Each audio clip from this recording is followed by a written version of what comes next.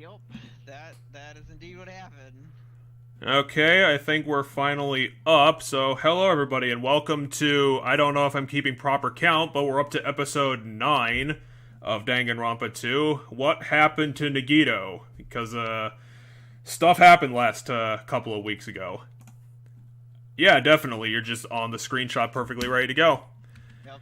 As per usual, we'll be going into my countdown and paragraph before we get started, just to kind of set the scene.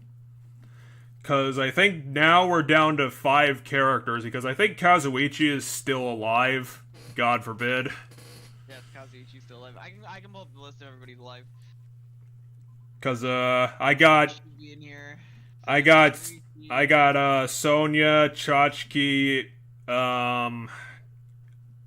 she's not Akira, but her name starts with A. Akane. Yeah, that's it. Akane, Fuyuhiko, and Kazuichi. Yep. Okay, so this is gonna be I don't know if I'm gonna continue doing a countdown because I think this is gonna be the last death of characters. Considering Chapter 6 is probably not gonna kill anyone. So my final countdown is for previous reasons. Kazuichi is currently on the bottom because I'm real tired of his simping shtick. I don't find him very interesting anymore. Number 4 is Akane, who's just kind of generally a boring character. Sonya's Sorry, one note. Sonya's directly in the middle, just because I thought she could have done some interesting things over the game, but she didn't really do any of them, so she kind of just ended up middle of the road. Fuyuhiko is definitely the redemption story of this, now being in number 2. And obviously, being our sidekick, number 1 is still Chachki, which I think she's held that place for like 5 weeks at this point. Hey. Chiaki's one of my favorite characters from this game. I mean, I wish it was a lot better, because the only reason she's been consistently at the top is because she's the most useful character. She's, is it Ibuki, the purple girl from the first game? Ibuki's this character who's dead in this game. You're thinking of Kyoko. That's it, yeah. Detective from the first game. I wish that Chachki was like Kyoko, because they're doing the same thing, but Kyoko's infinitely more interesting. And just a generally better character. Where she's on top of her shit, she knows what's going on. She actually has a brain. I mean, Chiaki's smart. She's smart, but she's lazy. So, it kind of muddles her usefulness. It's not that she's lazy, it's that she's sleepy. There's a difference. She's willing to do stuff. In fact, she does go out of her way to do stuff quite a lot. And volunteers to... She's typically trying to get everybody to be friends. But yeah, she's sleepy is one of her character traits. I don't know if I'd call her trying to get everyone to be friends. I think she's the one who's trying to consistently set up the meetings and get the group together. Yep. Just kind of more for, like, because multiple heads are better than one. I don't think she's like, you know, the character's like, let's all be friends because we need to, I don't know, keep hopes up or something. I think it's more just, you know, we need to work together because that's going to be how we're going to be most useful. Okay, so we should probably get into this so that we can get into the more interesting parts. Alrighty. As we discussed 5 minutes ago off camera, in today's episode, I am super psyched to get to this trial. Why are we still explaining the class trial now? He does it at the beginning of every single trial. Fuck you, Monobear. We've been here 5 times. Anyway, finish what you want, and then I'm gonna put it on auto for the trial. If anything that Chapter 5 did right was be a great example as to why Chapter 3 and 4 of this game were slightly lacking in terms of all the other crimes that we solved over this game, what Chapter 5 has got in its case is, while dealing with Nagito's bombing was ridiculous and pretty silly, the case has got the freedom to be creative. A bunch of the cases in the original game were just the kids running around and doing things of their own accords while being harried by the stresses of Monobear's motivation game, so what you get out of that is an open playing field waited to be exploited by the murderer. there were very little restrictions to what characters were allowed to do in murder planning, so the cases could be creative and interesting, purely driven by character actions, whereas, honestly, this game's Chapter 3 and 4 setups were set up those roadblocks, which made the cases less interesting to me. Chapter 3 being McConn's murder was the worst of the two examples, since not only did the game restrict the characters by cutting them into multiple small groups and segmenting them apart from each other and putting them into particular locations, but also they decided to rewrite a couple of characters for badly explained reasons, what I ended up calling the magic diseases in those episodes, since that was what they were, and in that chapter they managed to rewrite one of the characters to be the perfect victim, which led to the case having more limited possibilities on what the mystery was, and leading to some unsatisfying character endings. Chapter 4 I had a problem with, since that was the funhouse murder, and my real only problem with that was that the entire chapter took place inside of a single location, specifically designed for the murder to happen. Again, giving the murderer less options to work with and leading to desperation being the most likely and obvious reason for them doing it, whereas the stresses caused in the original game were more of a background motivator for some of the murders and not the specific reason all by itself.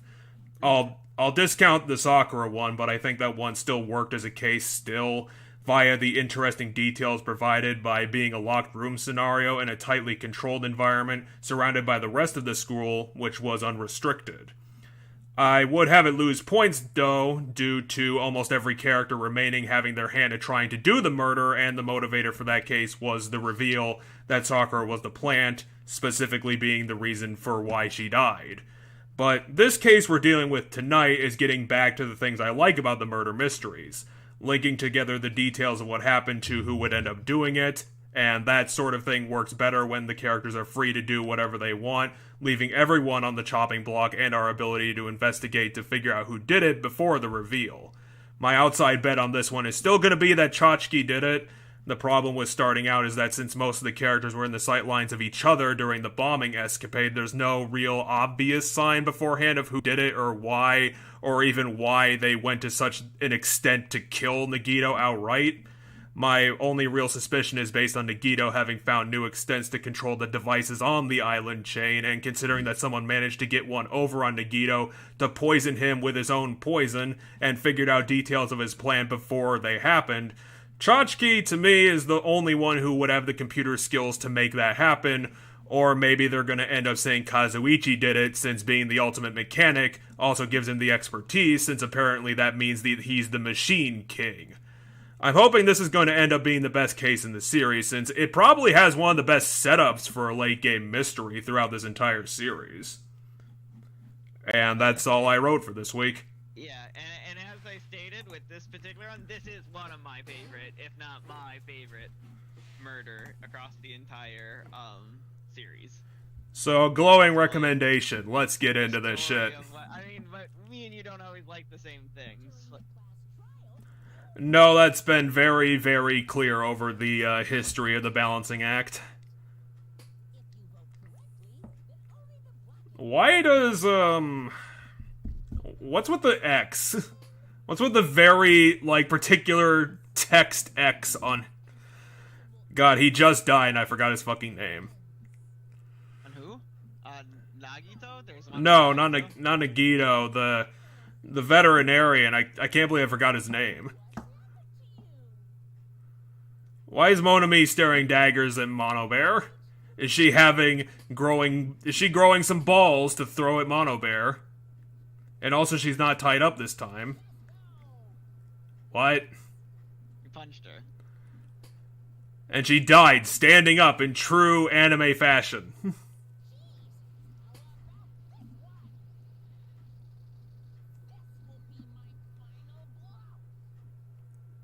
But you can't kill each other. Also, you didn't do any new damage. She looks exactly the same before the 3-punch combo and trash can.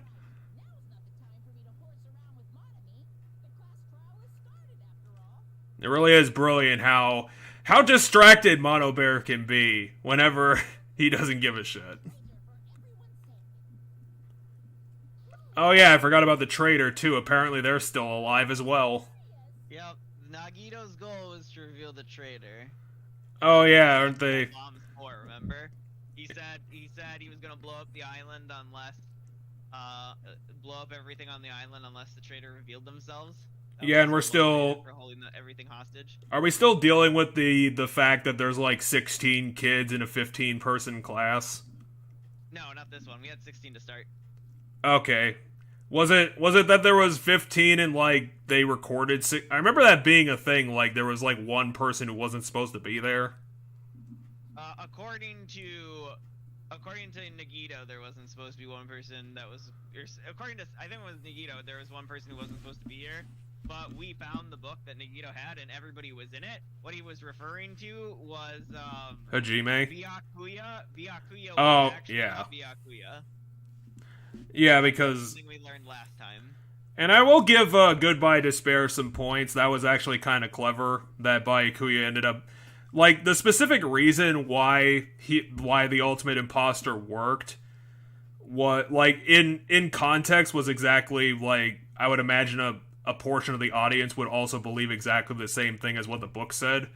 Like, the Ultimate Imposter is so good at impostoring people that even though he doesn't he doesn't look like them at all, everyone believes that they're the person they're claiming to be. He looks like them, he's just also obese. Yes, which was perfect because, like, I believed exactly what the book said because it's been like a couple. I would imagine it's been years since Byakuya left the original thing, so you can believe that happened. Right.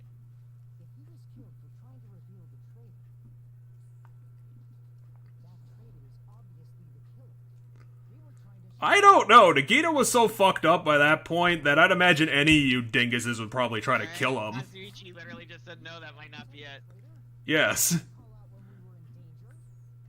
Because they're always offering, like, their fucking, like, knee-jerk responses first, and then they're immediately called out within the first, like, minute of the trial. Did you figure out do you know who the traitor is, though? I know, you already have a bet on who the traitor is? I know you claimed who you think is the murderer. God, which one of these dinguses would be the traitor? I haven't really been thinking about the traitor, like, throughout this whole thing. Gotcha. If you don't have a bet, then we can keep going. I just stopped to give you a chance to place a bet if you wanted to. I know I kind of want to do it for the joke, because it's been a running joke so far, but my brain still says that Sonya might be the traitor. Okay. Because I think this is like the 5th time in a row I've claimed that she's a bad person. I don't know, it's like Sonya is such like a fucking white noise of character that I imagine she's doing something behind the scenes. She can't just be standing there menacingly the whole time. Being a nothing. Okay, so what's the question this time? And holy shit, we have like 7 bullets. Yep. We don't know what we're answering right now. It's just whether or not the traitor and the...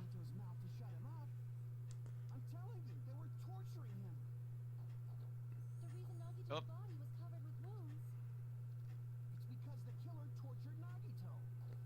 Okay, so maybe that's a contradiction, but I don't know what we have to... I don't know what the contradiction would be. Well...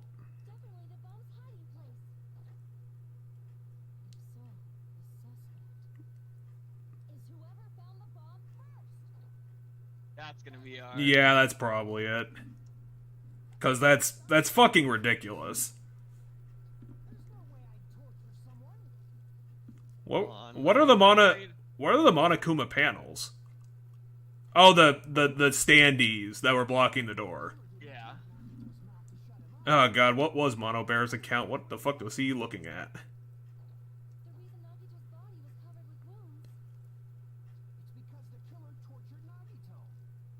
Do you think the torture wounds themselves will be a contradiction?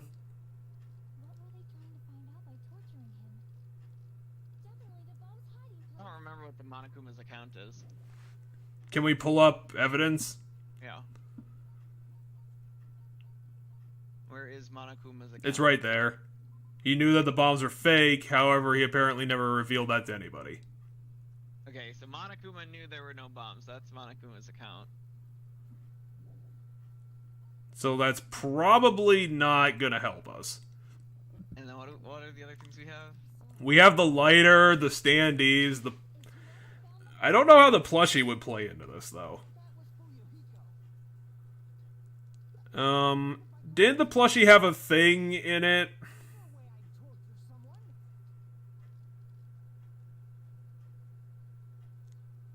Why did the killer have to torture Nagito? No, were the wounds on Nagito's body really caused by the torture?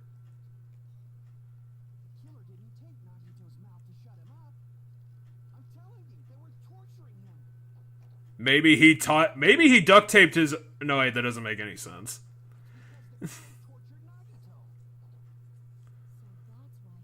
I was gonna say maybe somehow he duct taped his own mouth shut to prevent him from getting poisoned, but he would have to do that to his nose then, and then that would also still kill him, probably. Okay, hold on.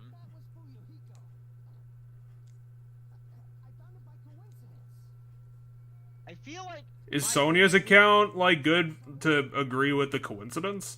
Is Sonya... Is the Sonya's account one of the bullets we currently have? No, we don't, you're right. We don't have everything in our pants. Yeah.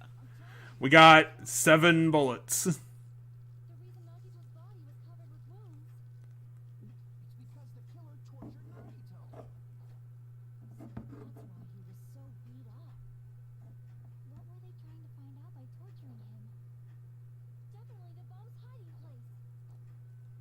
I mean, that's probably not true.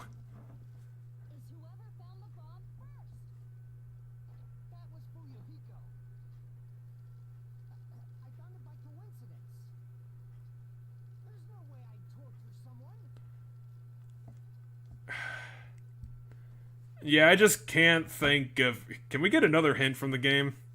No, we're not gonna get one. Screw you, game. Give us a second hint.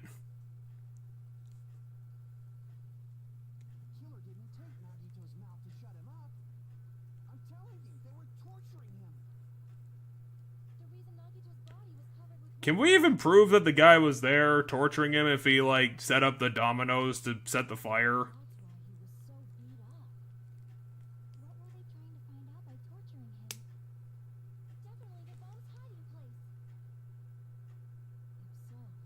Okay, it was what I was thinking. I decided to look this one up because I didn't want to fuck it up. But it was what I was thinking. Is it something dumb? How is it the duct tape? You'll see. I mean, that might prove that the killer was not...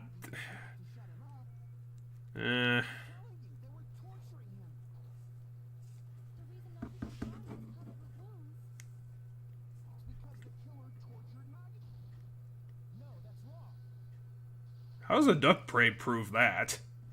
Because if you want someone to talk, you don't put duct tape over their mouth. Yeah, but we can't prove when that happened. Yes, we can. We can? Yes, because of how the duct tape's over his mouth. Because of the pain, the duct tape is inside of his mouth. Okay. So it was what I was thinking. I just didn't know if the game was thinking that, so I was like...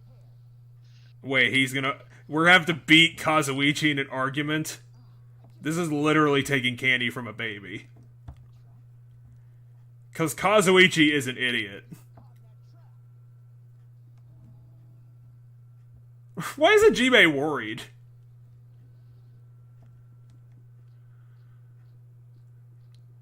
The burned rope, the spear of Gungnir. I'm guessing this is us proving that...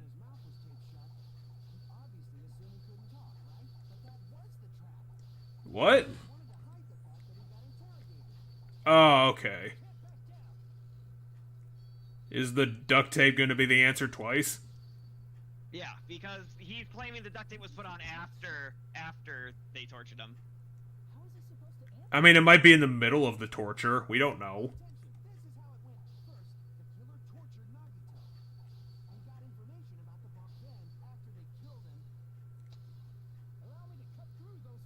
I mean, yeah, he had to have felt pain before they killed him, so they had to duct tape him before that happened.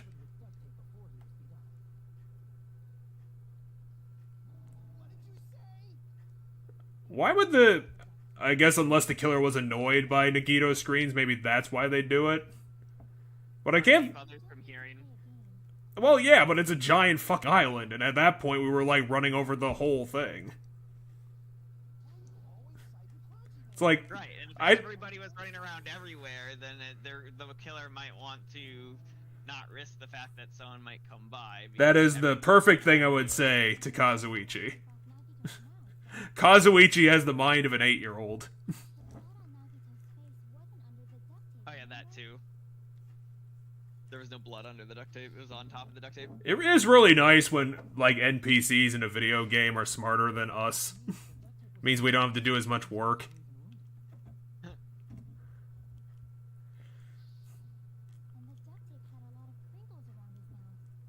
See, Tchotchke's explaining what you're saying. Because you can do that with duct tape. I mean, I would still say it's pretty unlikely that, you know, during the torture that someone would just happen to run by the building and be able to hear you doing that, but sure, why not? I mean, when everybody's madly searching the island as fast as possible for bombs. Yeah, which means you have the maximum amount of square footage to go around, which means you have the greatest chance of not getting caught. But also, you know, people are around everywhere, and they're gonna come around eventually to that area that you're in. Well, yeah, but do you really trust these dinguses to do 100% search? Yes. I would not I would believe that people would shirk their responsibilities, absolutely. These guys are irresponsible jagoffs.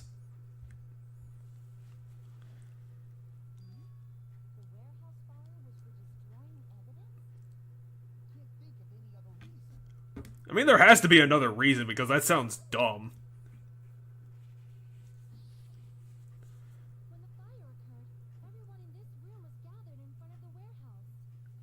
Because, the fire burned the curtain and the merchandise. Did it burn anything else? Except for, like, the...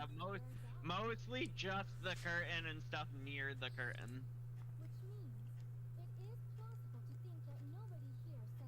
Was there even an accelerant in that room, or was just everything made out of cardboard?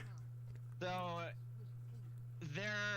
that we know of, I don't think we know of an accelerant, but how it was so when the door opened, the, like, Monokuma panels dominoed down and knocked over a lighter onto the, curtain. Was it, like, a shitty lighter, or did they somehow, like, set it up perfectly that the lighter would, like, strike, fall over, and fall on the curtain?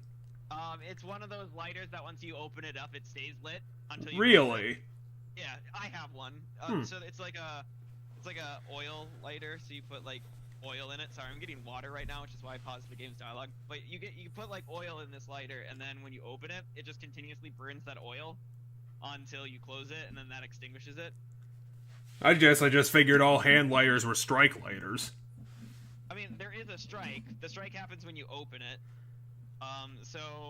How, you know, it's like a Zippo kind of thing. So, like, there's oil in it. That oil gets absorbed through, like, a string. Yeah, it has a wick in it. Yeah, and so the string it's soaked in this oil because the string goes down into the oil bay and then pulls oil up, and then the string lights, and the oil keeps it lit, and it keeps pulling up more oil to keep it on fire, and then when you close it, the cap itself, like, snuffs out all the oxygen, and thus the fire goes out when you close it. Yeah, I had to re-wick some lanterns, so I know what you're talking about.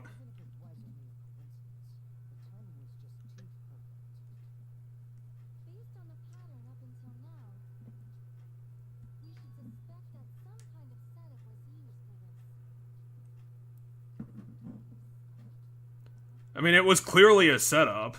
It was a domino.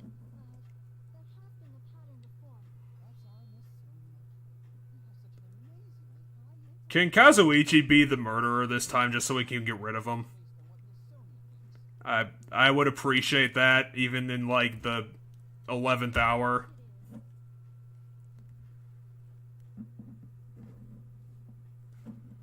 So now we gotta clear up the reason for the fire. which we know is the domino effect lighter thing. Well, we know how it happened. I don't really know why it happened.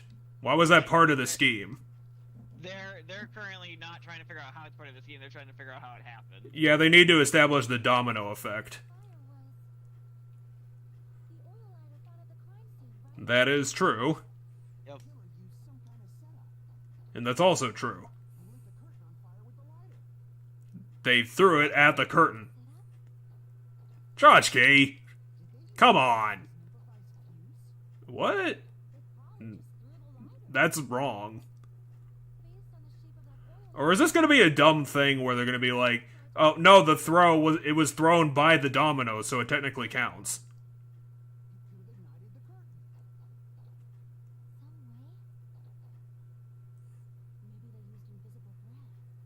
Why is Akane being really stupid? What? There it is, hit it. That was a really long interrogation. I remember the interrogation, it was everybody talking. Yeah, it'd be deliberation. Yeah.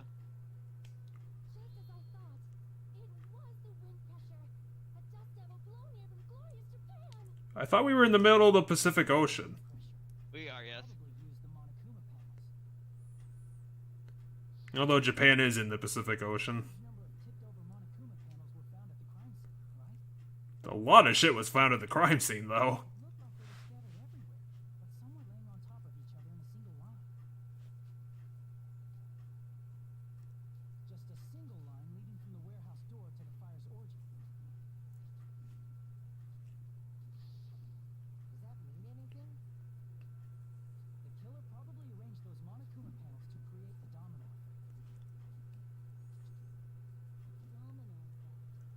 Hajime is the non-ultimate in this group, and yet he's still the smartest of all of them. Except for, like, Tchotchke. He's in the 10 percentile of this whole group. Who drew this? Or is, like, Tchotchke just imagining this picture? This is a visualization, I want to say, yeah, for the players, I don't think the characters are actually seeing this. So the Monokuma plushie was covered in blood. Because I still don't remember why the plushie is important.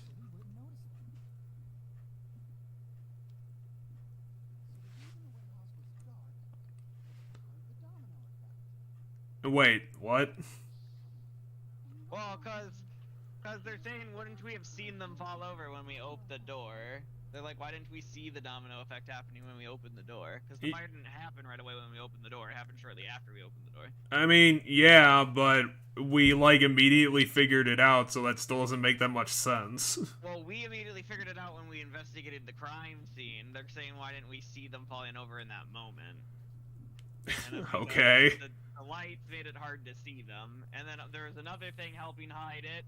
And that's what we gotta answer right now. What else could have hidden it? I don't. So the plushie, the music made it so you wouldn't hear them falling over. If there was a music player in there, then doesn't that also poke a hole in the duct tape thing? What do you mean? Because if they duct taped his mouth shut to muffle his screams, why the fuck would they need to do that if they had a speaker that could just go real loud? No idea. Yeah, that's a valid point. We'll have to figure it out. There has to be another answer then, because, like, Chunsoft never leaves plot holes laying around. Also, still, this is like the worst drawing of Kazuichi ever. That is the dumbest face on Kazuichi ever.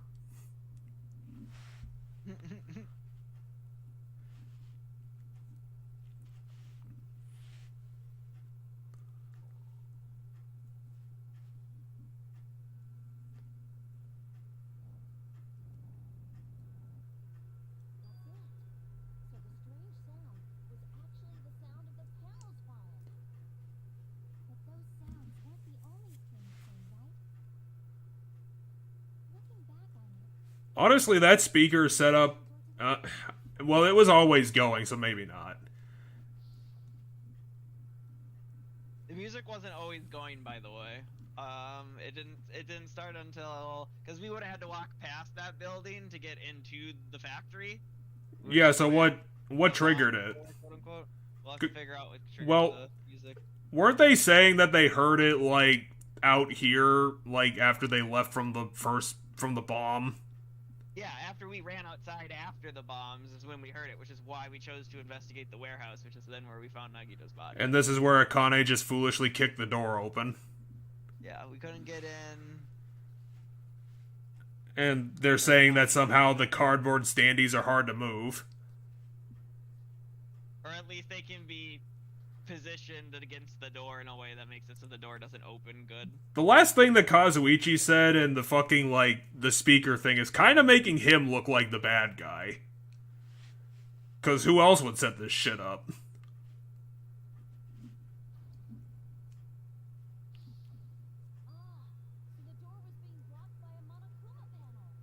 A panel that probably was, like, less than 10 pounds because it's made of cardboard. Still doesn't really explain why the door was hard to kick open. The door wasn't hard to kick open, the door just wasn't hard to open.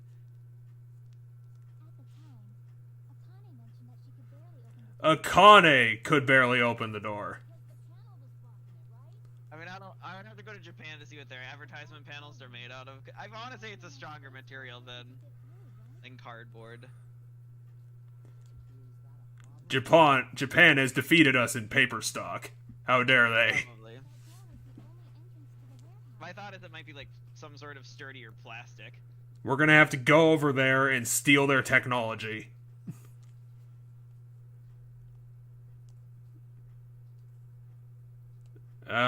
We couldn't see inside?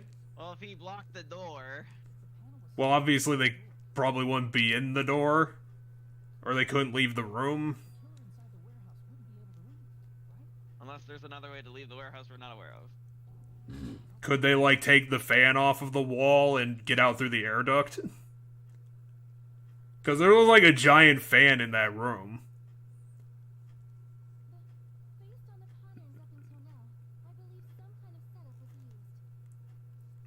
I don't know if there's another exit from that warehouse, though.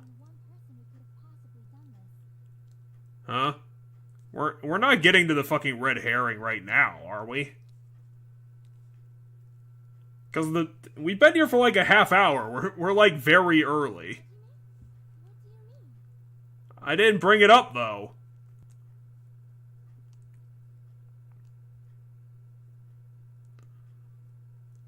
Why can only one person have done that? Because you can't leave. Oh, Nagito. You're stuck inside the building. Well, I guess Nagito is the red herring. The building.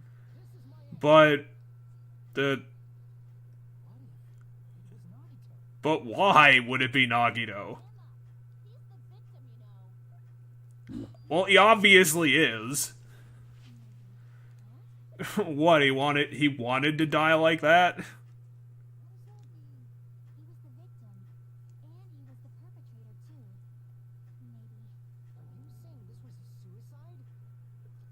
It honestly can't be, though.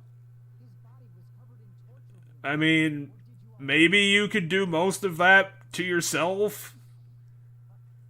But I don't think you could do all of it to yourself.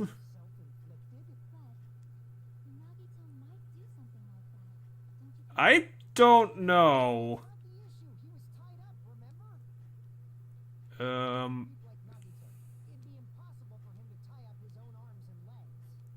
I mean, that's definitely true.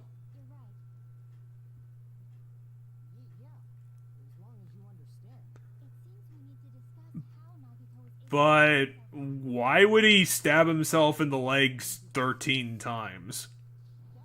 And his arm like 6 times?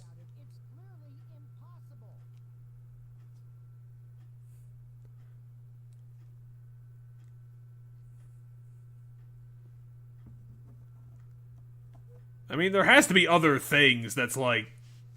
Even if we're gonna say he did some of that to himself, he didn't do all of it to himself, so clearly somebody else was there. We'll have to start figuring that stuff out, but for right now, let's go with the assumption that he did it himself somehow. What does the plushie prove? Nothing. I didn't mean to select that one. Is it the survive? Well, no, he could stab himself through his own hand, I guess. How would the burned rope prove this?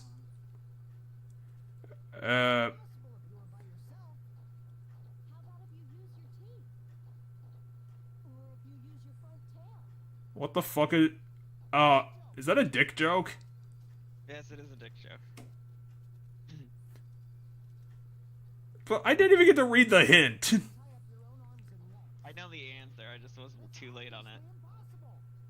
Well, I mean, if he tied himself up, then the burned rope probably would prove that that someone else set the fire, so someone else was clearly there.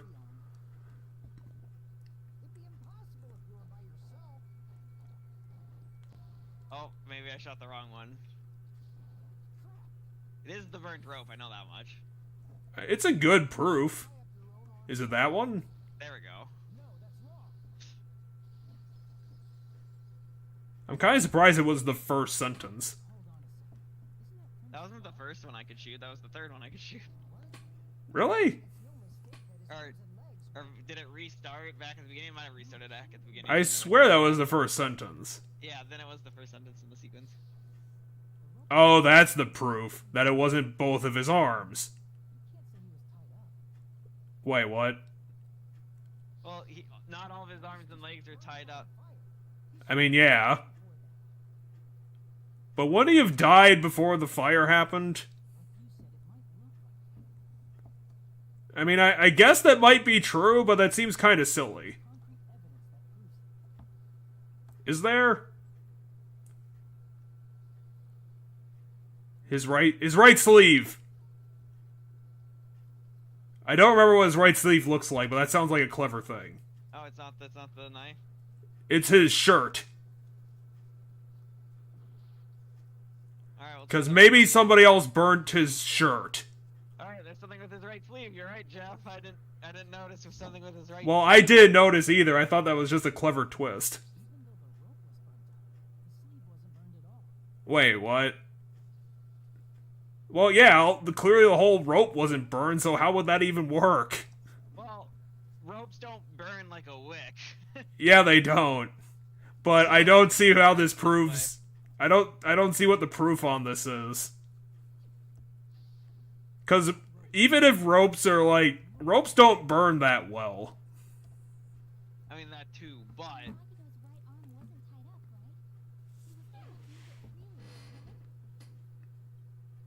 I mean, yeah, but someone...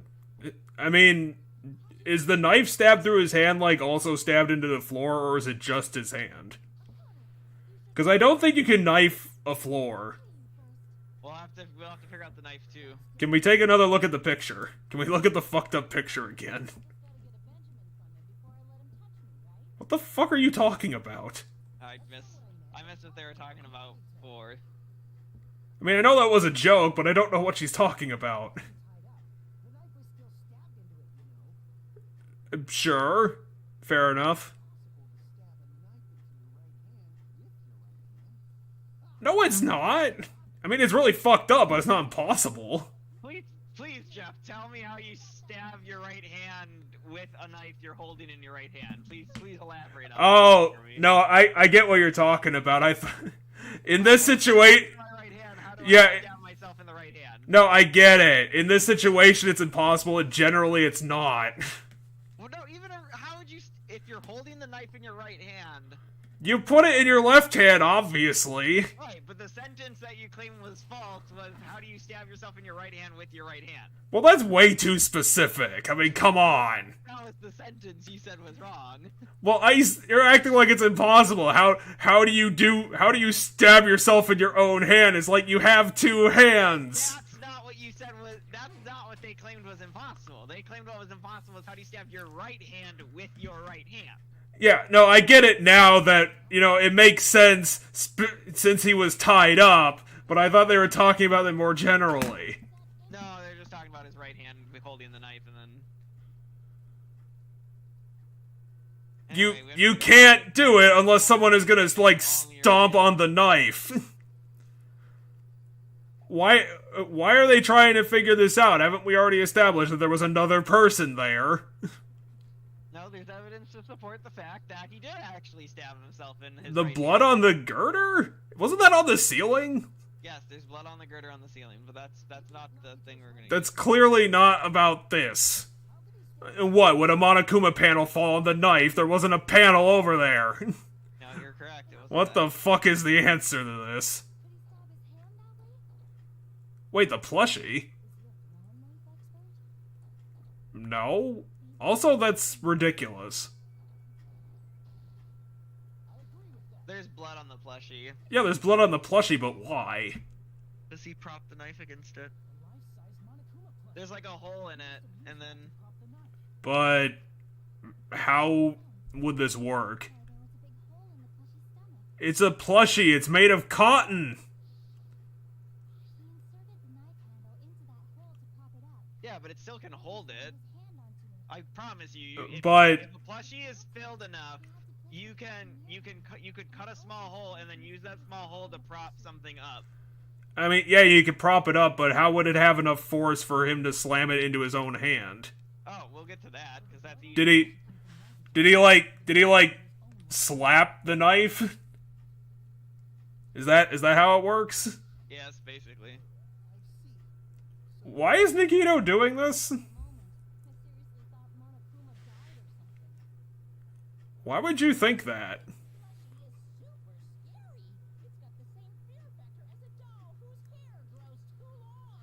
What? That's also impossible. But what, are we assuming that Nagito is now immune to pain? Seriously? Not that he's immune to pain.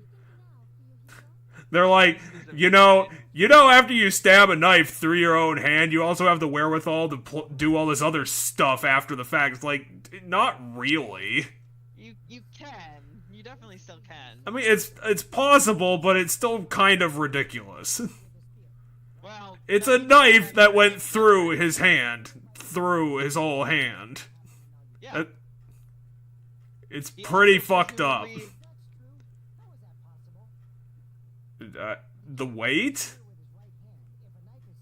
Why are we assuming that he stabbed himself now? With the spear? Well, because we're still under the thought that this is a suicide, so we're trying to connect everything to a suicide. And so Fuyuhiko keeps pointing out the next thing that you would have to explain if it's a suicide. I think the limit would be I stab my hand. No, you wouldn't. That's not how getting stabbed in the stomach works. What, were you just staring at Sonya's boobs the whole time? No, you wouldn't! That's a lie! The reason he wanted her to repeat that isn't because of the fact that he was lost. It was, if you're penetrated by something so big and thick, dick joke.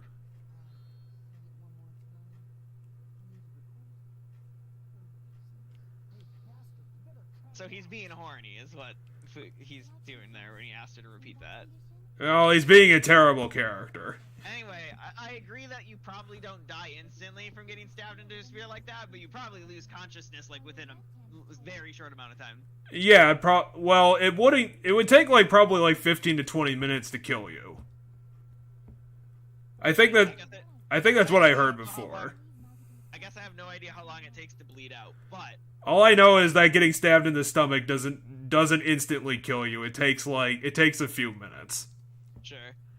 Now given, it depends on the size of the stab wound, because, you know, when typically in real life, if you would be talking about stabbing someone in the stomach, you're thinking like a knife. Yeah. A spear is much larger than a knife, so the wound is much larger, meaning more blood is leaving it faster. To be fair, Faster that way. there's not a lot of blood. There's not that much blood coming out of this body. Well, there's also blood coming out of, 4 other areas of injuries. So That's the point true. is, that all speeds up the thing. Or at least at the very much speeds up losing consciousness. So, are we still assuming that Nagito stabbed himself 20 times? Because I think he stabbed himself around 20 times. If we're assuming he did all of that to himself.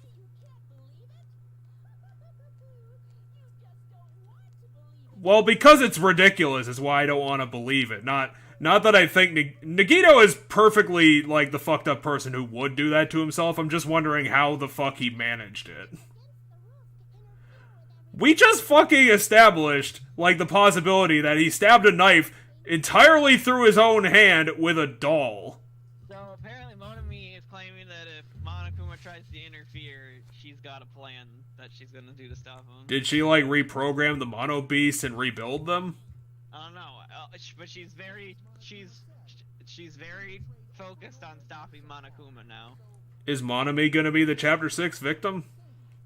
I'll have to find out. Even though it's impossible. A lot of stuff in this chapter is being called impossible. Obviously. Because 100% of all of that was not Nagito doing it to himself. Considering that someone else probably had to poison him with his own poison. Even though, honestly, I think that would probably be the easier thing for him to accomplish by himself. I'm gonna be real surprised if the poison, which is really obvious, is gonna end up being a red herring. Well, you know his cause of death. Did we establish that it was the poisoning? I thought it was the blood loss. No, I thought let's look at the Monokuma file, that'll tell us. Come here, file. To the Monokuma file. Okay, body was discovered inside the warehouse near the Monokuma plushie factory. He got fucked up. Believed to be noon death. Not only is there a sharp stab wound in his stomach, but multiple stab wounds and other things. Furthermore, there's a laceration.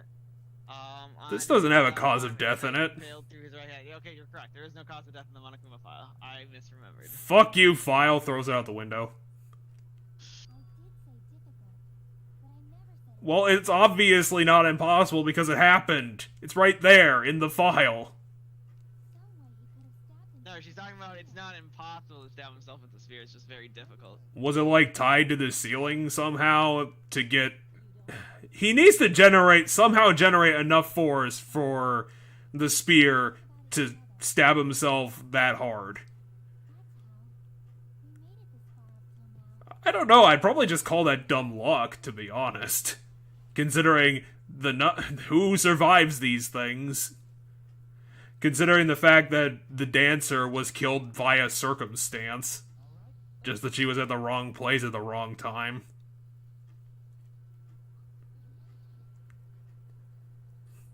There wasn't a very good reason for why Hiyoko died.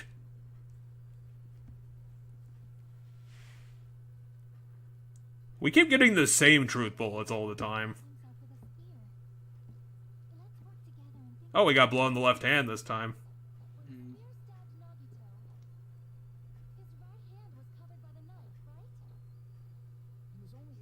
What do you mean, covered by the knife?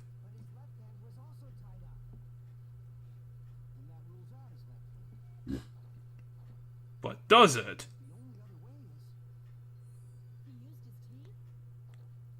No, I think that might be the contradiction, because if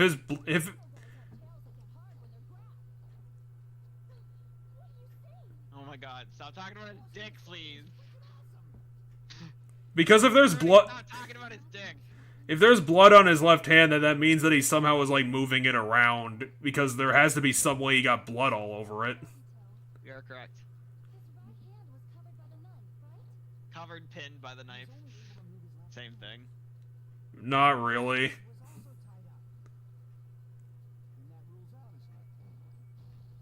Just keep contradicting Kazuichi, he's a fucking moron.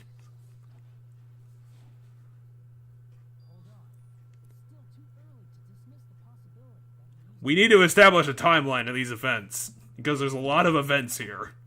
There are indeed a lot of things that got done to Nagito.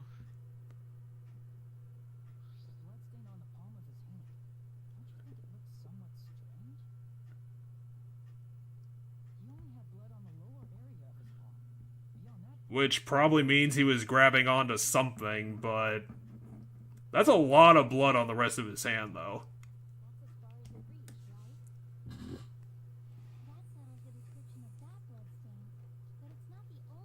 Yeah, I would imagine there's a lot of unusual bloodstains here. Oh, wait, how the fuck did that happen? So based on where the blood is, all the blood is on top of his hand if he had his hand closed.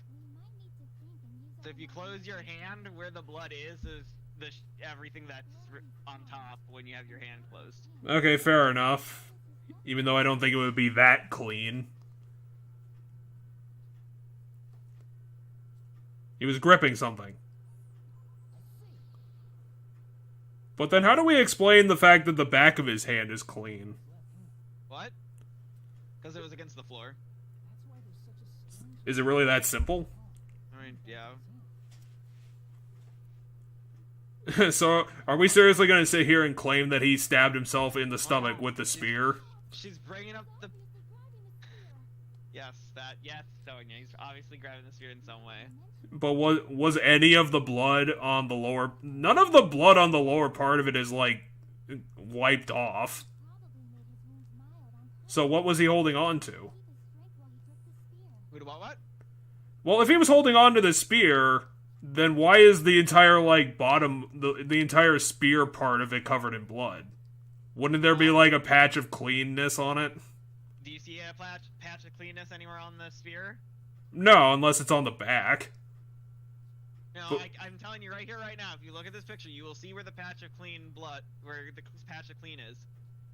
Oh, it's on the weight. Yeah, it's on the weight end of the spear. Wait. But why? But even if he held the spear with his tied up left hand, it'd be impossible for him to stab himself. Well, now I'm just confused. No, you actually had how he stabbed himself earlier. You said it. I think the only thing I said was that he was trying to stab himself with the spear, like with the spear part. Which clearly isn't what happened. But if he was holding on to the weight, was he like trying to use gravity to stab himself somehow? Because I don't know if that would work. Because it's not like you can... I don't know if you can reach thrusting velocity, like, tying it to the ceiling with the weight.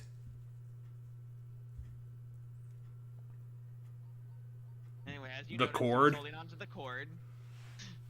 Instead of the handle, Nagito must have been holding onto the cord.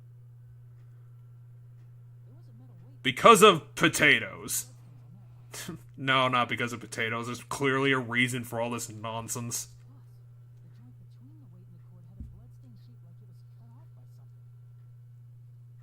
It was cut off by the second person trying to cover up their crimes. Which I could definitely tell looking at this picture. I'm a forensic photographer.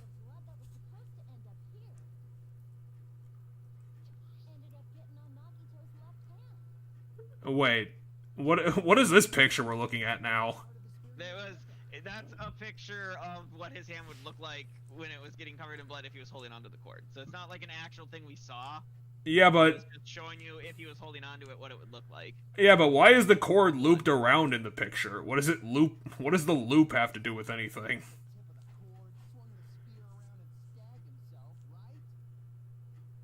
I don't know how this works.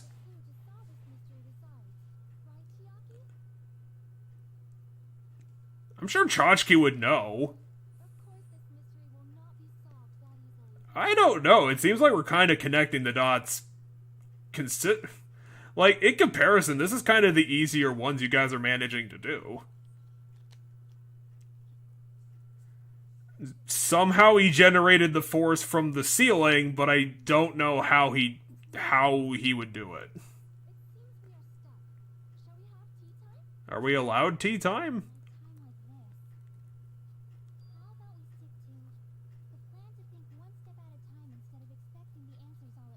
That is literally this entire series.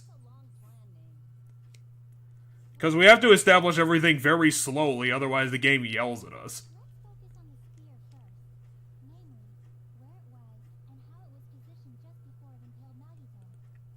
I don't know if that was I don't know if that's the greatest plan, because we could probably come up with a bunch of different scenarios about how it happened. I mean, yeah, we know this. But we don't have, like, a timeline of when that happened. Could have happened probably several different ways.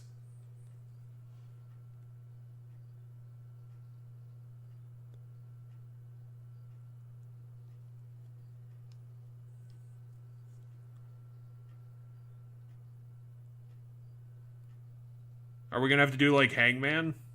No, we're doing the surfing one. I think. Yeah, we're doing the surfing one. Okay, so it was attached to the ceiling, but why? And how? How is it attached to the ceiling? The spear was upside down?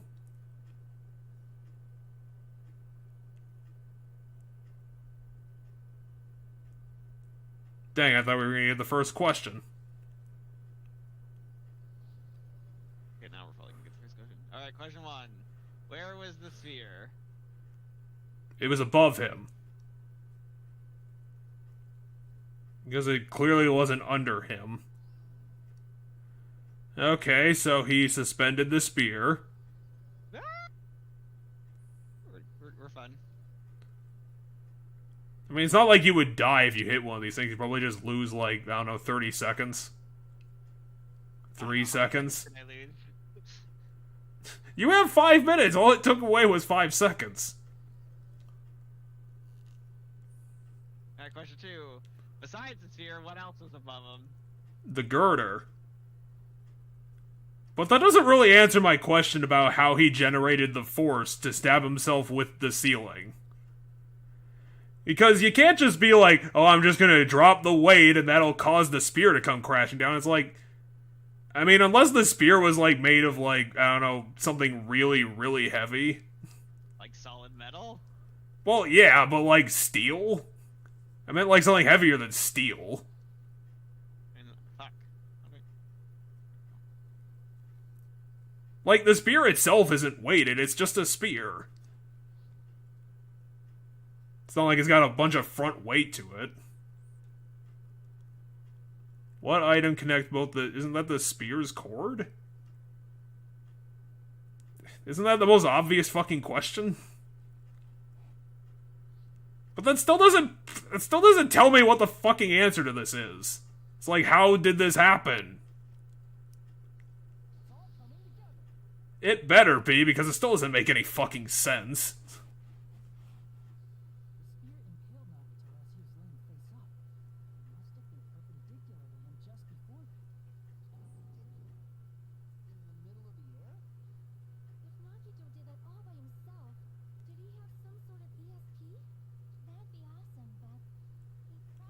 How tall was this room? Is it like 10 feet? I mean, yeah, it's like a warehouse. So, like, think of the ceiling of a warehouse. Okay, so, well, I mean, a lot of warehouses are really big. I just don't know if... I don't know if this warehouse is, like, as big as, like, a Walmart. I mean, not as big as a Walmart, I don't think, but, like, still big enough. Actually, maybe that does work. Maybe if he pulled it, like, really fast, maybe then it would make sense. Yeah, it could. Because I think if he like pulled it, maybe that would generate more force.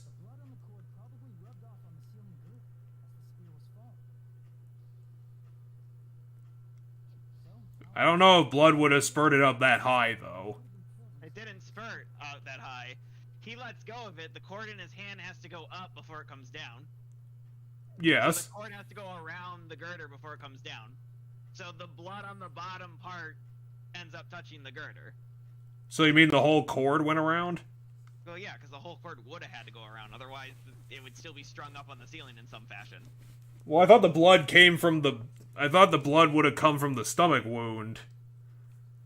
So then how would it have gotten on... It's on a line on the girder. You know, a line that a cord could make. Yes. Yeah, so think about if you take a string and you lay it across something, and then you let go of it, or you let go of one side and then like pull it down on the other side, just in this image. In order for it to fully come off, all of it to be back on the ground, it has to go over the thing it's draped over. So the entire cord does have to go over that girder. Well, that's not the... For all of it to be on the ground. Well, that's not the thing I'm stuck on. It's just like, if the spear is the thing that stabbed him in the stomach while the cord was coming around, then if the blood got on the cord was from the stomach, how the fuck would the blood have gotten on the cord in the time to get on the ceiling? Oh no, the blood on the cord is definitely not from his stomach, because the blood on his hand is definitely not from his stomach, because that's the same blood. Like, the blood on his left hand the blood is presumably from the other wounds on his bodies, but not the stomach one. Okay.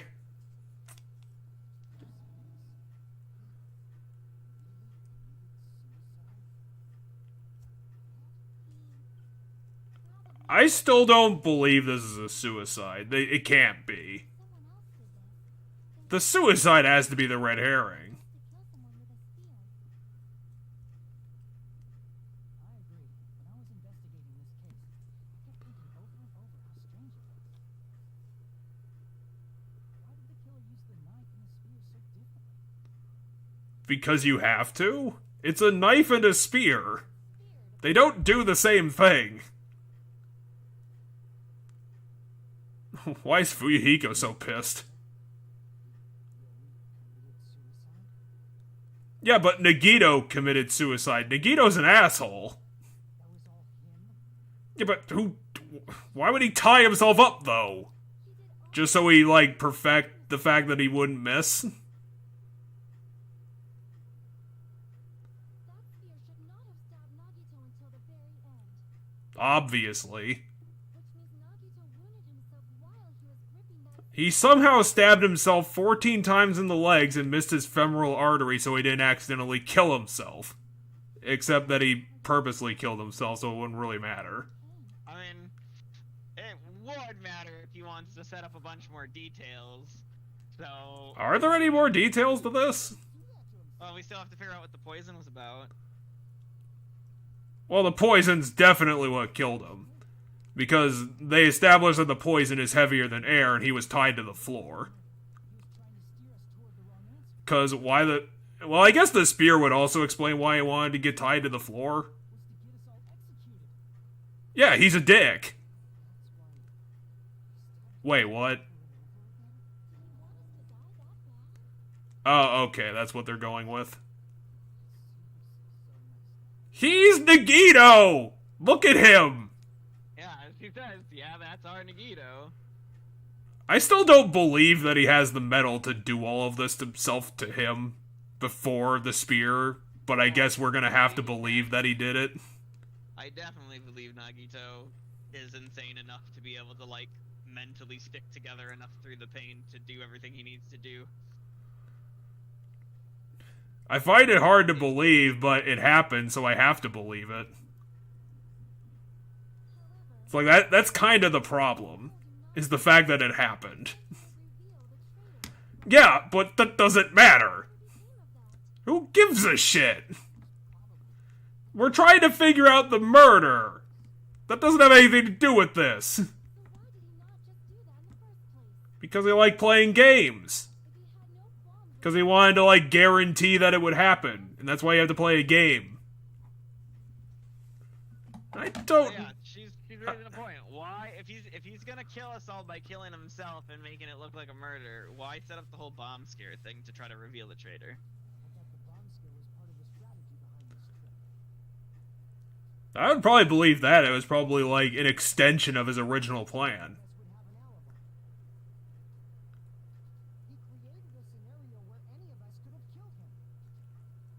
So what, he just recycled his first plan from chapter 1?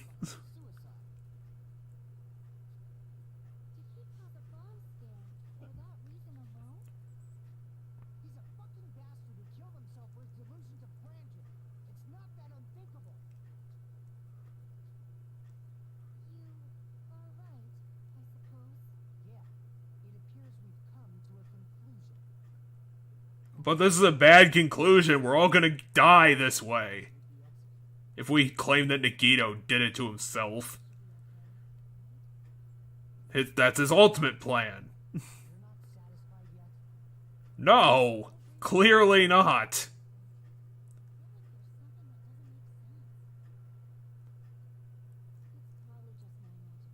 I'm wondering what the smoking gun on this is gonna be. Is it, like, gonna be the speaker? the standees, the detail we haven't used yet, like Sonia's account.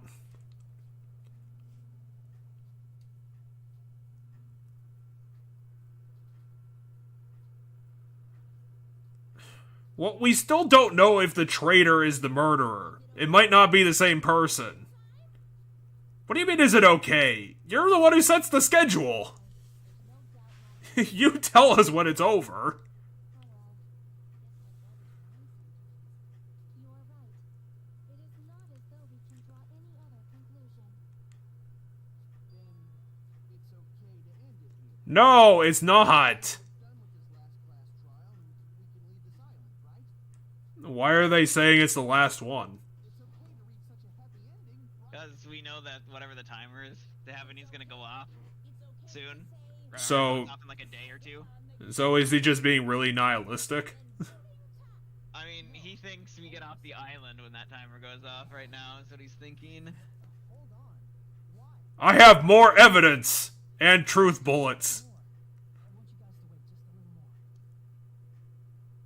I can't help but feel like there's still something we overlooked. Yeah, we have like 4 truth bullets or something left. We have a bunch of shit we haven't used yet. I feel like we've only gone through like half the evidence. Roughly we've gone through probably half the evidence if I had to guess. We probably have like a lot of evidence from the bomb scare or something to use. This mystery doesn't have anything to do with who the traitor is, because we haven't established that the traitor is the killer. They could be 2 different people, so it doesn't matter.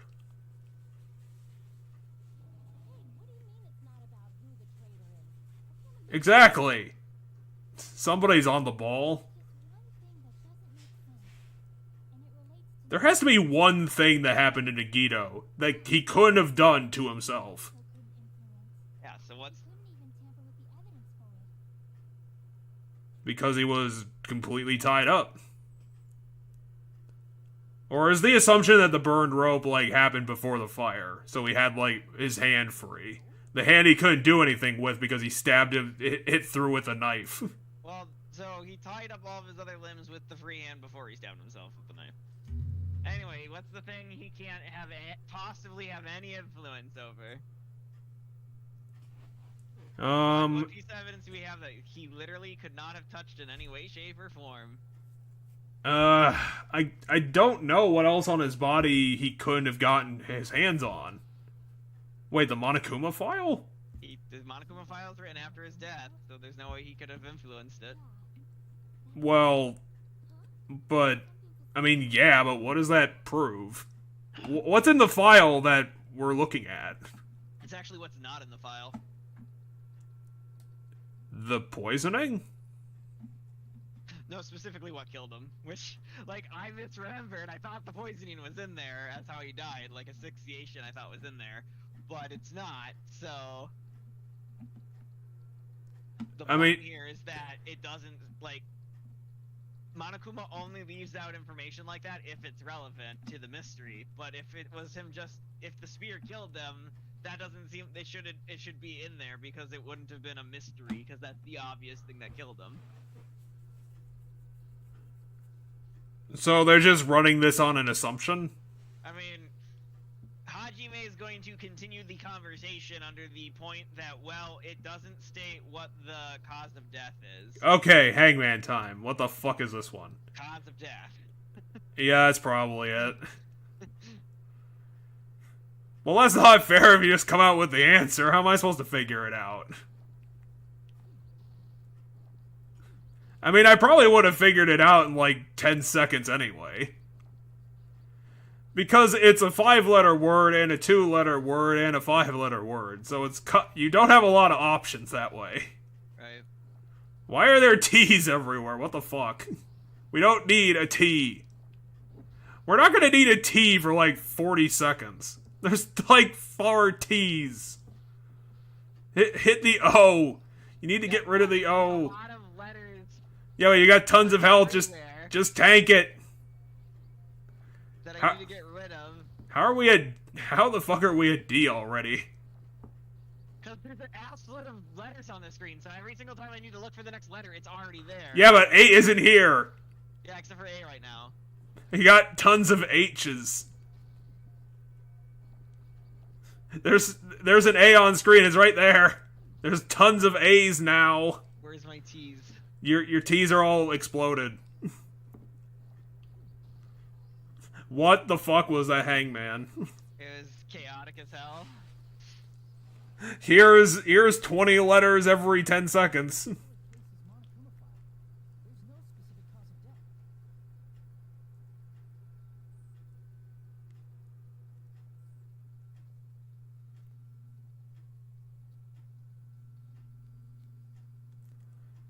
Isn't that weird?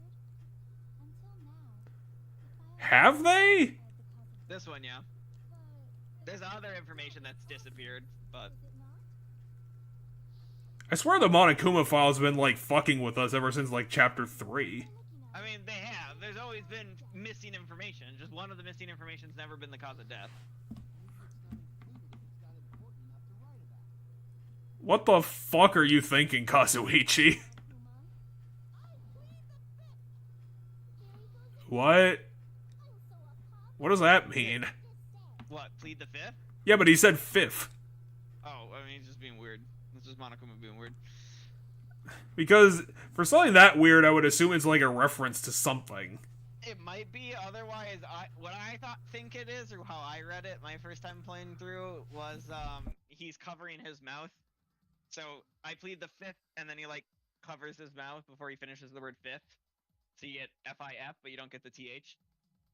But even during Gundam's case, I mean, every time I've seen that in a subtitle, they usually put hyphens after the missing letters. That's true. the most important mystery in the case. It might be a reference to something that just, we don't know, but... True. That applies We're gonna have to go through Chunsoft's entire back catalog to figure this out. Well, it's, this Break out the virtual novels. game's outside of Chunsoft, too, so... Break out all the visual novels. We'll figure this out through extensive research. No, I don't think it's a mistake to call Nagito's death a suicide, but Why is Hajime so stressed out about this? Because he's got to keep everybody from wanting to vote. did Nagito really?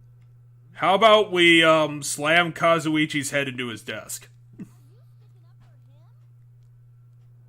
I mean, I kind of have to, otherwise I'm gonna die. bad sense? I just remembered that his malice always defied our expectations. Also, he's the ultimate luck boy. Which means he's a wild card that we have to take seriously, even though he died. Did Nagito's malice drive him to risk his life for a truth we'd reach this easily? No. I mean, this is Nagito we're talking about, you know? He's playing us for suckers, even though he's dead. Yep. Fuck that guy. Yep, this is why it's one of my favorite cases, because we're essentially, the entire case is us, like, Nagito is fucking with us the entire case, and he's dead. He's dead, but he's still right there, doing a shtick again. Yep. Fuck. What the hell? So there's red herrings everywhere. Even if it's just to be safe. You were right. Oh, this is so hard. What the fuck? Guess I have no choice. That's the case. Why is he smiling about it? This is freaking annoying. Exactly. You guys say you're doing it. There's no way I'm gonna back out. Hey, Monokuma, you heard us. The voting's gonna have to wait. We've come this far So, Monokuma has never been the person to call the vote. together. I mean, he is and he isn't. Typically, he like, finds the point where, like, everybody seems to be of sound mind and says, okay, let's vote. And then, like, no one can test it because, like, everybody's, like, at that point, like, we've got the killer, like, to the T. Like, we Is- can... Is it because by that point we've drawn up our mangas and thrown them at Mono Bear? Actually, I'm pretty sure he goes, it's voting time, then we do the manga, I think. Or no, we do the manga right before. Yeah, you're right. It is because we essentially like did the manga part, and we like literally we did from start to finish. Here's exactly here's like what happened, like what went down with the murder. Okay, guys, it's time to break out the comic panels. Let's get drawing. No, the point is we're not at that point. Darn it. Can we throw Monomi in the trash can again? No, I like Monomi. I don't. She's really annoying and useless. I mean, I'll admit that she's useless. She's just a cheerleader. I have a tough time, liking useless characters. That's fair.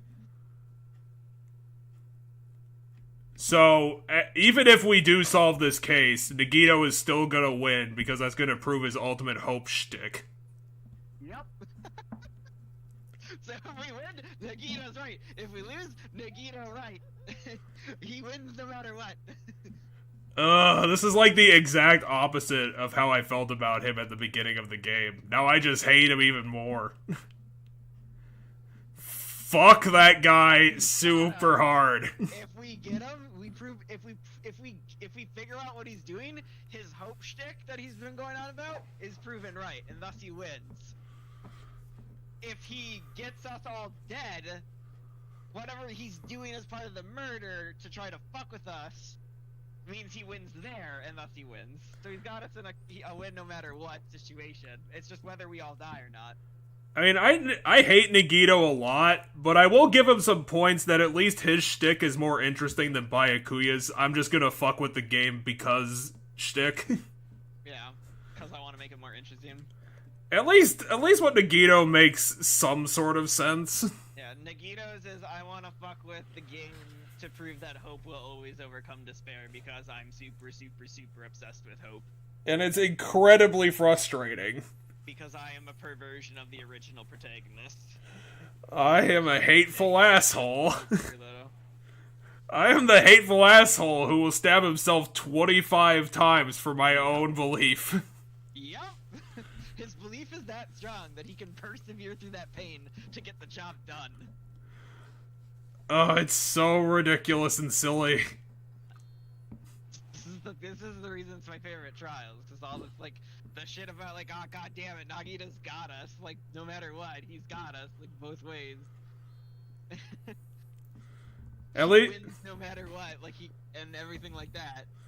well, at least this is the perfect discussion over the goddamn Monokuma Theater bullshit. I haven't even been reading what the... Yeah, because it never mattered. This whole thing has never mattered. Yeah, what are they talking about right now? Monomi and him are arguing about something? I think that Mono Bear said that he hated Monomi again. Gotcha. This has been going on way too long. I mean, normally I click a light really rapidly through these. Thank Christ, let's get this done. I need to figure out what the smoking gun is.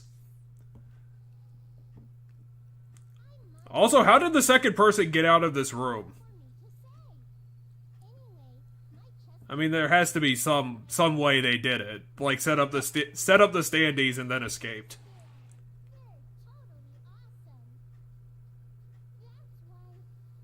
Because I'm pretty sure the murderer wasn't also in the room while the fire happened. Because I definitely weren't, because everybody was outside the room when the fire happened. Because we were all there when we kicked the door open.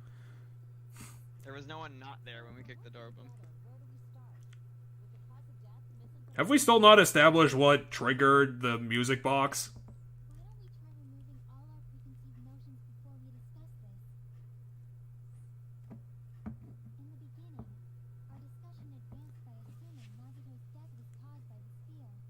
Because it's kind of hard not to believe that.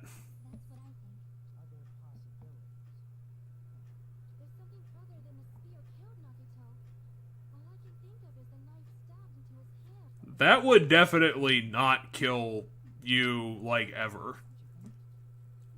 Unless somehow the knife was also poisoned.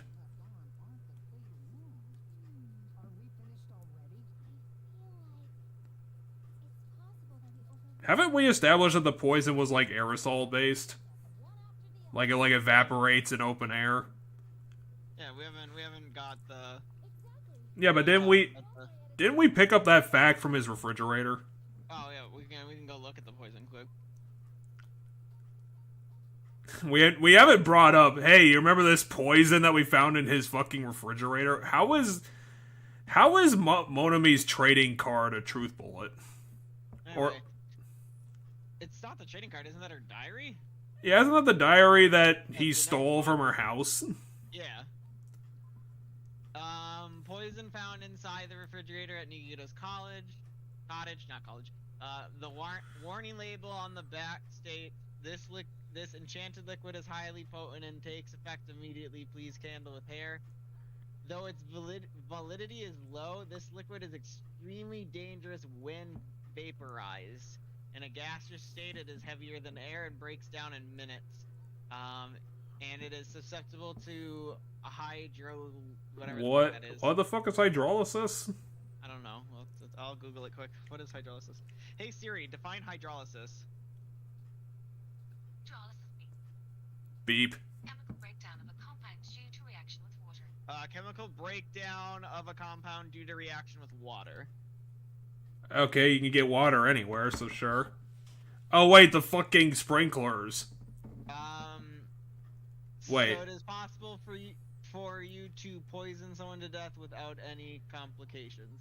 Okay, so Keep the liquid secure by storing it in a cool place in a glass or plastic container away from sunlight. Okay, so the sprinklers broke down the poison because that's what that means. This is a very magical poison.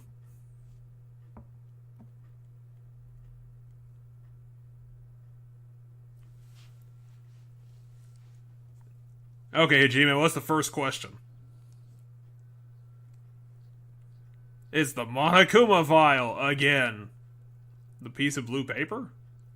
Let us consider a different fatal wound. We're trying to figure out what killed him, so it's gonna be the poison. We're just gonna be like, hey guys, remember this poison I found?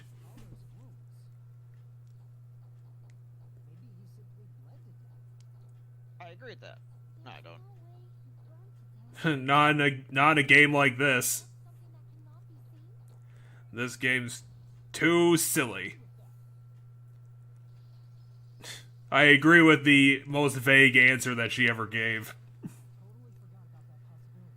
She said it's something that killed him that can't be seen.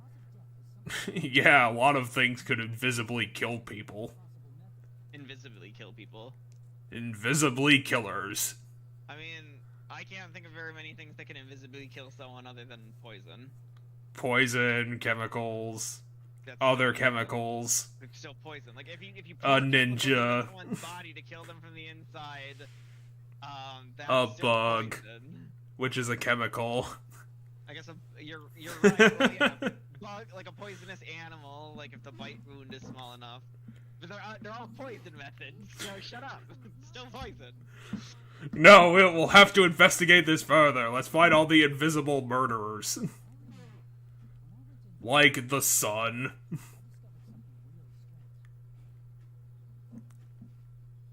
Space.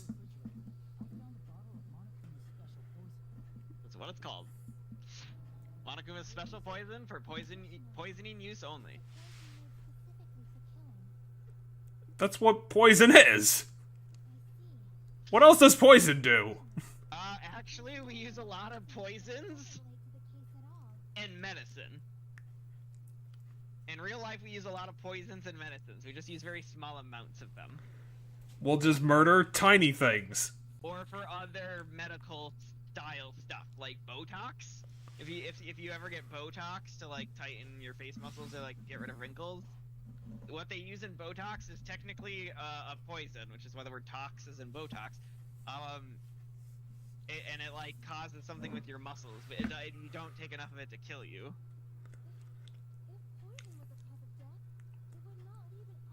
Unless it was a really bad poison.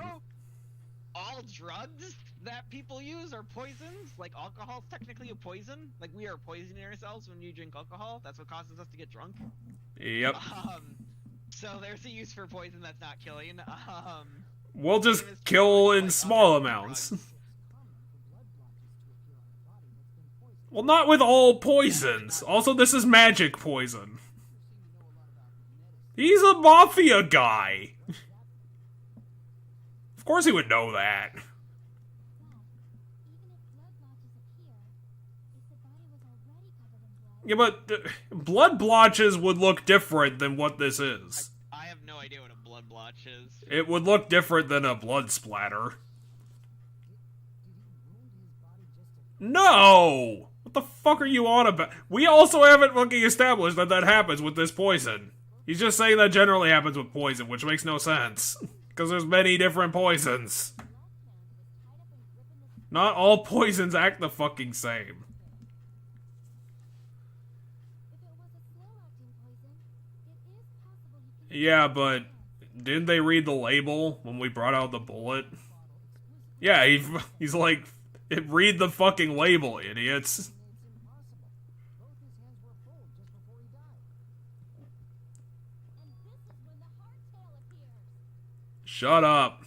Totally overvaluing that tail. Stop talking about his dick, please. Let's move on. If he wanted to drink poison, I don't think this game really understands how comic relief works. But there's no way he couldn't drink the poison. Because first thing is that the comic relief has to be funny. I mean, it's a Japanese sense of humor. Possibilities now. Because Japanese makes a lot of sex jokes and stuff like that. hell no. No matter how you slice it, he was totally killed by that spear. I mean, to be fair, we can't explicitly prove how he died, where you could just, like, suggest how he died. About what really killed him. Operation Elimination Method. The hint should be written on the poison's warning label. Maybe. I mean, it, Anyway, we just read that label a little bit ago, so we know. well, We did... already figured it out. Oh, is this another multiple choice thing? Logic dive? We're doing logic dive, which is the question one. Really? It's about the label to make sure that we read it. I figured they would only do, like, one logic dive a thing. Nah, in the later ones you do multiple.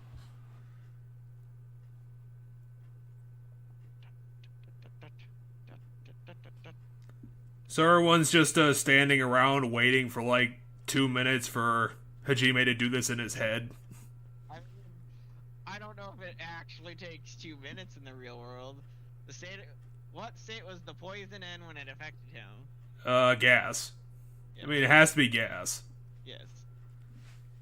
Because the fire caused the poison to happen.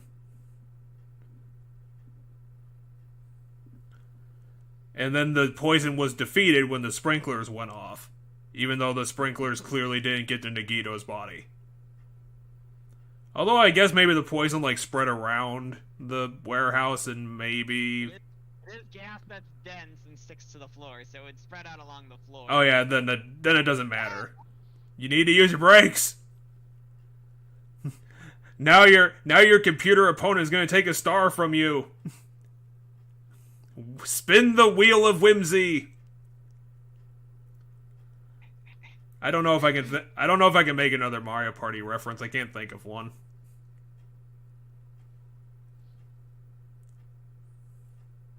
Anyway, how Yeah. did poison enter Well, it had to be through his nose because his mouth was covered a long time ago. Right. I mean, maybe it went. I guess if it went through his wounds, it would. It wouldn't be that fast acting if it went through his wounds. Also, I don't know if gas can enter wounds I don't know if gas poisons can get you that way. Yeah, maybe it is impossible. It seems really unlikely. It seems like a really weird, bullshitty thing. But this entire case is bullshit. No, like, gas killing you through your wounds, that sounds like a really, just a really big stretch. Which, in comparison to this, is really saying something. It's written on the poison's warning label. A lot of things are written on his warning label. Why are we reading the entire warning label? I mean, we never know mind. the first few sentences. In other words, breathing in the gas is fatal. Poison gas. Then all he had to do was breathe it in through his nose. He breathed that poisonous gas inside the warehouse? Yes. Okay, now he's establishing the hydrolysis thing. Sprinklers. Hit him with the sprinklers. The sprinklers in the warehouse. Thanks to those, we didn't inhale that poison gas.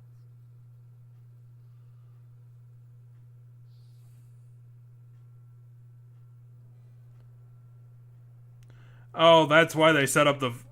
Then that proves that the killers were the ones who stabbed up the dominoes because they needed to cause the fire to happen. Now we'll be able to connect these dots together better. And we'll be able to create the world's best looking dinosaur. Again, this is the most magical poison ever. Also, how did the killer get this poison? How would they How would they be able to break into his house? Or are we gonna be like the killer also played the final death game and also got a second bottle of this poison? Woobly woobly woo. They went back to the fun house to get the other bottle of poison. Yeah, because he died. Even though he would have died anyway. The true cause of Nagito's death was poisoning. The wounds on his body, the spear in his stomach, it was all to keep us from learning the truth. What? We got interrupted by song. What do you mean, so what? Does Kazuichi not understand if we don't get this right, we're all fucked? Oh, he's claiming that Nagito also poisoned himself?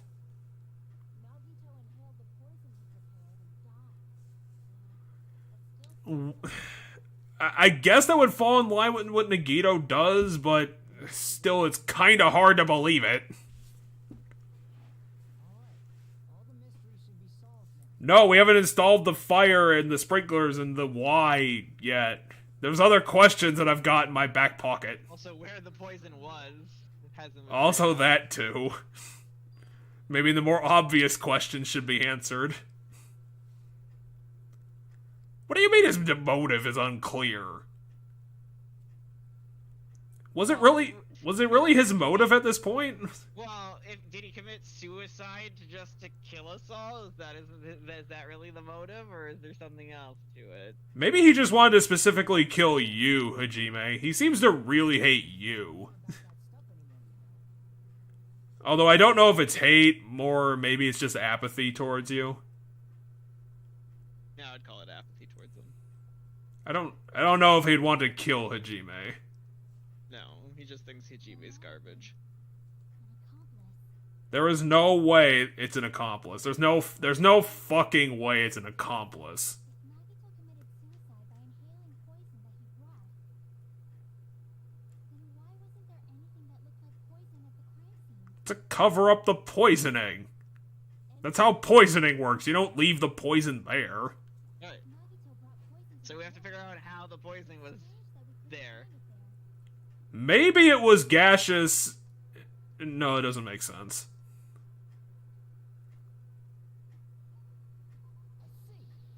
Would it have been the bottle? That's a. Was there another container at the scene? No, there wasn't. I figured we looked at everything there, and we Right, kind it of... wasn't. We've established everything that was there. She's saying he can't. He has to bring the contain. There has to be a container of some time for the poison to be in. And Nagito clearly couldn't have made the container go away because he was impaled to the ground. Right. And there wasn't a container there. The only container we found was the one in his fridge. Well, that means that the killer had a second container. Yes, but where's the container? It's, I don't believe that. Yeah, it would be like melted or broken or something at the scene.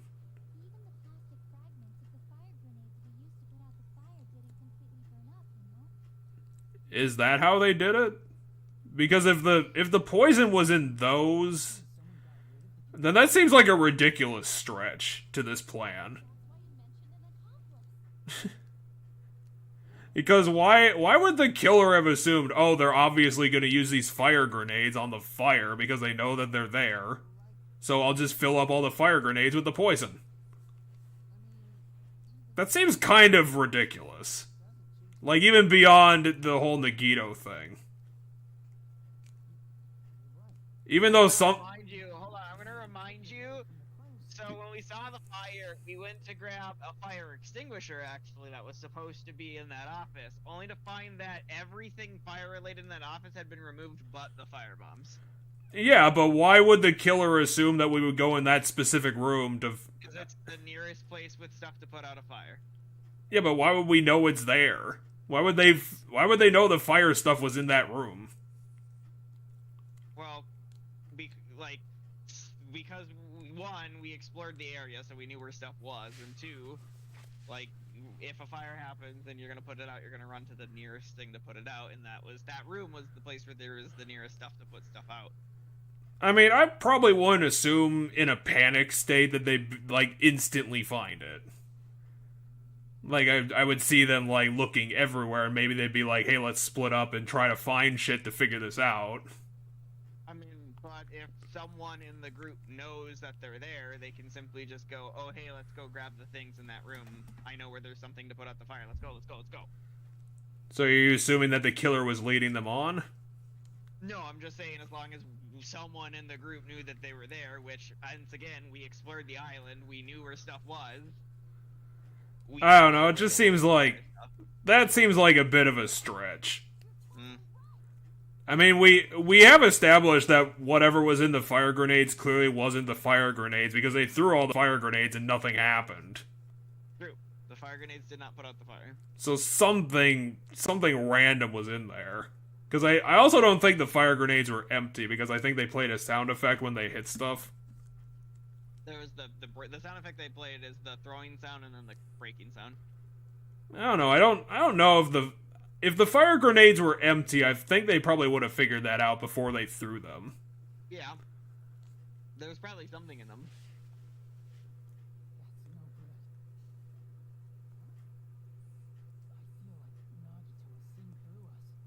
What?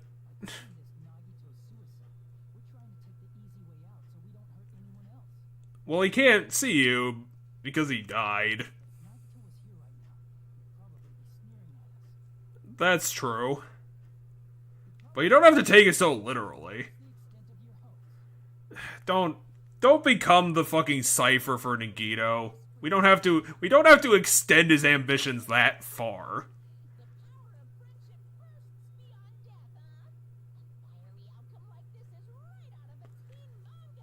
Yeah, but you need to put a kaiju to have a teen manga. Where's your giant monster fight? You're missing some things on the ladder.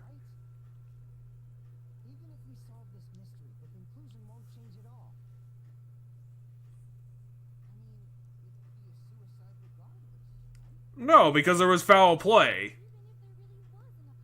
I mean, unless this is like gonna loop around again to a suicide, and then we're gonna have to find another smoking gun. Because they're gonna be like, well, obviously Nagito filled the fire grenades with his own poison to kill himself faster.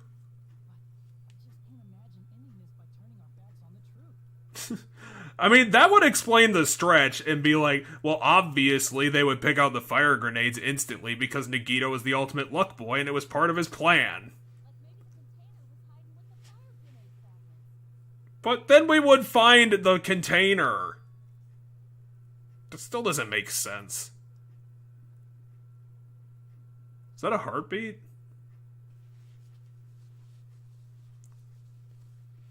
Is Hajime remembering his past? Like now? No. So Akane just said maybe the container was hiding among the fragments. Oh, is he figuring out what we already... And Hajime's like, wait a minute. Fuck. That's it. Oh, is he figuring out what we were talking about? Yeah, that it's potentially in the fire grenades. Anyway, now we have to play Hangman's Gambit to figure out where the poison was, and... Is it fire grenade? Fire grenade. Why are we playing this fucking hangman? We figured it out. Yeah, it's fire grenade because it starts with F. And we're getting letters for it. Run button. Well, that was bullshit. That G immediately hit a different letter. Yeah, it's fire grenade. Because fire. Where's my R? It's, doing a magic disappearing act. Here's 6 Ds, though. Does that help?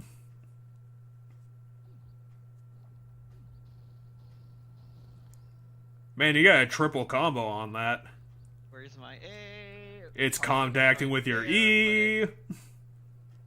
Cause fuck you. Oh, I needed that. Fuck. Yeah, you forgot how to spell grenade.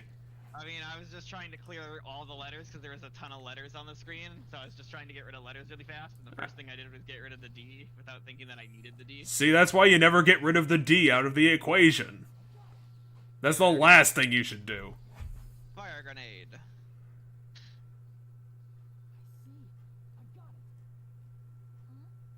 We're not going to go back and test the glass fragments for the poison. We're just going to assume it was the poison. I mean, we... Please elaborate how we're supposed to test the fire grenades for poison. Well, because we have to 100% establish this fact instead of just believing that that's the fact. What? No! This game has never done that with any case. Every case has had some sort of, like, well, it has to, like, we can't prove that he hung the spear the such and such a way other than, like, well, there's blood there. Like, that's an assumption we're making based off of the blood. Yeah, which is why these cases are always full of fucking holes. But the point is, every single case, like, the point is we're not trained detectives. No character, I mean, there is a character in this game that's a trained detective. Yeah, you remember half the game where we had a detective? Half the series? The good half? I mean, but even in that game, the detective, we didn't, like, go through a whole, this isn't the American criminal justice system. Like, we're trying to survive, and in order to survive, we have to piece it together. We're a bunch of high schoolers. Yeah, which is why... We're all going to, at times, make some sort of jump because we get stuck, and we have to piece together what the next most logical thing is. So, because we don't have a container, the only container that makes sense, then, is the fire grenades. Which is why Kyoko should come out of left field and start slapping Hajime for being wrong. You didn't test all the evidence, you fucking idiot! What the hell are you doing? How are you supposed to test the plastic fragments for poison that would have already evaporated off of them? Well, maybe there's poison on the glass parts. Maybe all of it didn't evaporate. That's unlikely, seeing they were thrown directly into the fire. See, that's why you have to do the test. We'll have to go to the grocery store and get the testing chemicals. Anyway, this game has never had us go back to test something after the fact. That's because we're never allowed out of this fucking courtroom, or we're gonna get shot by machine guns. That's also true. We have... As long as he put the poison in the same container he brought to the warehouse. And so we're assuming that, again, this is Nagito. It can be hidden with the other fire grenades we used. Because I don't know why else he would call it a he, because we don't know who did it. And, like, half our suspects are women. The only person who has the poison is Nagito. Yeah, but now he's falling on his own plan, because now he's falling back on the suicide, which is not the thing that it is. But is it a suicide if someone else uses the weapon? Oh, technically no, in this game's rules. It makes Nagito look like an idiot. Or it makes him intentionally kill himself. But for what reason? Well, the killer has to have a reason, because they did it. It's not an accomplice thing. They did it outside of his whole plan. Except that it inadvertently fell onto his plan. Because they didn't know about it. What happened with what? Sorry, I missed Well, because I was listening to what the game was saying. Well, because the killer obviously wasn't colluding with fucking Nagito, because that's stupid. But it's an indirect collusion, because Nagito is the ultimate luck boy, which means that he probably wanted to die, but the killer didn't know about it. Mm-hmm. Which means that they're still at fault and wanted to kill him. It doesn't matter if Nagito wanted to die either way. Anyway, we now have someone pointed something else that now makes Hajime state that we definitely now have proof that Nagito is the person who swapped the poison and the fire grenades. And Wait, how did they figure that out? Sonya mentioned that the fire grenades, if you open the cap off of a fire grenade, there's like an aluminum seal The blue paper? on the inside that keeps things out. And yeah, we found the aluminum seal in his room. Sonia's words are proof that the poison was Oh, so there was a smoking gun all along for this. Yeah. Smoking gun that he's the one that did the poison thing. And that the poison was in the fire grenades. Which means that the killer obviously didn't steal the poison from his house. Right? I can prove it with this.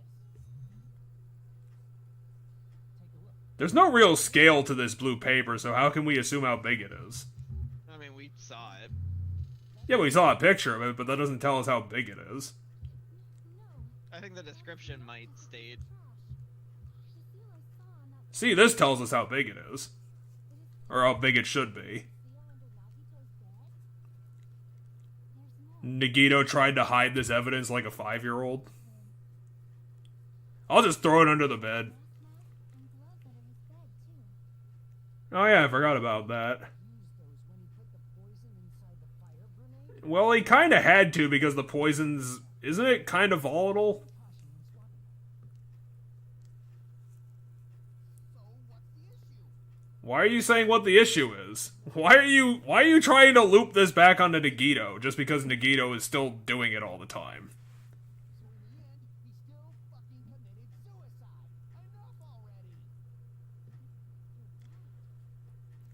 Enough already. Kazuichi's trying to reach out of the fourth wall and strangle us. He's got the script and he's got the evidence. I told you. The conclusion is still the same. Nagito committed suicide. End of story. I mean, that's not the end of the story, but you're all right. That was just my misunderstanding. This is how I'll reveal the traitor. I'll have literally the entire class kill me. The truth is even more horrible. Because they all threw the grenades at me. Hey, what are you planning to say now? What the hell? Do you still want to keep going? Is this not settled? I mean, that's going to be a sticking point, isn't it? Because the entire class threw all the fire grenades and they all were filled with poison. No, we only found one fire grenade. So is the killer going to be, like, pinned as an accident? Well, we'll have to figure out. No, it's not. Because that's kind of bullshit. I'm sorry. But I just realized it. The killer got pinned because they inadvertently did it. To restore the poison. But then how would we prove it? So when was it That's the trick. Is there a trick to this? There is a trick to who did it. when I thought along Was the Even if grenade person who labeled? killed it didn't know who, even if the killer doesn't know who they are. It's because it's because the killer was able to access the security camera in that room and figure out which fire grenade had the poison in it. Because, sure. When we all threw the grenades? Yeah. Are you saying it was when we all threw the fire grenades? Yeah, I think so.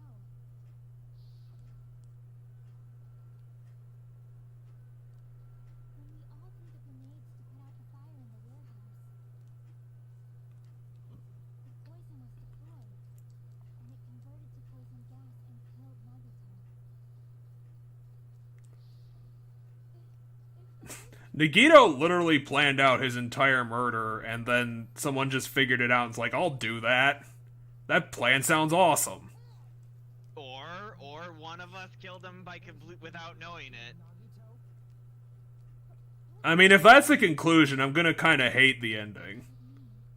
If it was an inadvertent killing. Well, we have to figure out. There's more details than that, but If this isn't an intentional murder, then I'm gonna be kinda unimpressed. Who's the actual killer, right? Do you know? It's you. You did it. It was the poison fire grenade that killed Nagito. Nagito did. It was Nagito. Mm-hmm. How would it be Monome? It wasn't. It was Nagito, obviously. We just discussed this a few minutes ago. But Then who set the warehouse fire that caused one of us to throw the what is Chachki's point? We'll get to it. It was also Nagito. That was also Nagito. Hey, how many times are you gonna ask the same damn No, it's not the same question, it's just the same answer. question will be my last? True. Considering all the facts up till now, The next answer is all of the above. fire. To activate the poison to kill himself. What was that answer? Make someone throw the poison. I mean, fair enough. Fire just so we'd have to throw the fire grenades? Yes. The fire just so we put it out? There was no other option. Do that. It was a trap. A trap? Preparing the poison. Creating a reason for us to throw the poison. It was all a setup by Nagito. It was all a trap to make one of us throw the poison grenade. Okay, so she's raising the unintentional part. Asking you who threw it. We don't fucking know. The person who threw it probably didn't know either. Could it be? Was that Nagito's trap? This wasn't an intentional murder. Isn't Nagito's motive, like, more complicated than trying to get them all killed? Yes. And for that reason, So this isn't what he's trying to do. No, this is what he's trying to do. filled with poison. Yeah, but not for this reason. Not for the reason to kill all of us, no. I mean, it can't be that simple. Be like, I'm just gonna confuse the whole thing, and that means you guys are gonna vote wrong, and you're all gonna die. Yeah, no, that's not. Then the game would just end. Well, it would. We'd probably have like an 80% chance of all getting killed. We might get it right. That's fair. It's just really bad odds. But remember, we'd all have to agree on who to vote, or at least a majority, because it's a majority vote. So, like, if we made everybody vote right now and no one knows who it is, there's a chance that we end up like in a weird deadlock situation, or like one person gets 2 votes, everybody else gets 1 vote. You know, things like that. Yeah, but it's still the same. It's still the same like chances because it'd be like, oh crap, 2 of us voted for the same person. That was wrong. Shit. It would basically just be random at that point. Yeah, it would be random whether we're gonna get right. All the fire grenades we threw at the But I would give you that yeah, we could end up in a deadlock. It would just be really unlikely that every person would vote for someone completely unique. floor, Right. was able to breathe in the dense poison. And then, You know, for how Nagito like has been through this whole game, this is honestly the perfect way for his character to go out. Mm-hmm. Just the most fucked up murder he could think of. Yep. let go of the spear, but the actual cause of death could be either one. I mean, sure. the poison is what caused him to let go of the spear. Wait, what? Well, so the concept here is Is the one who made him breathe the poison. the thought here is that he had his hand on the cord behind the burning curtain. We threw the fire grenades. Poison turns to gas. He breathes in the gas, goes unconscious or dies. Chances are dies because it's a very fast-acting poison. His death causes his body to loosen up. Thus, he lets go of the cord. Then the spear falls and hits him. That way, the spear doesn't kill him. So the spear Oh, falls in the head okay. after he's dead. He didn't want to leave that up to chance. Yeah. Was his trap all along? But then it looks like the spear killed him. It was all to mess with the evidence for what actually happened. His true goal was creating a murder that nobody can solve. He wanted Not to quite, prove to us but there are mysteries that just Well, I don't think Nagito was the one who left the smoking gun. It was just that the thing that I said before this all started was that someone probably sussed out his plan and then like went around his plan and was like, okay, I'll murder him with his own plan. Because, like, somebody had to have figured out before this happened what he was doing to, like, develop their own... Basically, they didn't have to do anything. They just had to fucking follow along deliberately with what he wanted. For those of you who believe there are no unsolvable mysteries, that is when you finally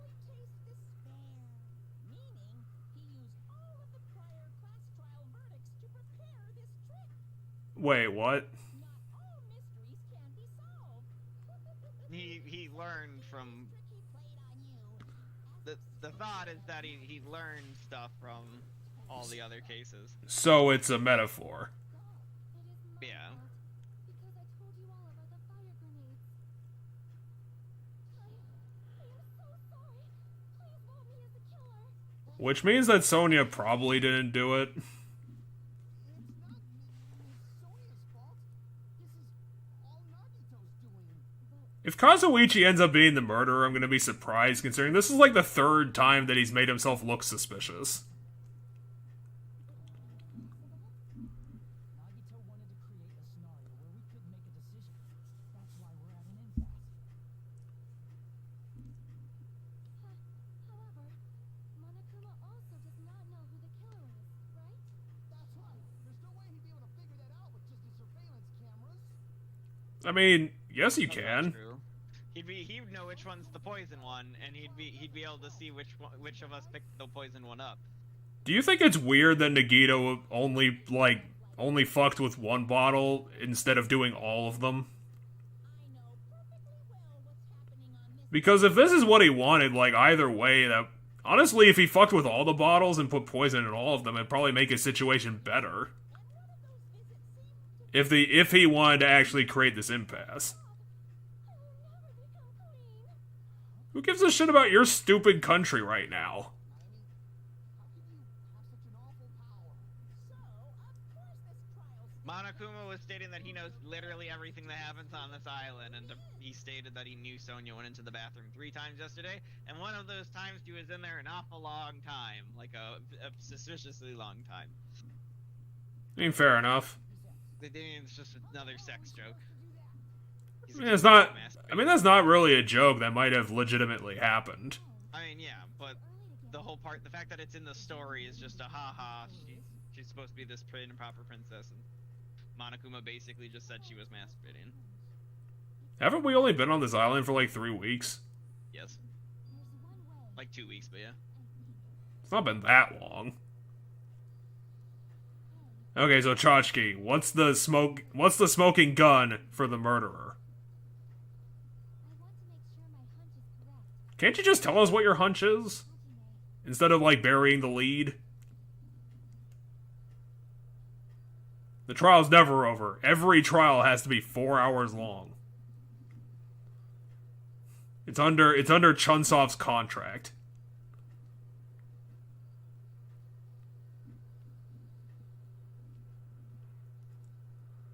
Got it. Let's do this then. Let's go over the whole crime. Are we pulling out the manga? Yep. Wait, but we didn't figure it out yet. Oh, but we will. Nagito looks like the most evil fucker. Poison. Okay, that's an. I don't think any of these pictures are this early. Is that the door one? Is that the door one? What? Maybe not. What's beyond the Monokuma panel lighter? His whole body. The what's tying tied up? Yeah, would that be the spear or the hand tying? How That's do you the support is that the spear? No, that's in the picture, so it's probably a red herring. Well, remember that not all of these are used. Is that his duct tape one? Hold on. Where's him tying himself up? That one, the fourth one. The fourth one is him tying his own hand There we up. go. Yeah. No, I meant which one was him putting the duct tape on. I was trying to find that one. Nagito propped a knife on something. That's not it. The reason we went to the warehouse. Is that the bottle one? No, the bottle might be a red herring too. Yeah, the bottle one's right here. So the ones we don't use are in the manga Yeah. place. Okay, so let's see here. Go back to where he's tying himself up. Is Tying it- rope? Yeah, okay, there we go. Oh wait, I thought that's the wrong one though. Okay, go to an earlier one. That His one. whole body wasn't tied up. There we go, burnt rope.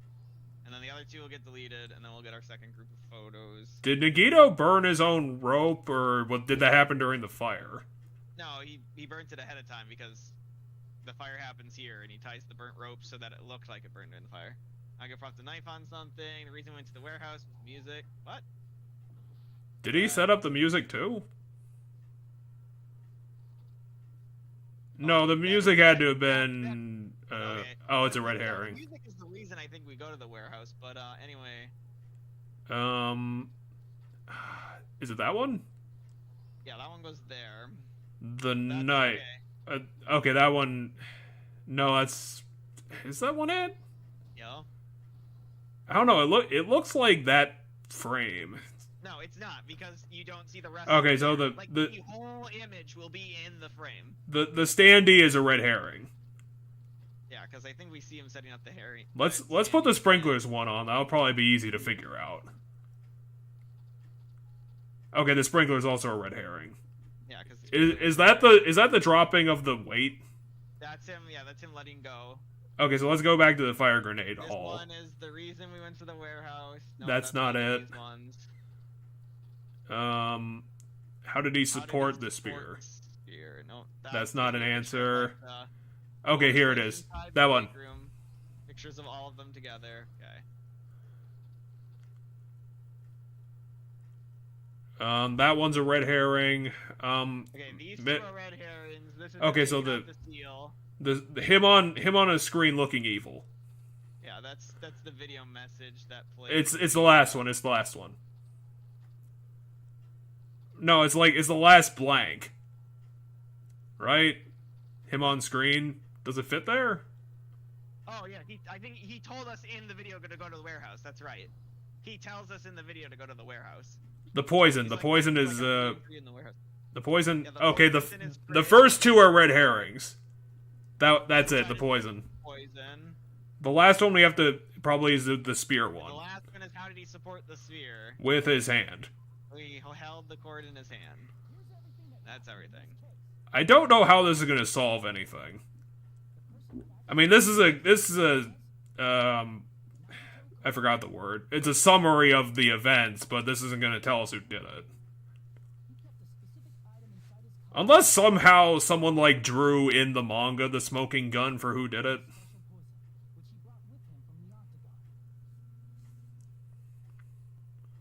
So he found this poison in the octagon and developed this entire plan around it.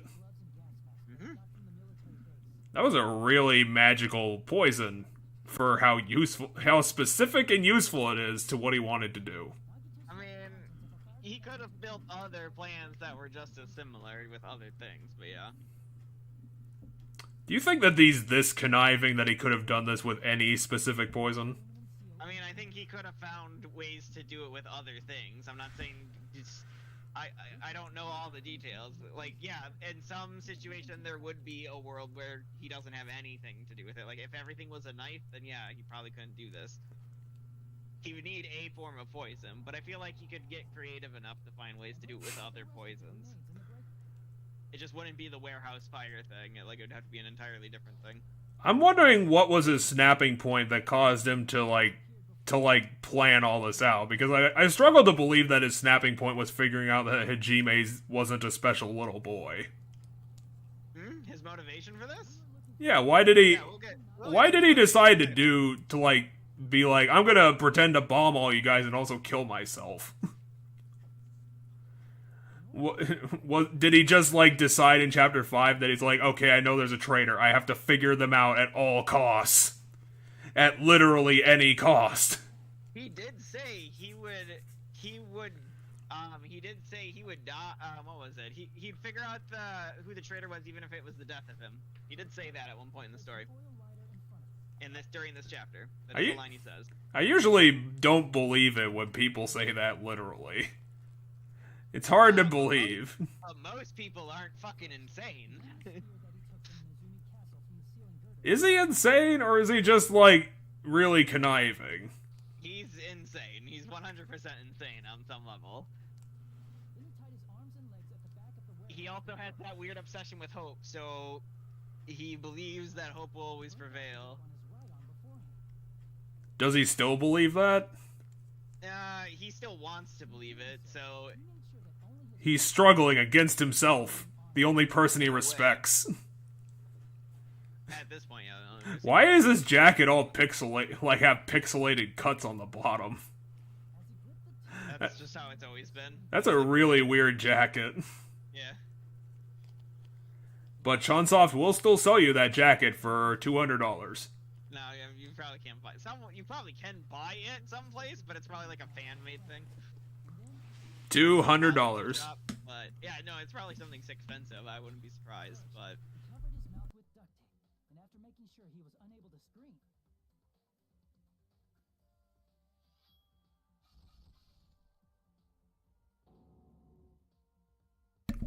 So even though he had the fucking Constitution score to make it through all of these self-induced stab wounds, he didn't trust himself not to scream when he stabbed his hand or his legs.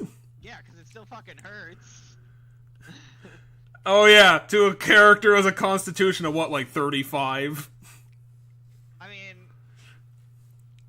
actually, I would argue that being able to fight through pain isn't constitution. That would be like some sort of mental stat, because you have to like mentally keep yourself like focused enough to focus through the pain. That panel in the Still middle hurting. is perfect for the focus. But yeah, so Look at it. um, It's perfect. now given, I will state though, because he can't bleed out, all of this is taking place while we're next door. So if he yells and screams, we can potentially hear him. Then that would Because kind of fuck up his we're- old fire this is where plan. we're by the like, you know, where we're doing the thing with the bombs. he didn't just want us to think he was tied up. He also wanted us to think he'd been tortured. Yeah, because who the fuck would sit there and be like, well, Nagito did this to himself? Nagito never let go of Right? That's kind of an outside bet to make. the plan still wasn't over. In fact, it was just about to begin. Yep. That's okay, though. Meanwhile, Hello, here is my goblin face. found Nagito. I bring it out only in Chapter 5. After seeing his message, we instantly made our way to the warehouse. And then the door was locked. Part of Nagito's plan. We opened the door to the warehouse, which inadvertently started the Monokuma panel domino effect.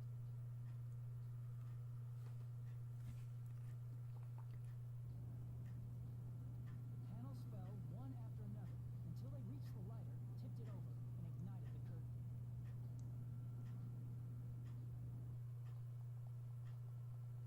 Shocked by the sudden fire, we rushed to the factory's break room to obtain some fire extinguishing grenades.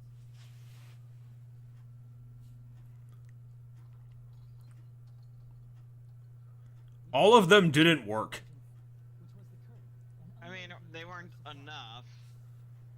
I thought they were all, like, empty and full of bullshit. one of those grenades No, only one was full of poison. Otherwise, we'd all would have killed them, and then it doesn't matter who we vote for. No, it would have been the first person, like, the first broken one who would have killed him, probably. Oh yeah, I guess that's fair. But no, it's only one had poison in them. The poison gas quickly drifted to the curtain at the back. Because fire grenades should be full of, like, fire extinguishing chemicals or something, not just, like, water. Monokuma No, they're not. But quality in which it becomes heavier than air. it's still, if the fire is big enough, which it was taking up like a large portion of the area, it might not have been enough chemical to put it all out. I mean, if he didn't tamper with all the grenades, then I kind of struggle to not believe that. Nagito inhaled the poison, and if it didn't instantly kill him, Because, like, fire grenades, if they are fire grenades, should be effective. which caused him to let go of the rope in his left hand, and the falling spear plunged into his stomach. I think that he probably would have had to pull it to generate the force to do that and not just let it go. Because I think if he just let it go, I don't know if it would be heavy enough to do that. I'm telling you, it definitely is. And if you ever want to test it, stand up high, put something that can be stabbed by a knife, and try to drop a knife on it. And if the knife blade hits it square on, it will pierce it, just like the spear. I promise you, you can drop a knife and stab your foot. That's an actual thing you can do in real life. Well, I guess I have a Sunday thing to do. Drop knives to see if I stab myself in the foot. Keep dropping knives until I manage to drop one at the right angle. Which here the cord helps keep it at the right angle. This should be the truth behind Nagito's Well, he couldn't have controlled it considering his position without the cord. Right.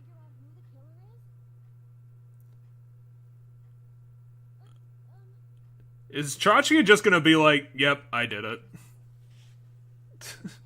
I'm just gonna admit I did it. Because I fucking hate this. What is she trying to say? Well, we drew a whole manga about it. Of course it's true. We drew this book. Huh? Well, how would he have planned that he did it? How would he have, like, managed to like, predict who the murderer would be?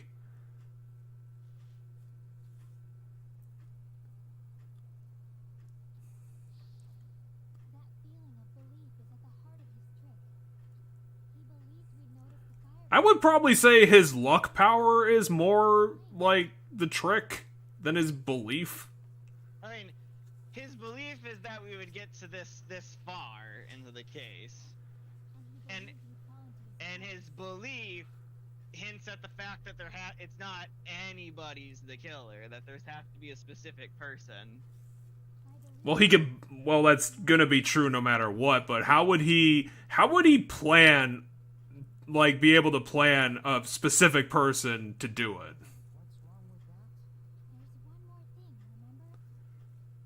I mean, I don't know what the smoking gun is gonna be here to figure out who did it. Despair. And his luck.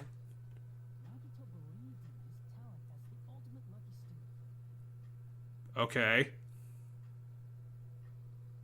Oh, I didn't have spacebar on.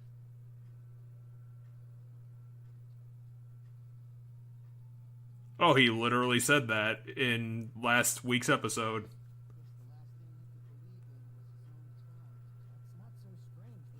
I mean, considering how much he fucking, like, drolled on about his fucking hope and despair, I would probably have to say he believes in despair. No, he doesn't believe it. He believes hope will always overcome despair. In other words, he believes in hope, not despair. Why would he believe in the thing that's against the thing he believes in? Well, Like, to be against it, he has to believe it exists. Yeah, but that's not what she's saying. She's saying believes in as in believes it will work. So if he believes hope will overcome despair, he believes despair won't work. Because hope has to work. So if he believes in hope, like believes in it, not believing in it existing, but believing that it will persevere, which is what they're talking about, that it will come out on top. He believes his ultimate luck will come out on top, and he believes that hope will come out on top. Those are the two beliefs. Blind faith. Nagito in a nutshell. And multiple times throughout the story, he gambled on his luck and always won. It's almost like his talent is a plot device.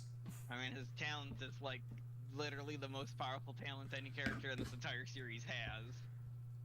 I mean, that's the joke that I kept trying to put in, is like, hey, he put 9 bullets in a 6-shooter and somehow still won. Yeah, basically.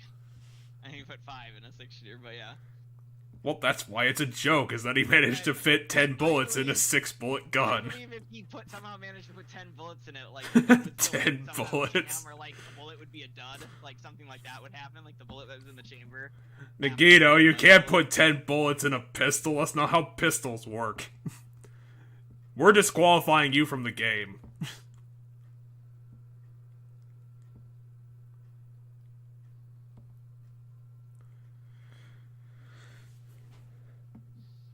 I mean, they didn't go for the comedy answer because, like you said, he put 5 bullets in the gun and it only clicked once. Yeah, they didn't want to go they didn't want to go so extreme that he put 6 and, like, it happens to jam or something. I feel like Monokuma wouldn't count that either. Like, you have to play Russian roulette, like, the legitimate way. Putting 6 bullets isn't playing it the legitimate way. Well, as legitimately as Nagito could play it. Yeah, but anyway, they're pointing out all the times throughout the story where he, like, points out that he relied on... Yeah, because literally Chapter 1 was based entirely on that, and here's where Nagito, like, turned...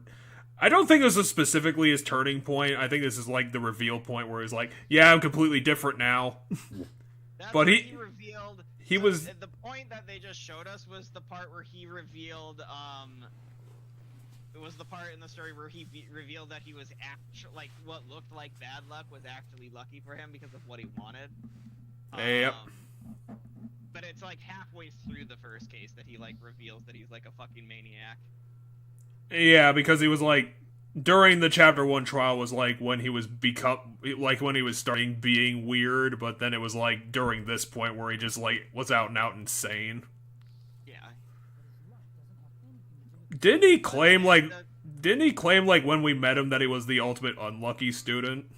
No, he made a joke that like I'm the ultimate lucky student, but to be here, blah blah blah, or for this, blah blah blah, I must be unlucky. And then when we drew sticks to go see who cleans the like place, he's like, oh man, I'm unlucky. I drew the short stick, but like in reality, he wanted to draw the short stick, so he was lucky because he got what he wanted. Okay, so it was just a joke. Well, yeah. So he was downplaying his talent at the very beginning until he revealed himself during the first murder. In the brief period when he was still a good person. Pretending to be a good person, but yeah. It was a very good pretending. Kind of like Sayaka. Where she was a good person and then she just went insane. I mean, not quite insane, but she was planning to kill us. I remember that panel when she was like trying to straight up murder guy person. Like she went for it and like fucked up. Yeah. I guess insane was like really aggressive. Well, because Sayaka's plan, had it went properly, she would have killed Leon, and then she would have blamed us. Oh yeah, she would have thrown us under the bus. Yeah, because had she survived, what she would have done is she would have swapped the nameplates back. She would have flopped the nameplates back, because in her letter to Leon, she said, come to my room, and so she had to swap her room's nameplate and our room's nameplate. She died in our bathroom. Yeah, because she died in our bathroom. She died in Makoto's bathroom since we're Hajime right now. Yeah, I guess, yeah. Well, considering his luck has a 100% chance to work.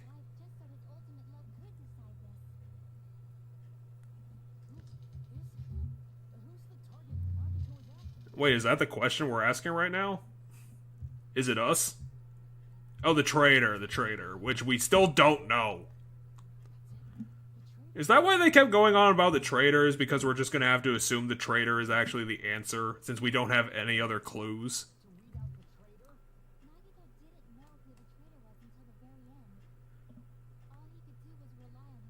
So by putting the poison there, he realized that his luck is, if he's lucky, the traitor will be the one that picks up the poison one.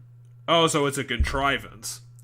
Yes, so he's gambling on his luck, because when he puts the poison container up there with all the other ones, and one of them's poison and all the other ones aren't, he's gambling that the person who grabs the poison one is the traitor. And so if that happens, he got lucky. I don't know if you can hear my eye roll across the internet.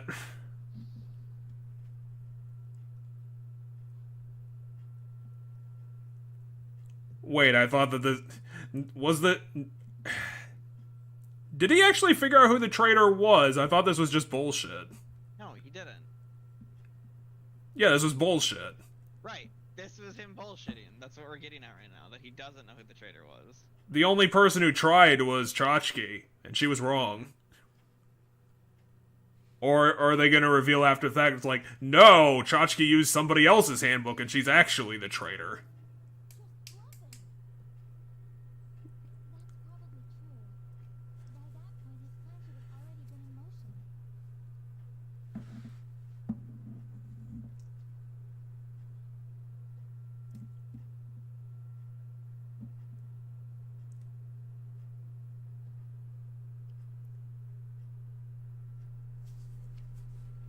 Okay.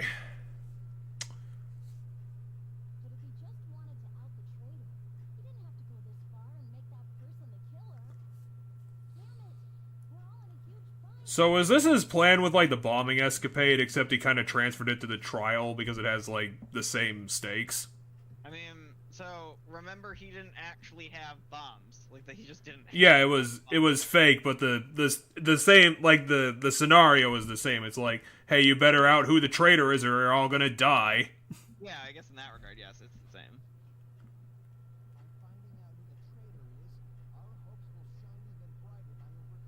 Why are you believing in Nagito's bullshit, Kaz?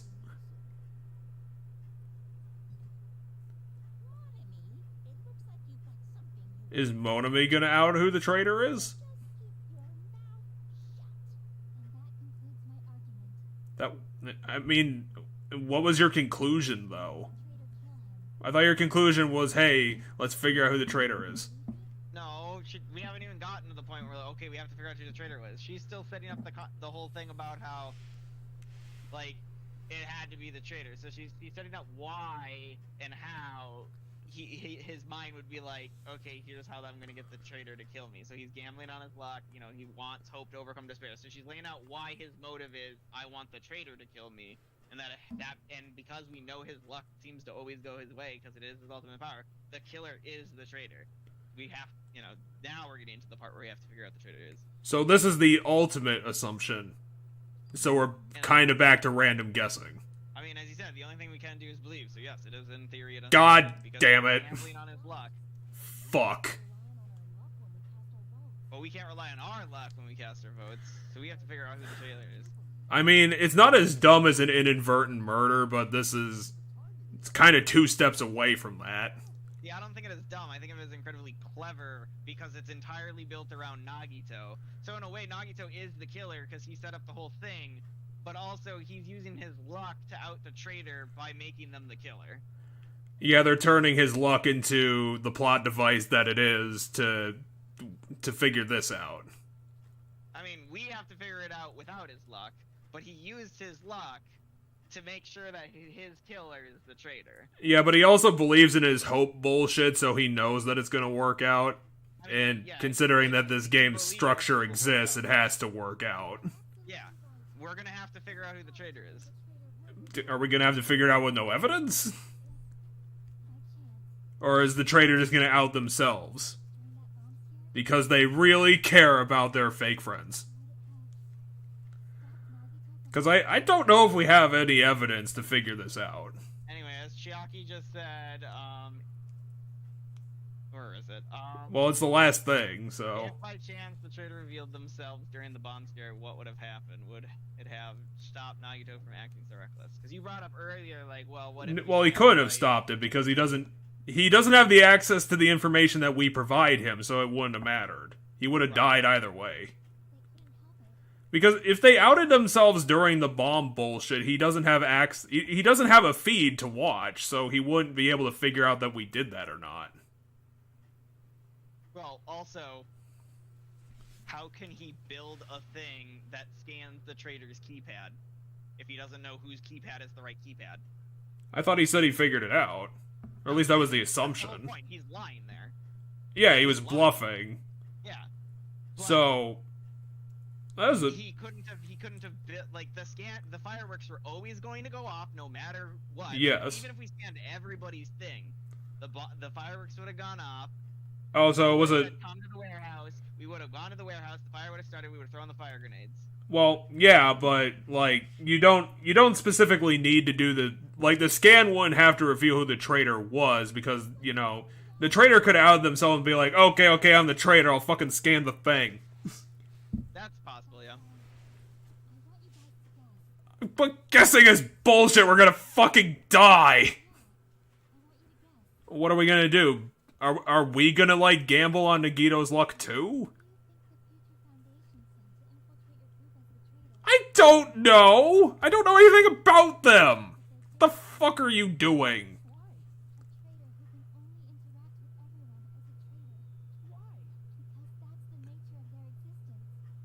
I mean, yeah, but what does that mean? I don't know. Now he's crying. Anyway, we know who the traitor is. She scanned her pad. Wait, what? She walked up and tried to stop the bombs, and it didn't stop the bombs. Well, yeah, but... What? She walked up and scanned yeah, but... her pad. Was she really that forthcoming? I mean, she didn't flat out say she was the traitor at that moment, but she walked up and scanned. During the last second, she ran up and scanned her pad to try to save everybody. why would she do that? Like, if she knows it wouldn't work, if she knew she wasn't the traitor, she would know that wouldn't work. So why? Wait, if she knew she wasn't the traitor, how would she know it wouldn't work? Because, so let's assume, right? We walk into that room, right? Yes. If we scan, like he says, all right, if the traitor, I know who the traitor is. If they scan the thing, it stops, right? But only Yes. the traitor's pad stops. Everybody who's not a traitor has no reason to scan their pad. Like, Hajime has no reason to scan his pad there in that moment because he believes the only thing that will work is the traitor's pad. So scanning his pad would be pointless. Well, yeah, but wouldn't he want to? I don't know if it's about this traitor thing. Wouldn't he want to out himself as not the traitor? And wouldn't he need this machine to do that? But she scanned it at the last second. Like, there isn't time to prove she's not the traitor. She literally scans it right before the bombs are supposed to go off. So it's literally if the right person scans it right now, we all survive if these are really bombs. And if no one scans or the wrong person scans, we die because the bombs are going off. She literally scans it at the last second, meaning the only motivation in that moment is to stop the bombs, which everybody thought was bombs and not fireworks. But then it goes off as fireworks. I guess I didn't.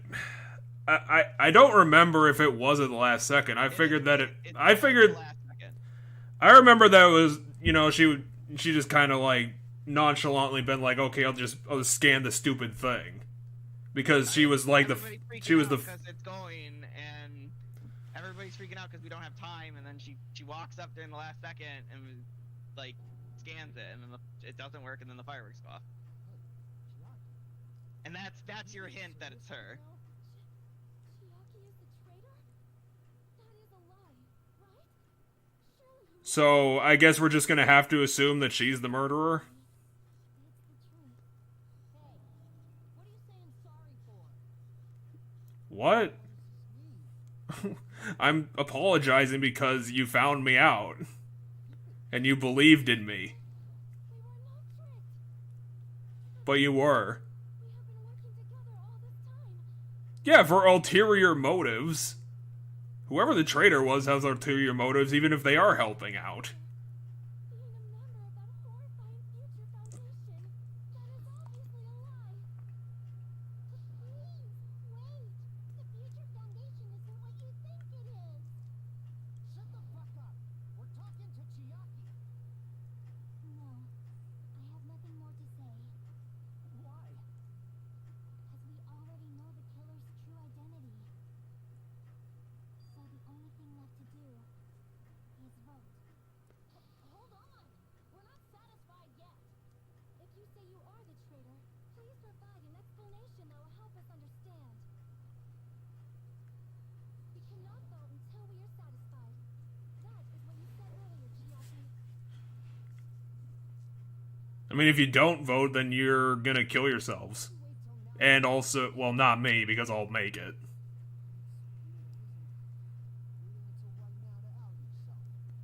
What do you think? She would have outed herself earlier? Even Sakura didn't out herself. She got outed. To do that, maybe I wanted to protect everyone, no matter the cost. Well, apparently you did. So there you go. Can you do me a small favor? I want you to prove to them that I'm the traitor. How am I supposed to do that? What are you saying? Why do I have to do that? I want to explain everything to you guys, but as I expected, it's rather difficult. Well, it's kind of difficult when you're not explaining anything. The only thing I can do is plead with you. I want you You could say words that make sense and, like, have a through line and a reason, structure an argument. You understand? You may as well be asking me to kill you. Yeah, but she's already dead. Because clearly she did it based on the assumption. I'm very sorry, but this is the only way. So please, Looks like we've got to do what we can. It's not like I believe she's the traitor. There's just no way we can ignore this without confronting it. Because of fucking Nagito's bluff, we can't prove it. This would have been a heck of a lot He built his machine wrong. I mean, he couldn't have built it right.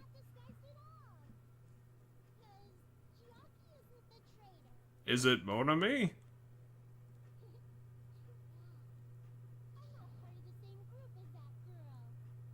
Are you part of the other half of the conflict?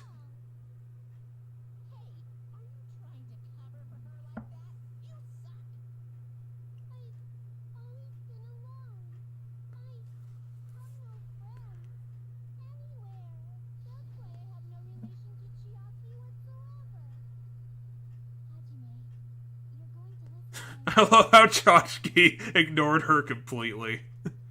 That's amazing.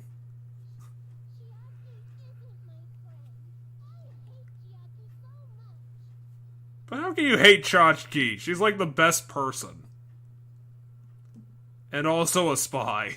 Anyway, we have to now prove. We have to be able to prove. We have to argue against Monami? Are you kidding me? Oh my god, this is. That is a lot of clicks.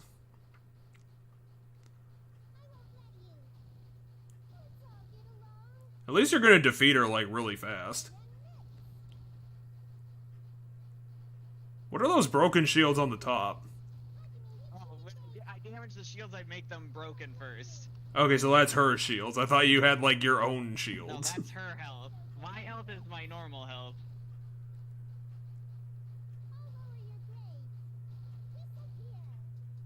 Oh my god.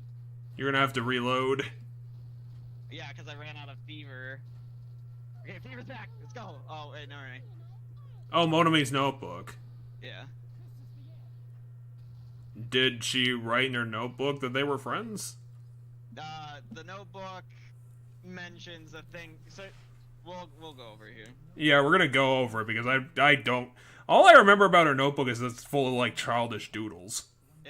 It's full of childish doodles. You're right.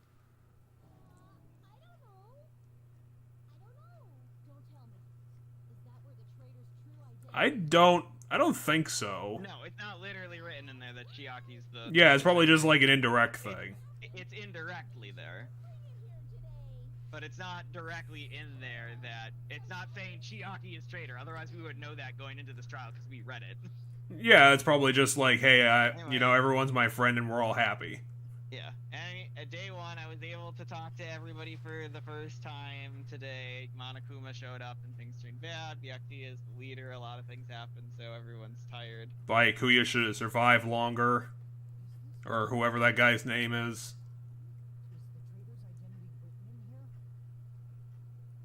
Probably. Well, I mean, if he'd figured it out from the notebook, then he would have been able to build his machine correctly, but he didn't, so he didn't figure it out. No, you don't know just by reading the notebook. We have to connect dots from the notebook.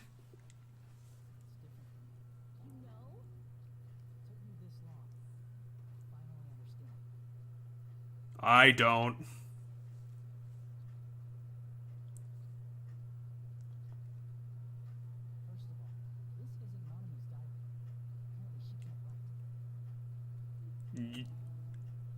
She can't write with her stupid bare hands. So it gets brought up that, yeah, it gets brought up, I forget when, but it gets brought up that neither Monokuma nor Monami can hold, like, a pencil properly to, like, write because of how their hands are structured. Yeah, but why would the traitor need to plant a fake Monami notebook? They're not planting it on Monami. Monami's their boss. They work with Monami. The traitor is on Monami's side. Okay, so It's Monokuma, but Monami works for the Future Foundation. And so this person's reporting to Monami. because Monami isn't. Sakura's the traitor working for Monokuma. Chiaki's the traitor working for Monami, not Monokuma. I'll be back in a minute. Sure.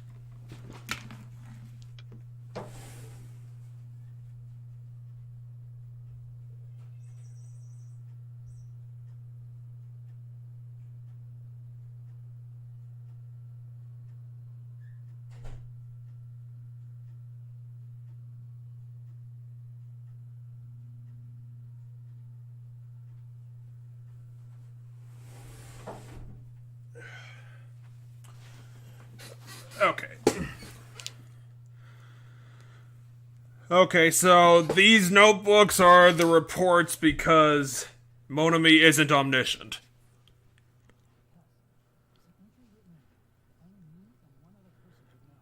Did we read all the entries? Yes, we did.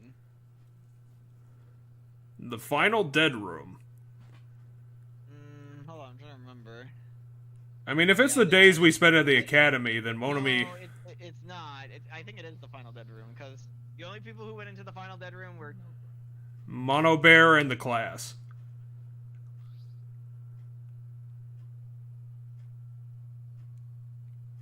Hajime tried to go into the final dead room.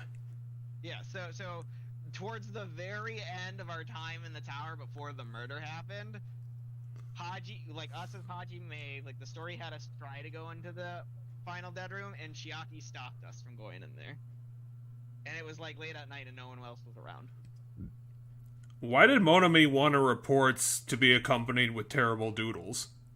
I mean, I don't think that she necessarily wants that. I think that's just how Chiaki does it, because Chiaki's kind of childlike. She's a little childish. Sure. She's kind of, you know, she has those kind of some of those tendencies.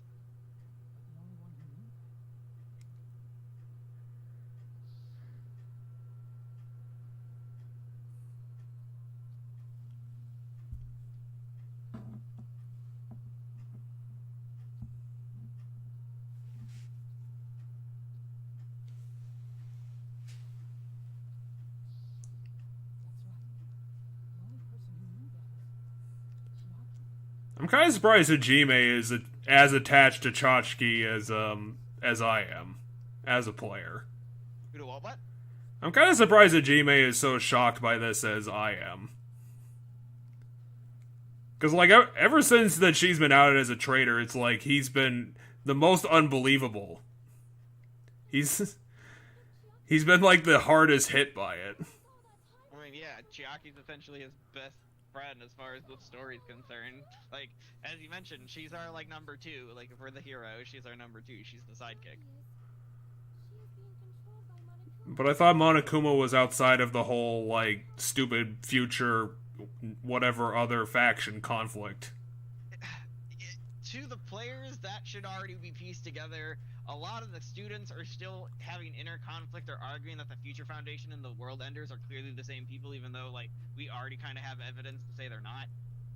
So, like, this, because the whole, like, oh, Monami is clearly on Monokuma's side, right? Like, they all have that mentality, or a lot of them seem to carry that mentality that, like, we can't trust Monami 100% because she's clearly on Monokuma's Yeah, side. she has all the skeletons in the closet, but Mono Bear doesn't give a shit. Right, and the point is, us as a player should already piece together that no, Monami's not on the same side as Monokuma, but she also works for a different group that we aren't supposed to know details about. Yeah, exactly. She also has skeletons in the closet, as you said. It's just her skeletons aren't the same skeletons as Monokuma. Does Monokuma have skeletons, or is he just doing this for fun? Yes and no. Like, he's part of the organization that ended the world, and we still don't know all the details about that. And he, stole our memories, and we don't really know what our memories entail, right? We have things like that. So, in a theory, those are his skeletons, if you will. But he has secrets. Is my point. Things he knows that he's not telling us. But Monami is the one working for the Future Foundation, and right now, essentially what Sonya's saying right now, Sonya doesn't want to believe that Chiaki, our friend, like someone a lot of the characters seem, because she's so nice to everybody. Yeah, she's throwing up bullshit, like, excuses. Yeah, she's trying to find a bullshit excuse to be like, no, Chiaki's not it. She's being controlled by Monokuma. That's why. I'm not satisfied either. Like, she wouldn't of her own free will be the traitor, even though she was. No way you do something so stupid when you found the bomb. No, Chachki is that forthcoming. I mean, she's the only one who tried. All of you guys didn't. You didn't take the opportunity to prove you guys weren't the traitor. You just all stood there. Yeah, was that at the final moment? Because that looked like she just did it. It was right before it went off, yes. Was it right away? I swear to God it was right before it went off. Doesn't make any sense. No, I still think that, she just did it. She was like, hey, I could use this to, like, prove I'm not the traitor. Ding. Did she know? I don't think she knew. Maybe I'm misremembering things. Well, let the story tell itself, because I'm clearly misremembering things.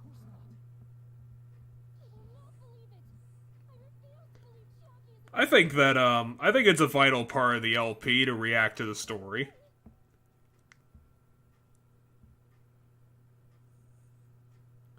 I mean, I don't want to believe it, but it's probably true. You're gonna have to off Chachki. Wait, why are we arguing again? Oh, because Sonya being adamant that it's not her. Chiaki is not the traitor. When we were trying to turn off the bomb, didn't Chiaki use the card reader right away? Well, we can't prove that, unfortunately. Because we can't remember it. If that bomb was fake or not. The only person who knew it was a fake was You. me, when I tried to detonate it. But you didn't do that.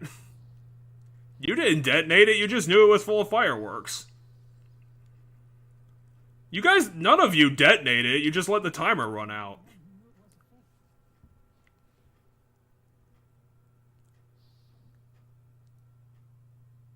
Monami was also there when he found out the bomb at the military base wasn't real. So what, Monami told Chachki about that for some reason? You said so yourself. Well, yeah, we were searching for the bombs for multiple days.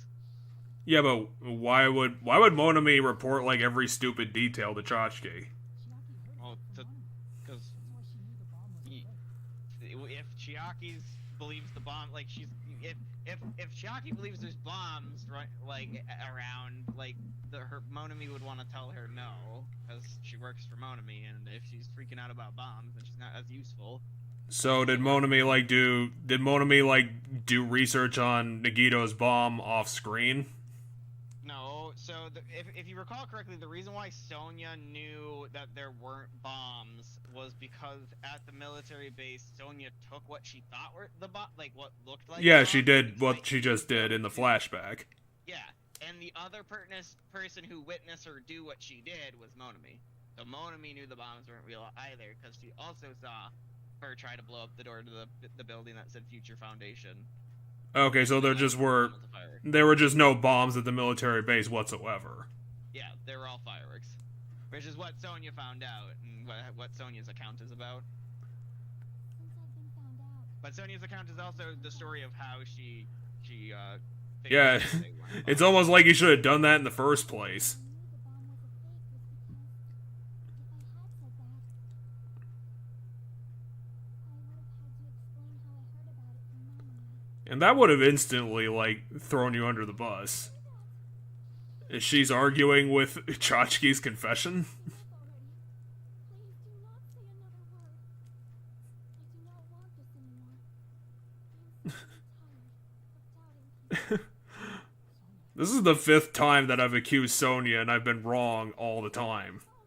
But you also claimed that the murderer was Chiaki, and you were right, albeit in a very roundabout way. She did use her technical skills to do it, which I'm Yeah. kind of surprised by. The Hope's Peak Academy file? Even if she knew the bomb was fake, that does not prove Chiaki is the traitor. Finally. Count as evidence. I should be doubted too. After all, I also knew the bomb was fake. Maybe we'll use Sonya's account as the thing? No, Knowing it was a fake isn't a problem. Oh yeah, because Monokuma's account was that he knew the whole time. Yeah. But didn't tell anyone. You heard about it from Monami. There was someone other than me and Monami who knew that bomb was fake. That someone is Monokuma. Monokuma said so. Oh, he knows everything about this island. Monokuma probably told Chiaki that it was fake beforehand. Because he didn't tell anyone.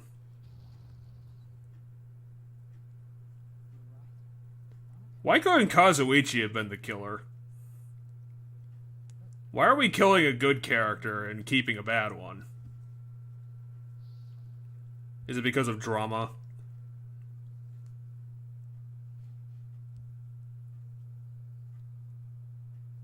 It actually has to do with some other stuff that will, like, but we'll get to stuff. At least we'll be able to get into chapter 6 because it's only like 10 o'clock. Yes, we'll get to start to do the start of chapter 6. You think we're gonna get through any of the investigation? Yes, because basically the whole chapter, I'm pretty sure, is just investigation, like last time. Because I'm pretty sure last time there wasn't really any free time in chapter 6. It was just like, hey, solve the final mystery of the island. Yeah, Have a showdown. after chapter 5, wasn't that like the fever dream shit, and we got the masked guy vision, and then like 3 days later, the masked guy just turns up dead in the final floor? No, that was chapter 5. Chapter 5 was that murder. Oh yeah, because chapter 6 was the morgue. No, chapter 6 was the final mystery. What was the final mystery? Was who's controlling Monokuma. Was that the chapter where we found Monokuma like dead and taken apart in the gym? No, that's also part of chapter 5. So chapter 6 continues part of the trial to chapter 5, because chapter 5, the decision at the end of who killed her is that we killed, like that. It was the Nagito killed her. yeah, it was the Kyoko fake death scene. Yeah, well, yeah. So it was either Kyoko did, like it ended up being a thing where either we had to point out that Kyoko did it, and then Monokuma goes, "Hey, you're right," and then we live a horrible future where nothing ever, like we just live the rest of our days stuck in the school. Yeah, the imagination ending. Yeah, or we don't point out our lie. We have faith in her, in which case we end up taking the fall, and then like We get saved by Alter Ego. yeah, we get saved by Alter Ego, and then she uses the Master Key to come get us, and then we all go and we confront Monokuma. Like once I'm back, like once Makoto's back, they go and confront Monokuma and point out his lie that he lied. And then that starts the final. Final mystery. And the final mystery starts with who killed her, but also Monokuma puts a double like bet on that, where it's like not only do you have to find out who killed her, but you also have to solve the rest of the mysteries. And so that's when we have to like figure out that the apocalypse happened, figure out that our memories were taken, figure out like all that stuff. Gets revealed then, because that game we don't know our memories are taken. So was that we do know. was that the pre-trial stuff where we found the locker rooms? Yes, the pre-trial to the last one was we found that locker room upstairs and stuff, because everything became unlocked. So that we went to that area where like we found that stuff. Okay, so it was the chapter that started when we fell into the garbage disposal. Yes, yep. That chapter 6, the last chapter of the game, was started when we fell into the garbage disposal.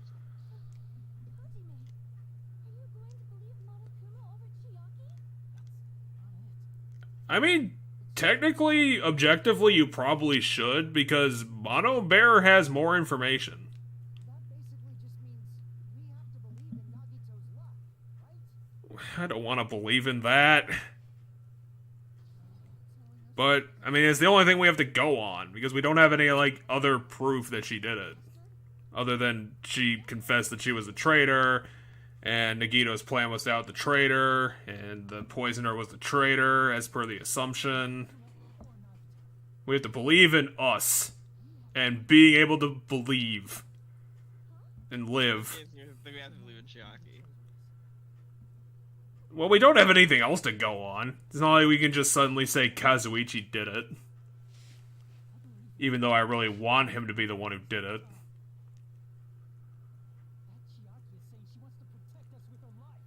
Technically, Chiaki never changed. No, She's been forthcoming the whole time. in a way. She didn't reveal that she was working with Monami, but Well, she didn't want to fuck us over. right. I don't even think Sakura fucked us over. Sakura was the one who broke that lock that helped us get another clue.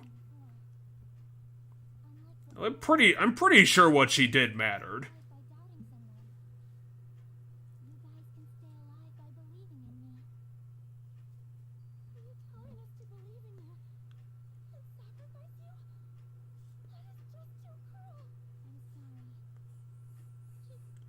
Sonya is the most moral character, which makes her super suspicious. She's the bad guy. Somehow. We just have to figure it out in Chapter 7. Chapter 6. Chapter 7, the chapter that doesn't exist. In a way, we could argue Chapter 7 is like the anime that takes place after this game. But half that anime takes place before this game, so... We could even call this a miracle. To be fair, that's kind of what I would call this. A very perverse miracle.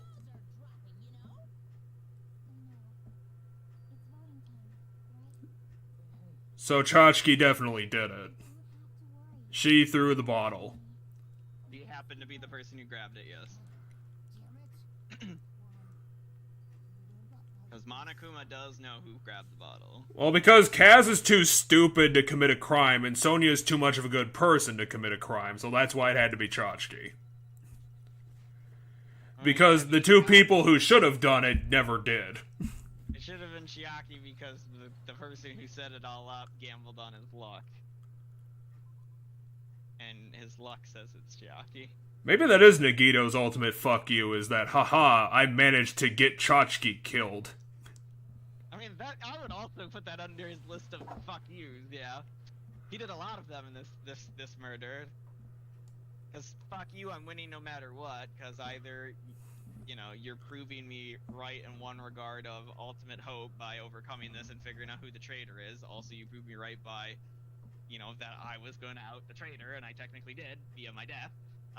So he's right in those two ways if we figure out who it is, and if we're wrong, he's right in the fact that we're garbage. I do really like this moment where, like, Hajime is finding it very hard to vote up Chachki because they are such good friends. Yeah. It's like, I have to survive and continue moving forward, but to do that I have to fucking murder Chachki. And in a very over-the-top manner. And I have to send Chiaki to her death, yep.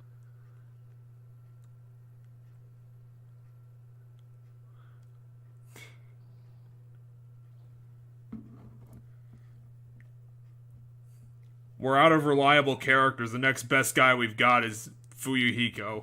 Yeah, Fuyuhiko's the last remaining guy. We're fucked. That's useful.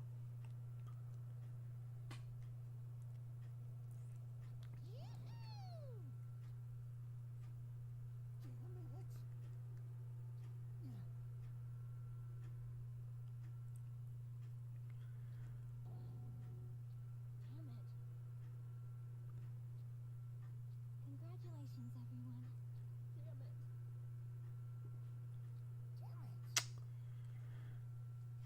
Yeah, it's kind of a shame that Nagito wasn't able to be, you know, tortured and murdered very badly. He did that all to himself and wanted that to happen.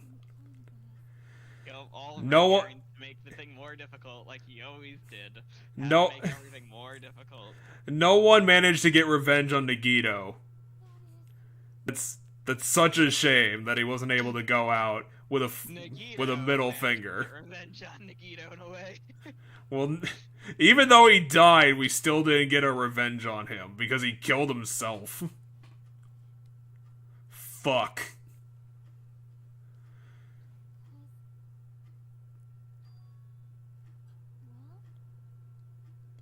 I mean, if she believes in the Future Foundation's whole thing, to the point where she's spying for them, then obviously she's not going to betray them now. What do you mean the nature of your existence? Are you like a fucking clone of Chihiro? What are you? Are you a robot? I mean, if you're gonna start saying, hey, the nature of my existence, then that means you're not like, what are you? We will get it. Are you a robot? Are you a clone? Are you an alien? We will get it. Are you the human, like, manifestation of a video game? Are you from the Matrix?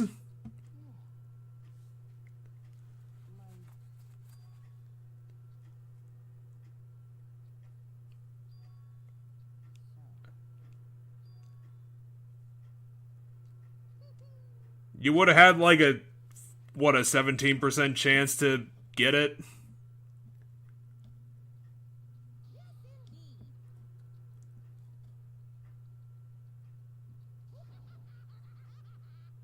What? But So why? apparently his plan was to kill everybody but the traitor? That's what Monokuma's claiming. I mean, can we believe Mono Bear on this one? As I said, he was gonna win either way with this one. Well, even though he would have won either way, that he still had a plan. He still had like a Right. conclusion he wanted to happen. I mean, his ultimate conclusion that he wanted to happen was to reveal the traitor, which happens either way, because either the traitor's the only one that lives or the traitor's the only one that dies. Yes, she is.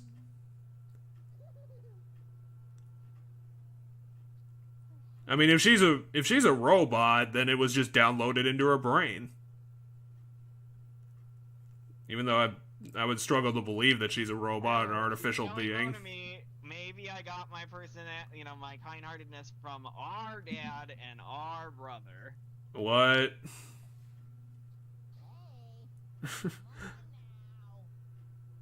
Yeah, but Terra's family stuff, like, didn't matter. I mean, I think it was, like, part of his motive, but that was kind of it.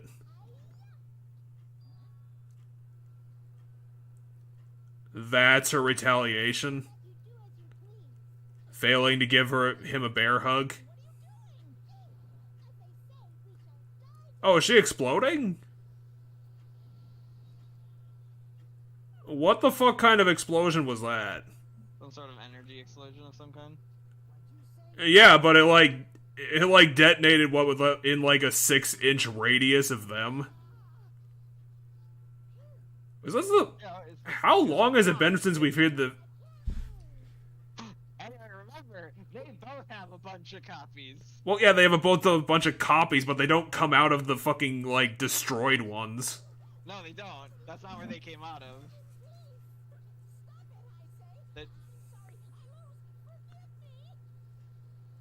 Are they blowing up again? Yeah. A new Mono Bear showed up, says he can't kill me that easy. Then a new Monami showed up and said, fuck you, and grabbed him and blew up. So, and now it's happening a third time.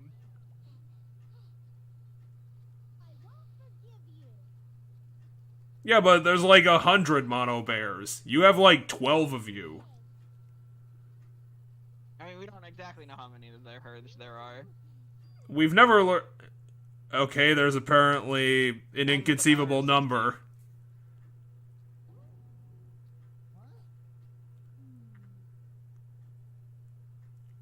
It's literally an inconceivable number, okay? Yeah, we know that's what that means. I get it. I don't know, I'd kind of believe him. I personally like to believe the number is a bullshit number, but his point is that there's an absurd number of him.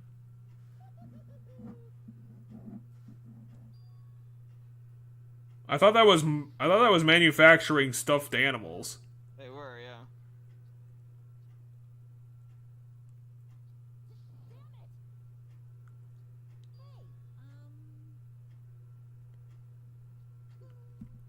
I mean, I thought to be a Mono Bear you had to have a bomb in you and also be a robot.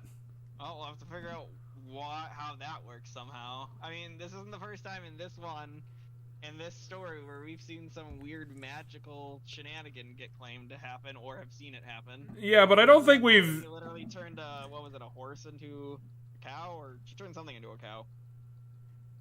I mean, outside of... I think she turned a chicken into the cow. I mean, outside of Monami, I don't think we've ever seen, like, legit, like, plot-related magic before.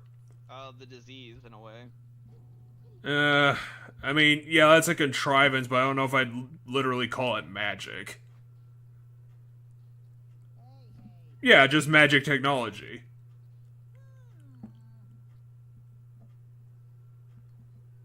So he just summoned the army? Or is this just imagination land?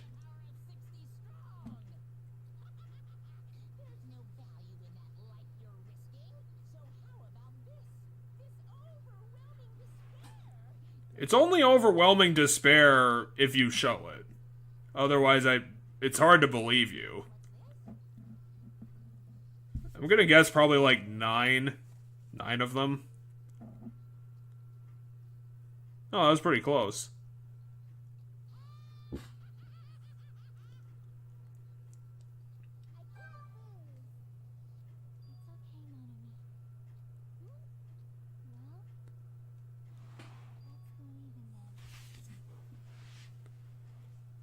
Is Chachki a magical being that's somehow related to Monami? They were developed by the Future Foundation for some reason. Didn't we establish the World Enders a long time ago? Yes, we did. So we know it's just the characters keep wanting like for their own sanity or to believe to make things like easier to swallow. That they keep accusing the World Enders and the Future Foundation of being the same thing, even though like us, the player, kind of should know that they're not. It's hard to believe that they're not. Well, partially because we know the events from the first game. Yeah, but did these groups exist back then? The World Ender one did. Was that the alien invasion? The World Ending Organization was what you called an alien invasion, where there was no evidence of it being an alien invasion, but you called it an alien invasion, yeah? It's that same thing. Well, I find it hard to imagine where all the Mono Bear branding came from if it wasn't from space. Is she gonna get killed by Galaga? No. Is she gonna get killed by Pac-Man? Kind of. If I remember correctly, it is kind of based from Pac-Man. Well, it can't be Pac-Man, otherwise Namco's gonna come out of the woodwork. Right. It's gonna be Mono Bear Pac-Man. Wait, is Monami gonna, like, do herself in now? Just because? Why would you say you wanted to protect us? You're the spy. Don't you? You should only be caring about your ulterior motives. Right, but what exactly is the Future Foundation's motive? Bad things? They brought us to this island. And before Monokuma showed up, the goal was to all be friends. So Sure. If that was Monami's goal this entire time is for everybody to get along and to be friends. Now, we don't know exactly why, or what that has to do with the Future Foundation and everything with that, but that's what Monami's been at least trying to do. I still struggle to believe that they have good intentions, considering they essentially kidnapped us and put us in prison. Well, we'll have to find out.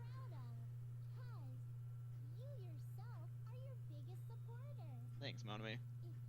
I mean, that's always true.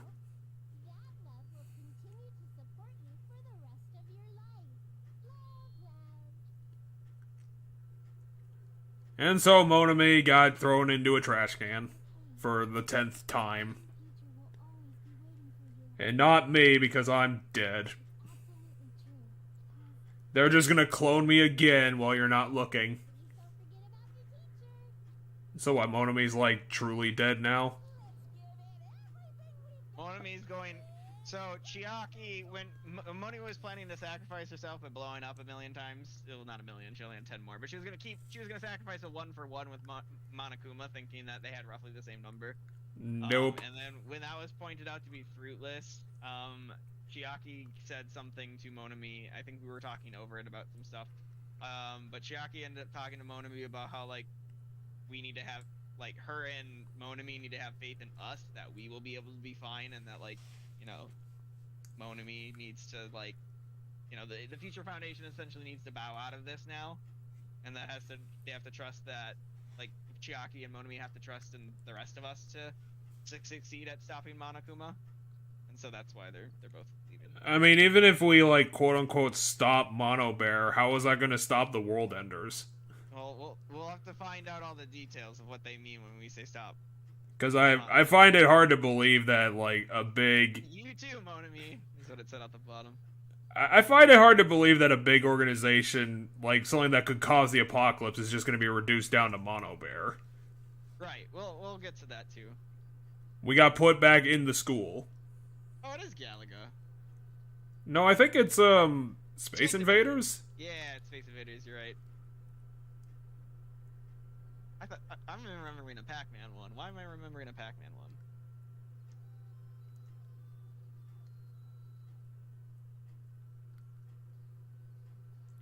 Well, if you're just gonna break the rules, then what's the point?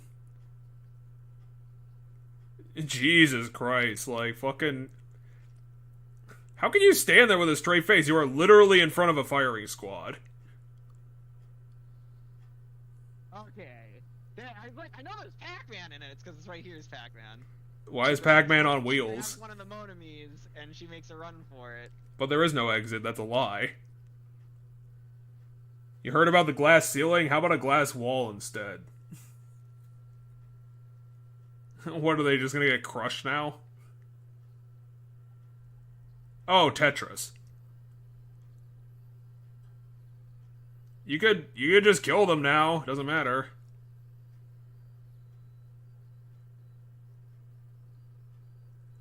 There goes the last Monomie. Uh-huh. God, getting crushed. That's pretty fucked.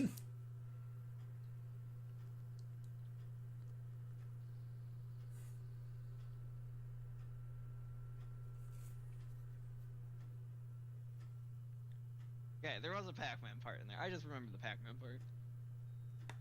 I remember them getting crushed too, but I thought they got crushed by like the Pac-Man ball.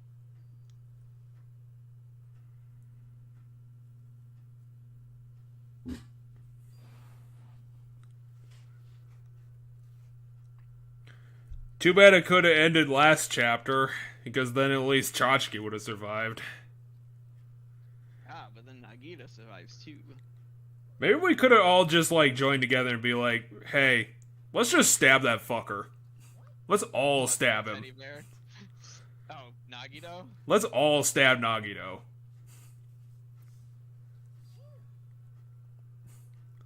You know what they should have done? They should have extended their Chapter 2 plan and been like, you know, let's just always tie him up in a closet.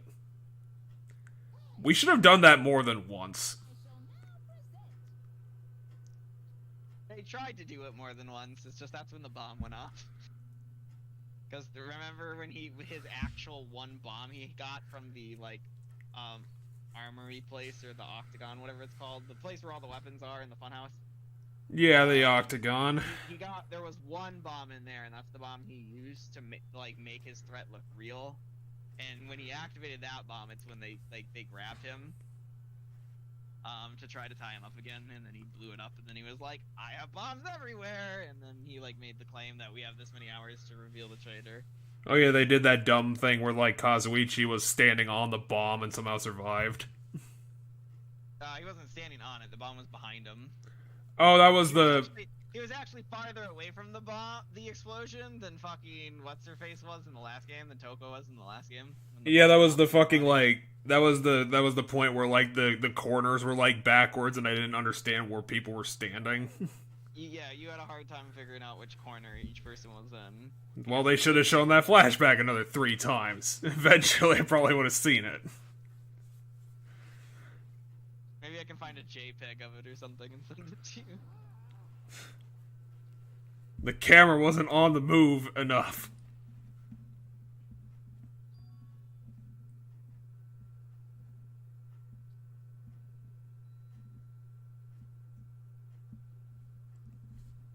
Is there gonna be a reason for this? Why 5 is important? Apparently. A volleyball team. You need 6 people for volleyball. Thank you, little tiny robot.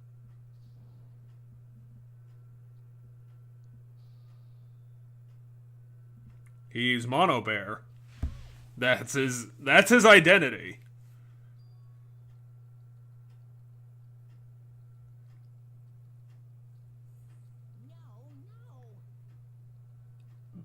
Do we seriously have to wait the 2 days? I mean, one of the days is today, I believe. That could mean anything.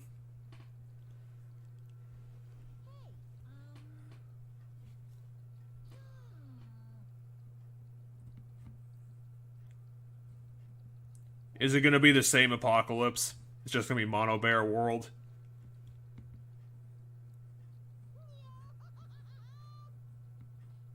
Is he gonna give us a day of free time for no reason?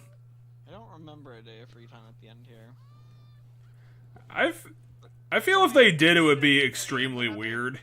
Well, yeah, because we don't need it. My only thought with that last day is that we'll do something else story-related before the bomb goes off, and I just don't remember exactly what it is. Hajime's also gonna get a fever dream. Bomb. Hey, you completed your collection. No, I'm not. There's still one more chapter's worth of bears. Damn it. It looks complete. It does look complete, but that top bar where the like the gold thing is, that's still a row. Poo. Yep.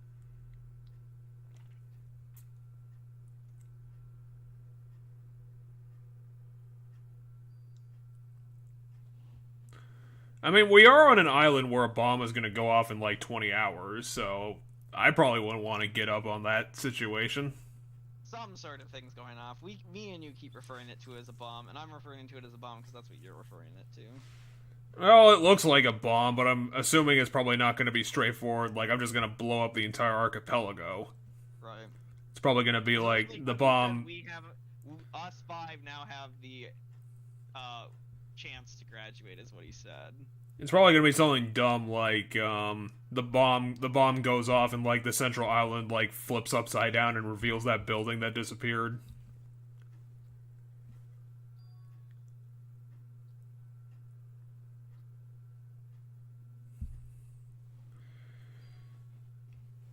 I mean, to be fair, if the apocalypse world still exists, then honestly this island is probably a better place to be. Yes. Because you don't want to go out in that world, there's constant crime everywhere. Dope place to be. Well, Motomi's dead, so we can't even get, like, the peaceful island life back.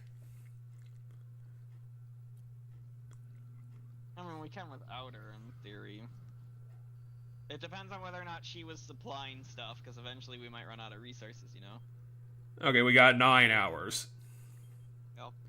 We're fucked. Well, we're not gonna get any free time.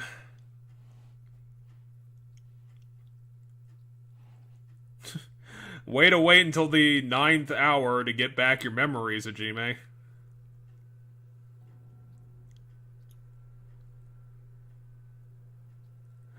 I finally realize I'm gonna die.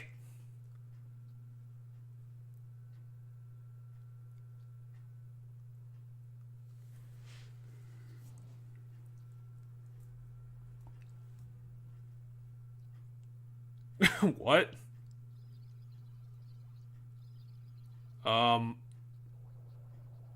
Is this a dream? Might be. What do you mean might be? I don't know, I forgot what the fuck's happening. What the fuck was that?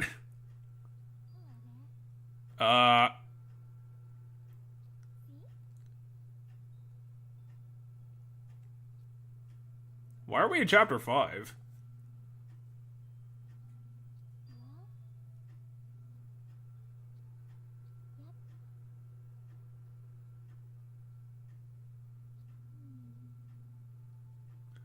Okay, we're doing this now. Let's go. But that doesn't... Guys, the simulation is broken. This doesn't make sense. Why is it at the restaurant? Gathering in the restaurant to watch Nagito's will that was in the video from the other day. But... What? That was supposed to unlock a day after his death, according to Chiaki. Who is definitely somehow alive, apparently. Is Hajime going insane? Maybe. It might, as you said, it might be all a dream. We don't know. Yeah, but we're establishing that Chachki is alive and Nagito's dead, so the chronology is broken. Also, the restaurant is still on fire. Oh yeah, Gundam. Hey, Gundam.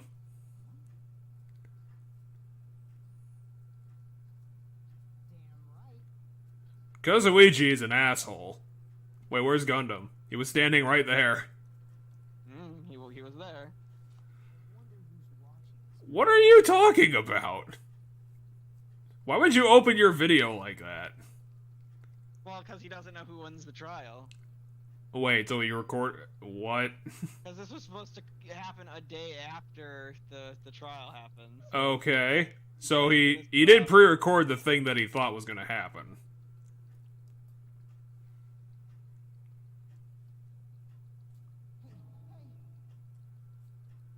But where's the third best character? Where'd Gundam go? And now there's Baikuya.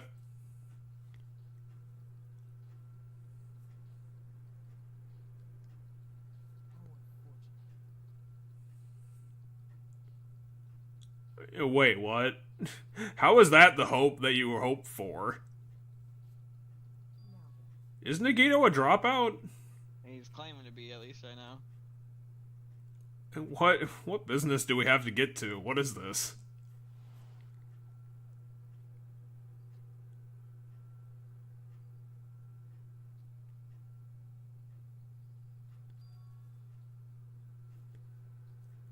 It seemed like he learned everything.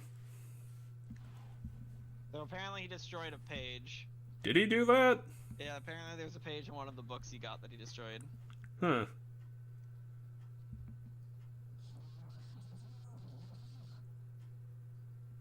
Ying Objoy.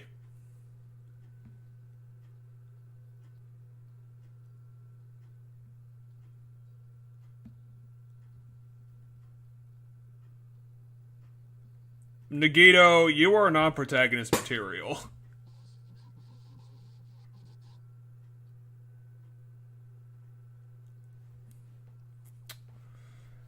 I'm pretty sure Chunsoft is at least more clever enough than, you know, this isn't just gonna be like, hey, we're in the Matrix. It's gonna be something more clever than that. Apparently it's really pissed off with us now. This isn't revealing anything. This is just like, it's just a bunch of questions. Is it the bomb? Is it the missing building? Is it the school? What? The message that you broke? He scrawled it off the thing! Like, he removed it. He did.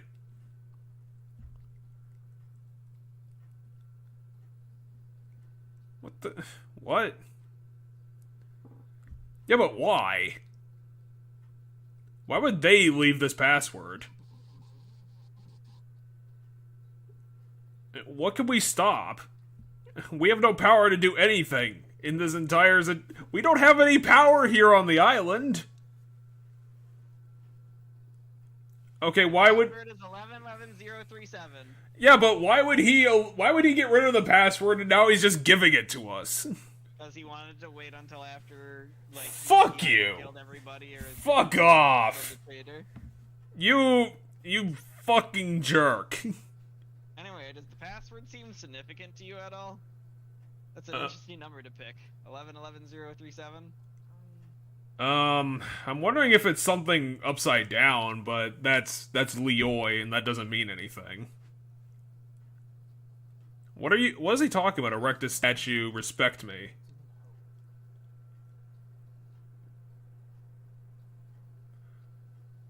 I'm looking at it, but... Oh, it's the best character, she's back. No, bring us back to... God, I forgot her name again. Well, it's because she died in, like, chapter 2. Oh, I tried leaving and, Well, you did leave. Alright, good, we left. Are we finally going to the school? Well, why are we now in China? Why is there a blood moon? Wait, that's not where that was. Now it's just rising out of the ground. Like an island.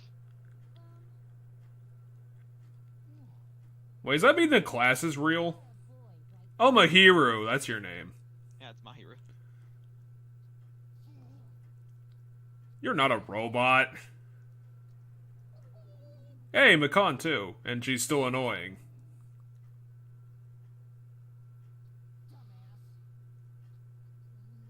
Hey, Pico too. And she seems to actually have emotions. This is your leader's order.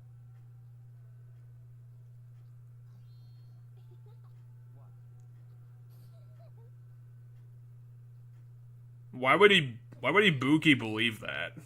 Because Sabuki's one of the dumber people. I mean, I know she's dumb, but is she that dumb? I don't know, maybe. Also, hold on a second, they're supposed to be dead, so why are we even constituting that part? Well, where are they all disappearing to? I mean, I don't know what it is. Like, it's I don't know. It's not like leet speak. It's not something that you can flip upside down. I don't know what the password is supposed to mean. I can't really see a deeper meaning in it. You don't remember much of the first game, then?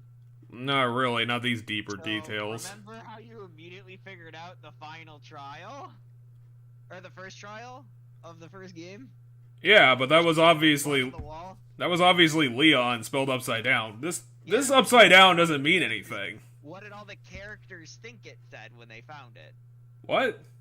The characters in the game, what did they think it said right away? So you immediately noticed it was Leon's name. But everybody else in the game thought it was 11037 or 11037. Yeah, I do remember something.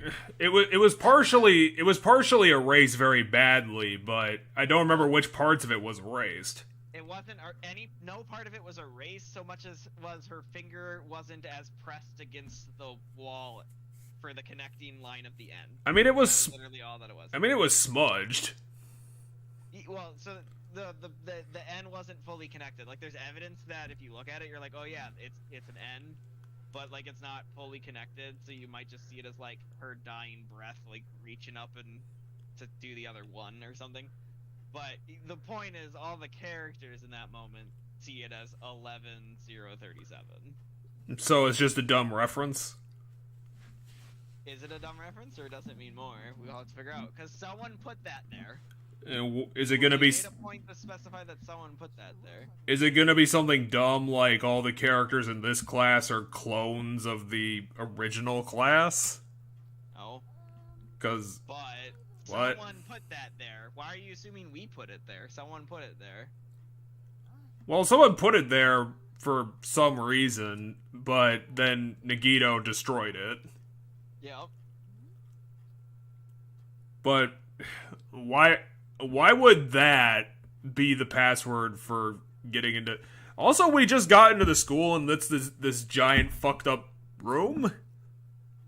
It's another trial room, but yeah, it's a weird trial room. I don't know, Hajime. Your reality keeps collapsing.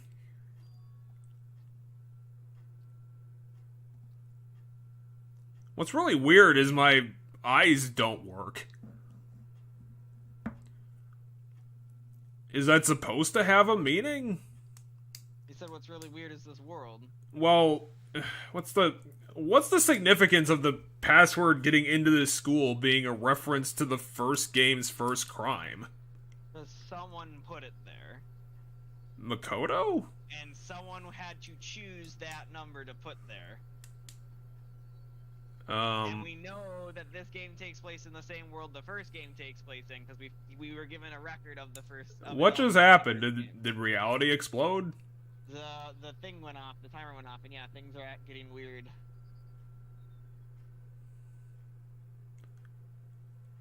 Do you remember that thing I said at the end of Mass Effect 3, where the end of Mass Effect 3 would have worked a lot better if it had been built up to a lot better? I'm kind of starting to feel like they're doing a similar thing here. Well, of course it's gonna be continued. It's a video game. Like, you have to put the ending in it. What do you mean?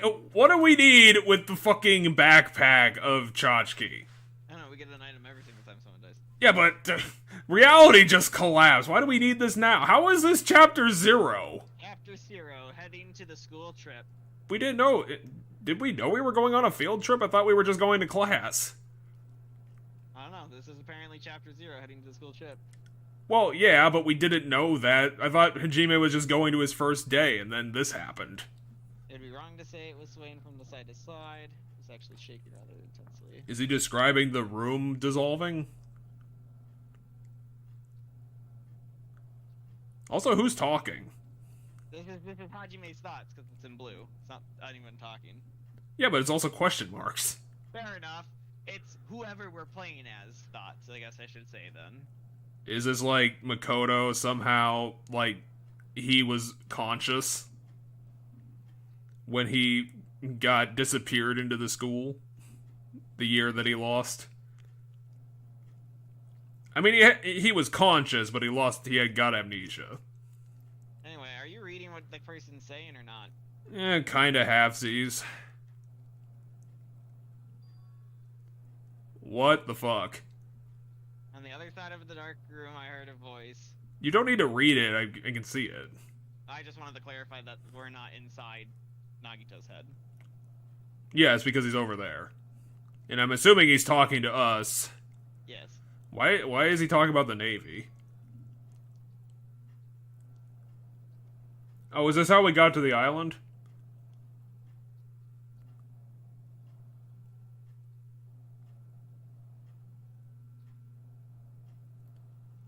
How?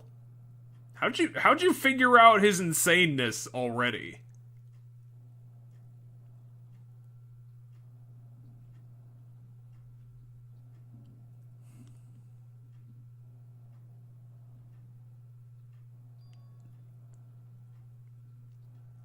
I mean, if he was already dead the second that he got there, before he got there, he took a fucking long-ass time to kill himself.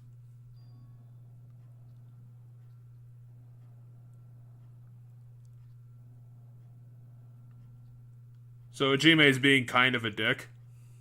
Or whoever we're playing as, yeah. Well, what is... We don't have any extra people, so... It's not someone... I don't know.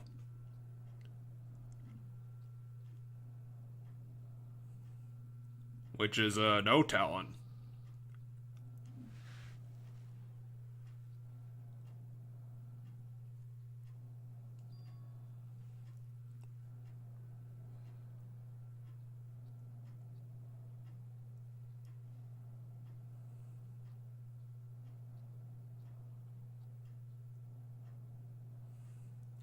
Nagito's not the one who's being bad at this. It's fucking question mark boy.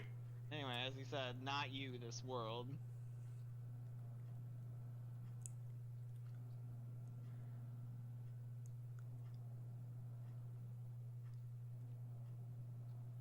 Okay, so we're playing Mr. Nihilism.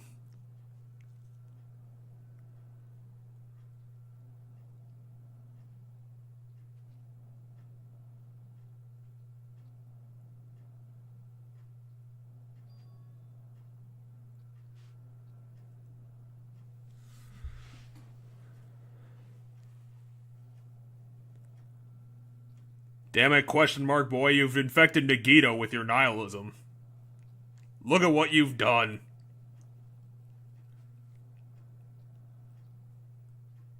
I get it, everything's boring. Do you have a fucking personality or not? Jesus.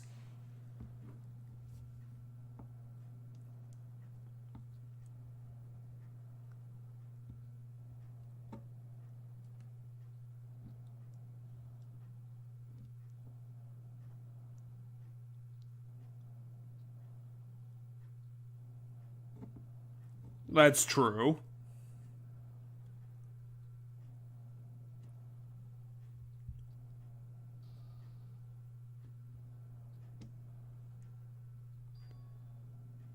What? What did she contribute? What did she do?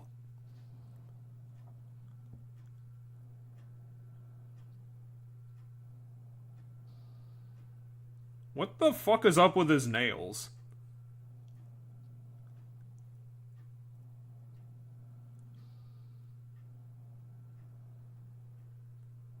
Nagito had a nemesis?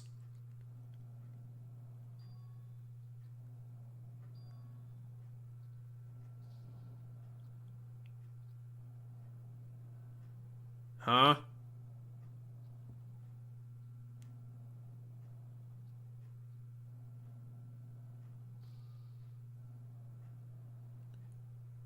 Okay.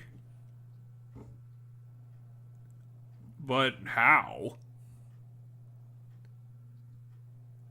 I mean, I guess to be fair, well, no, the school is covered in poison, so you couldn't get into the school.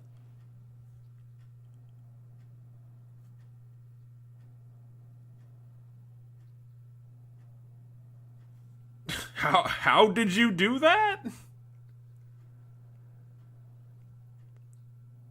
What?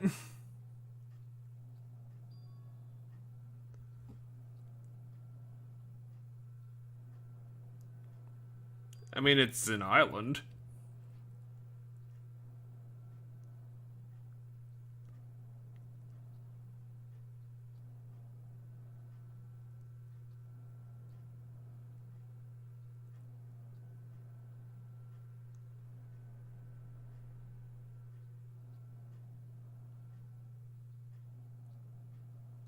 Wait, then why are we establishing this character at all if they're not getting involved?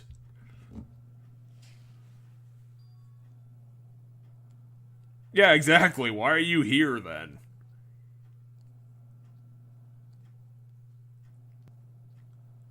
Oh, I'm sorry that I'm dealing with a fucking powerful god, apparently, who has better things to do.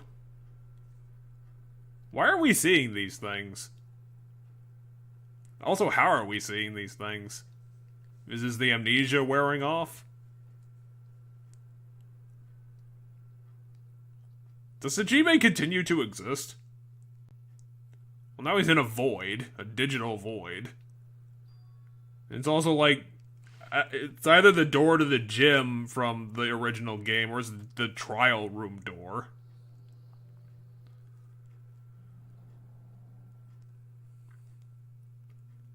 Wait, how did we get into a classroom?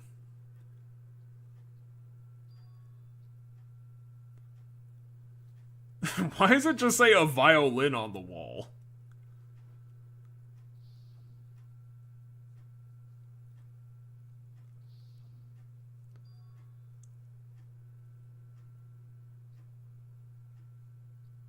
Apparently Time doesn't know either.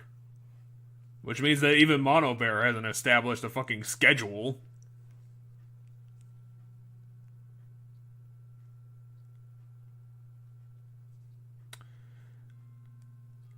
I was kind of hoping this was going to be the murder classroom, but it's not the murder classroom.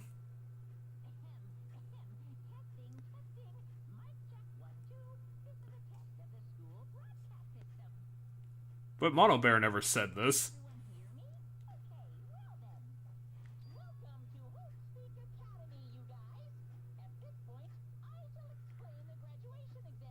What are you talking about? The graduation exam happens at the end of the fucking thing, not the beginning of it.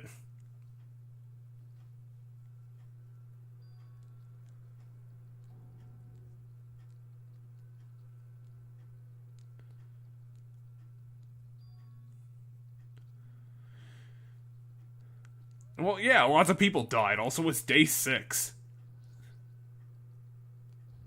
Why are we gathering mono bears now? Because there's still mono bears to collect. I have 5 more to get, and I will get them all, damn it. How are we gonna collect them if reality collapsed? Because they're still somewhere in this goddamn school. How do we even know we're in a school, not just like a random jumbling of rooms?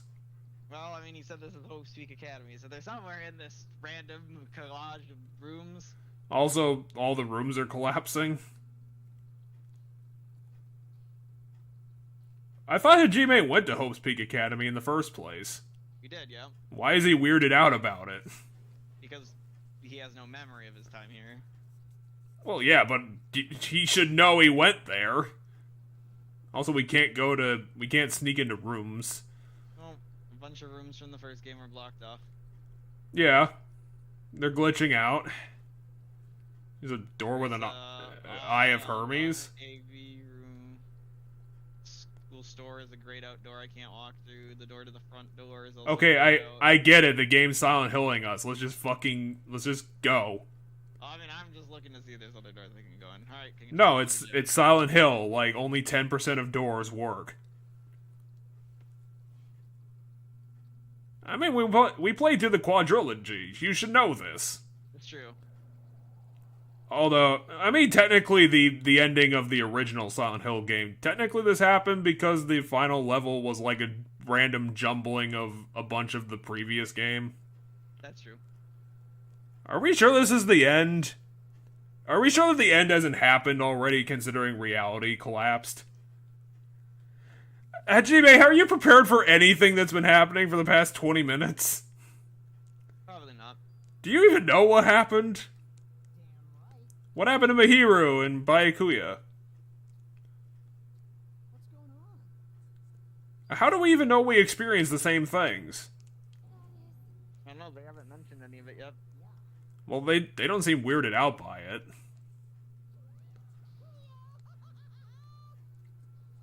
But why are we here and not at the island? Also, who was Question Mark Boy?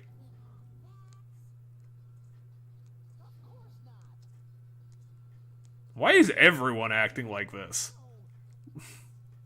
Obviously, I've never been to Hope's Peak Academy, which means it's impossible that we'd ever get there. But it hasn't been fallen to ruin. It's perfectly fine. Look at it. It's right in front of you. Oh. No, unfortunately it fell to ruin. Monokuma said it apparently fell to ruin. Yeah, but it didn't. Also, it's day 6. I mean, it's chapter 6. It is indeed chapter 6 now. Chapter 0 was just that one scene. So Mono Bear intentionally did that? I mean, maybe. We don't know what chapter 0 was.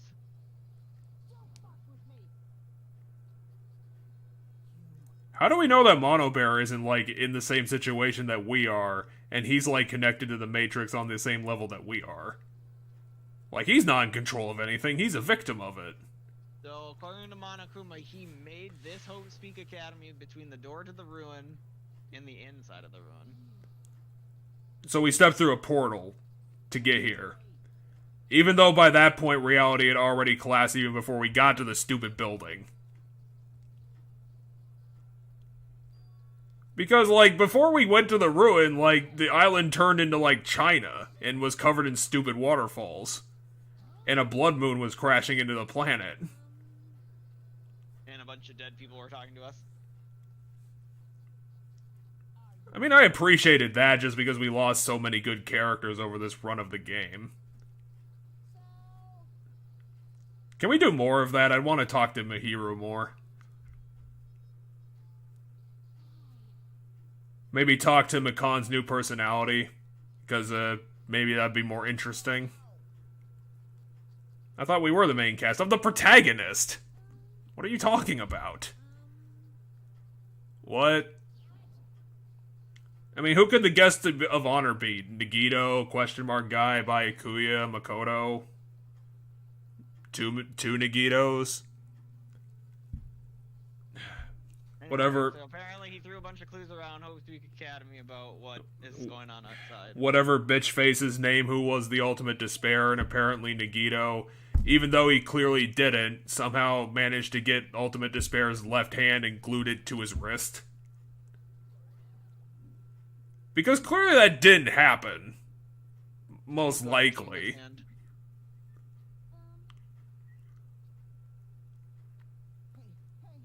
So you're saying that this game's not going to end as stupid as V3 does, right? Right. It's not going to be like the camera turns around and it's a reality show the whole time. Right. This one does not have that ending.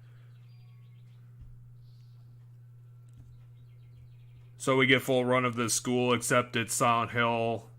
Yeah, we get a full run of the school except it's Silent Hill. That's a pretty correct way of wording it. There's So doors we won't be able to go into, but we'll have essentially there's no like Yeah, we're gonna have to go find the 12 rooms that we can get into that all are gonna have clues. Yeah. And possibly a shotgun. And also, we're gonna have to find this game's equivalent of the Zodiac puzzle.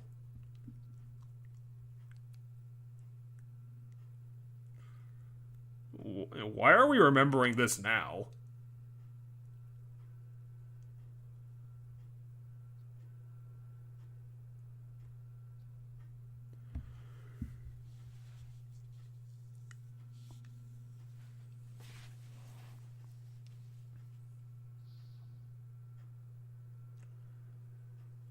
Oh yeah, are we gonna get another denouement about Hajime and how he's somehow a more interesting character than Captain Boring?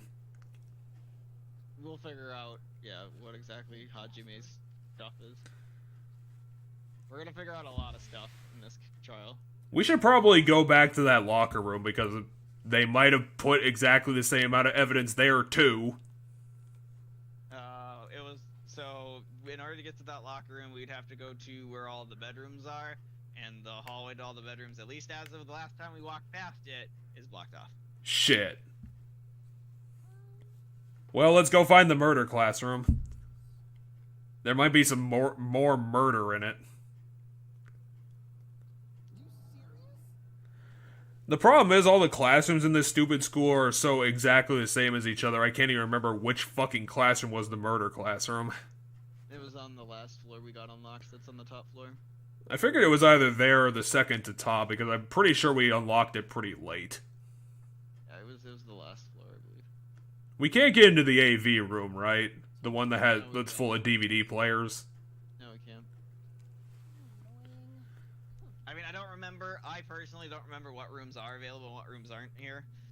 So it's very possible that the rooms we walked past that were blocked off won't be blocked off once we get out of here, but I'm not sure.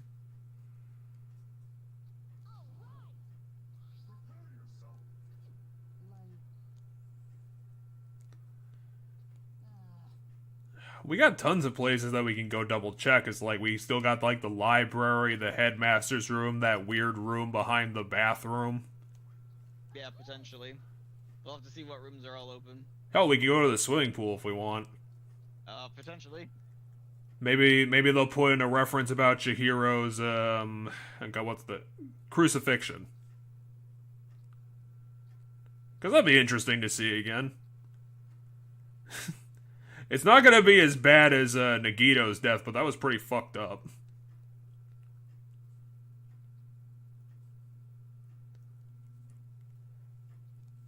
Tiny 4-foot man got almost literally crucified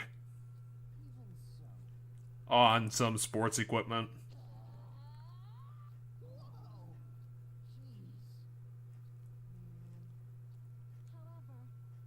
Well, just because reality collapsed doesn't mean the school's gonna be full of monsters. It's probably fine.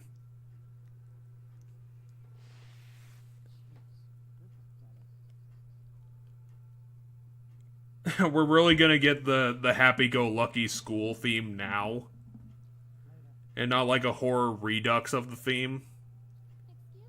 Because that might be interesting. Yeah, that would be neat, but no, they didn't do that. Not that I remember, at least. They even had Kazuichi record a Miss Sonia line. Just to really underline his character. He's said it multiple times at this point. God, I do not remember the last time he said that.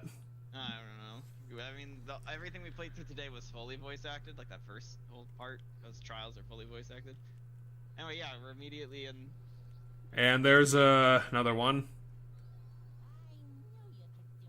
That wasn't even hidden.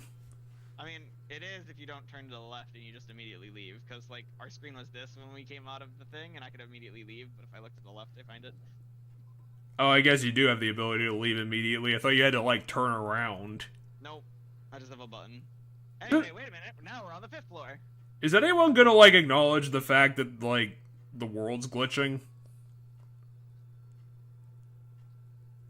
Does no one think this is weird? I mean, Hajime thinks it's weird right now. Well, yeah, but, like, Sonya right there? Ooh, that's neat. It, like, takes part of the screen I was looking Yeah, at. that is neat. Okay, so they are acknowledging it. I am concerned. Whoa. It had her talking screen. Yeah, it has whatever my last screen was a little bit ago. Will like sometimes That's some break into whatever. that's some weird programming. Okay, so what was this? The dojo. The dojo. Is there any other? Before we go in there, are there any other doors we can go in? I just don't. Only one. I don't remember what happened in the dojo. The dojo. We found some stuff in it. This is where the bodies were stored in the bio room, I think. Oh yeah, the This biology. was the murder classroom.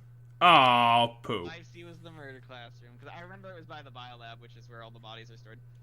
I'm amazed you remembered that. We might end up in the murder classroom because, simply because doors clearly don't lead where they're supposed to lead. Because I left the gym and I ended up on the 5th floor, so we'll see where Oh, we yeah, end up. that's probably going to be a thing too. So we go in the dojo because that's the only door we can. And go. then we end up in the There's art nothing room. else.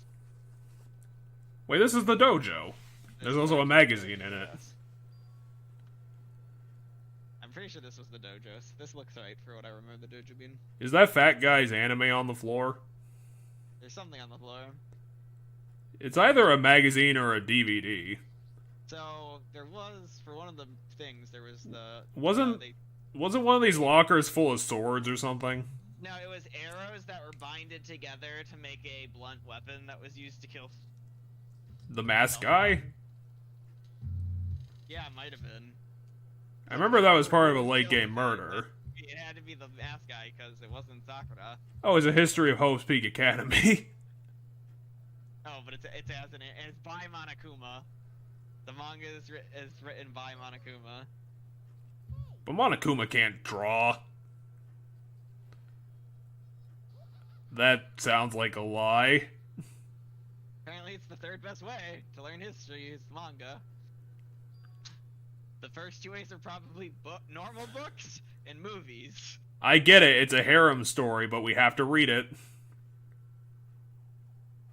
Either that or a magical Manga for girl story. morons. Manga for morons. Yeah, he said that. Monokuma, I didn't notice.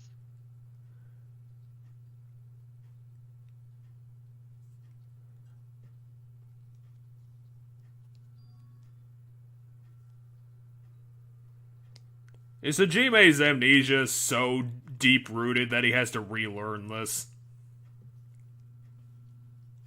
I mean, he knows this, but it's just Monokuma's putting it at the start of the manga. Apparently they couldn't animate the manga, so here's just some words. Yeah, I guess they didn't want to do that, or they didn't have time to do that. Okay, so it's a research school. Yeah, I would probably believe it suffered a decline in funding considering the apocalypse happened. This was before the apocalypse.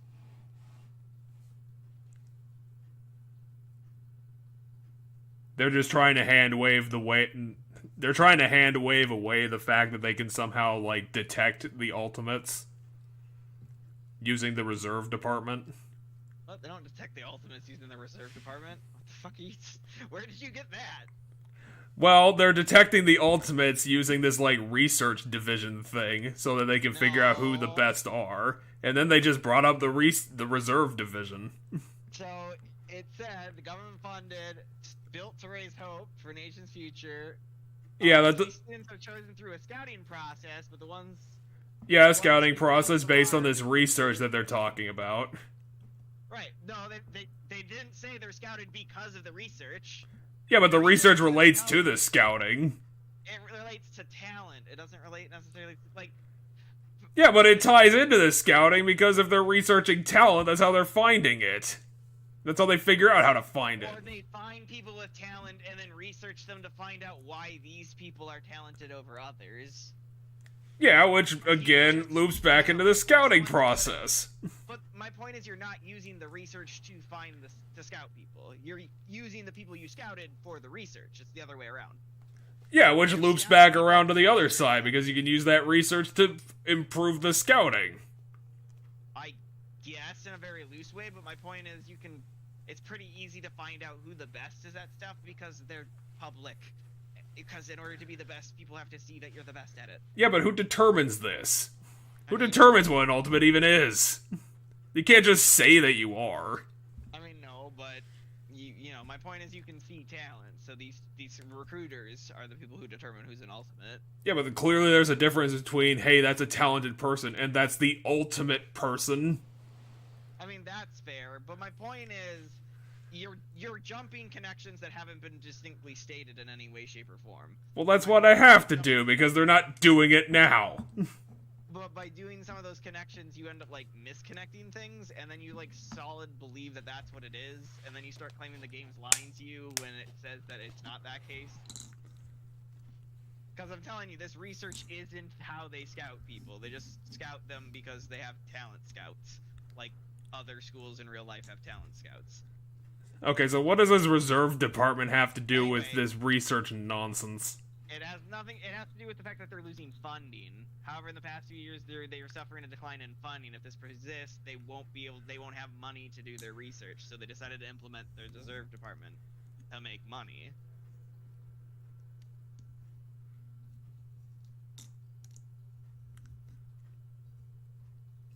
They have normal faculty, and the ultimates get mono bears and monomies.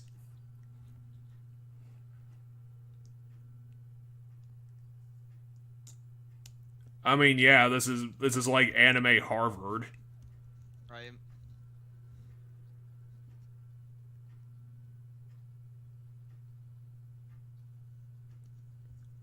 Way to dunk on the Ivy League, Danganronpa 2. I've said that now. So, the ultimate plan of Hope's Peak Academy was to create the ultimate hope. They wanted to create the best dictator.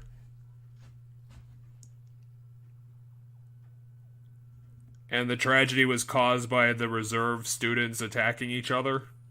We'll have to figure out exactly what the tragedy is. Well, this is the history of the academy. I would assume that it's in there. Wait, what? They didn't say the thing! Not there, at least. But that's the history of the fucking school! Also, they're just mentioning that now in the text. How ridiculous that is.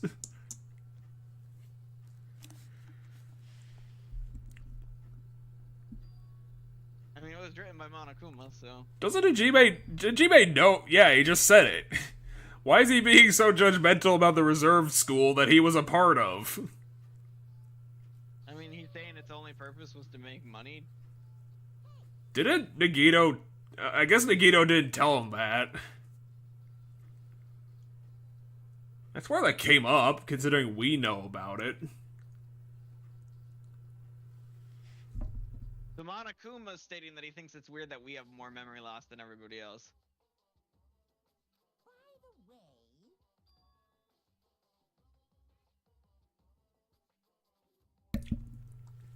Yeah, but why? What does that even matter? What, they want to cover up the fact that they fucked up? And accidentally sent a talentless kid to this fucking field trip?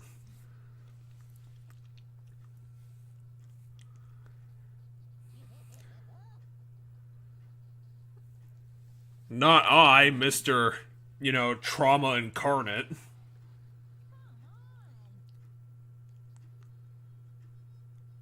I mean, that's a normal human reaction.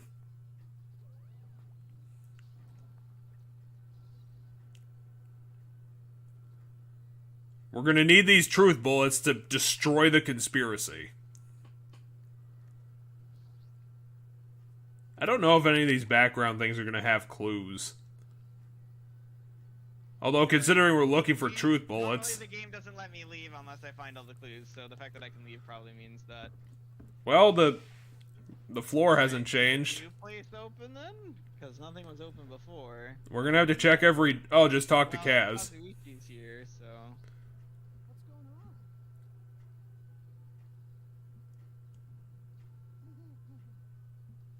Yeah, it's invisible walls.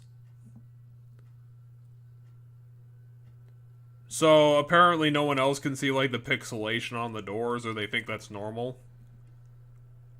Yeah, either they can't see the pixelation and they just feel invisible walls or something based on how they're describing it. Okay, classroom 5A is open, it looks like. But that's not the murder classroom. It's not. Pooh. Yeah, there's another book. It looks like a manga about vampires. Oh, it's a detective. Called The Tragedy of Hope Speak Academy, it looks like. The tragedy was that someone just got shot. The tragedy was one murder. Did that just say that the bankruptcy of the school was the trigger for the tragedy? No, I don't think so. That guy kind of looks like the protagonist of Monster. If I can remember that guy's name. Bankrupt and what was the trigger? It's not necessarily saying the bankrupt is the trigger. It's just saying it's just that they happened at the same time. Yeah, well, it's saying the same thing caused both is what I think it's saying. Which, because I know what it is definitely probably true. I mean, to be fair, the protagonist of Monster just kind of looks like a generic Japanese man. That does kind of look like the protagonist of Monster, though you're right. They very well might be referencing that. No, because the problem with the protagonist of Monster is that he wanted to do, like, you know, gun things and be like a, you know, kind of like a motivated murderer, but he never did that, which was kind of dumb. Mostly because they gave him opportunities to do it and he never took the opportunity. Because he didn't want to be like the killer. I mean, I never finished Monster, so I mean, there was a reason to it, but when it's happening for like the third fucking time and he's already committing more crimes, I'm like, dude, you kind of have your opportunity. You should fucking take it at this point. Anyway, the key player in that event was student Izuru Kamukura. Is that us? Is Hajime our fake name? So they dumped all their money on this one kid and he fucked up. Yeah, he's the ultimate hope. Or at least the potential one.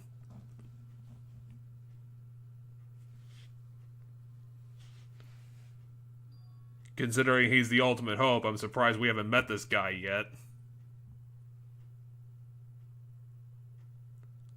But why did he come from, like, did he, like, commit murder? Is he a murderer? Did he come from a war-torn nation? Did he owe, like, money to the mob? Why would they do that? Let's find out. I think the school ducked up. Did he cause the murder classroom? He murdered 13 people! 15. I thought it said 15. I thought it said 13. Oh, I did say 13. Doesn't matter, he killed more than 10 people. He also apparently killed them with a gun. Which means that he probably didn't cause the murder classroom because clearly that was a sword battle. Was it the ultimate despair? I still can't remember that bitch's name. Junko Anashima, I've said it like twice today. Have you? I think you said it once, I don't remember saying it twice. You said, what was her name? I said it. Maybe Discord is fucking up then. Or maybe I said it at the same time you were saying something and you missed it, I don't know. Anyway,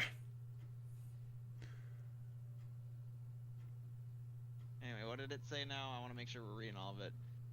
well, they're talking about Junko probably, and they made it public, and that made the reserve course turn on the regular students or each other.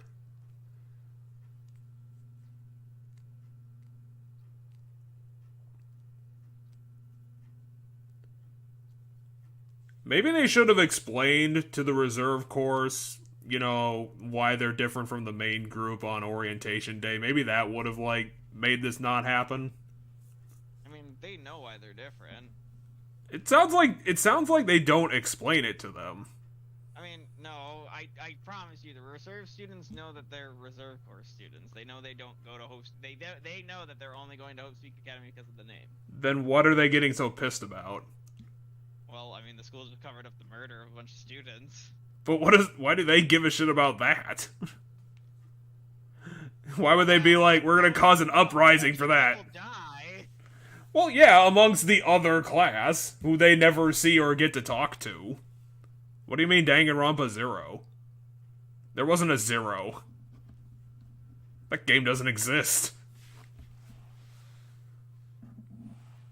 What do you mean there's no way? Someone published a story about it. Clearly it happened. I mean, the story is he's accusing Monokuma of lying. I mean, yeah, he's...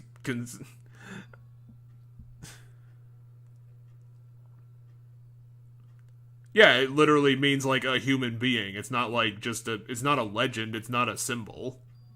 It's a person. Or maybe Hope's Peak ducked up so hard that maybe they just invented Izuru to cover up the fact that they were never able to find their ultimate hope.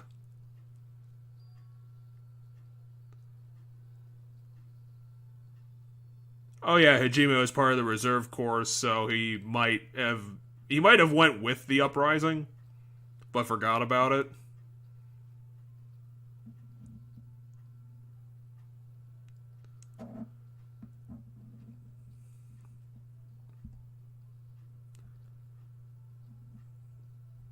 You've got, like, what, 2 or 3 mysteries? It's not a ton of mystery. At least it's conceivable. Okay, what next is open? The biolab? Murder classroom. Oh, I was right. Lab's open. The raw biolab. Yes. Zodiac puzzle.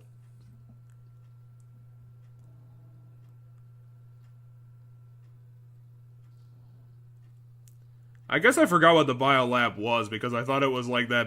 I thought it was like that ridiculous science room with like the giant generator sphere That's thing. the physics room. That's the physics room. Oh. And that big sphere thing was the air filter that turned off when Junko died, and thus made us have to leave the school. Oh yeah, the poisoning thing. So someone's screaming. Why is all the exposition being delivered via manga that has no pictures? Because Monokuma's deciding to hand out manga that has no picture, I guess. I don't think anyone's gonna publish this book. Except for himself. I wish we could see these creepy characters.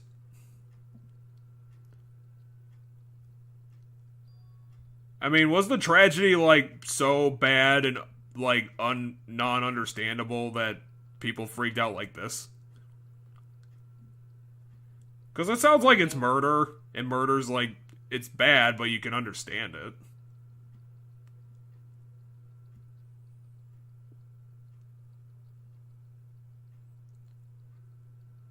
So the social unrest that was happening in Hope's Peak started spreading across the world, fueled by Mono Bear. The Mono Bear apocalypse.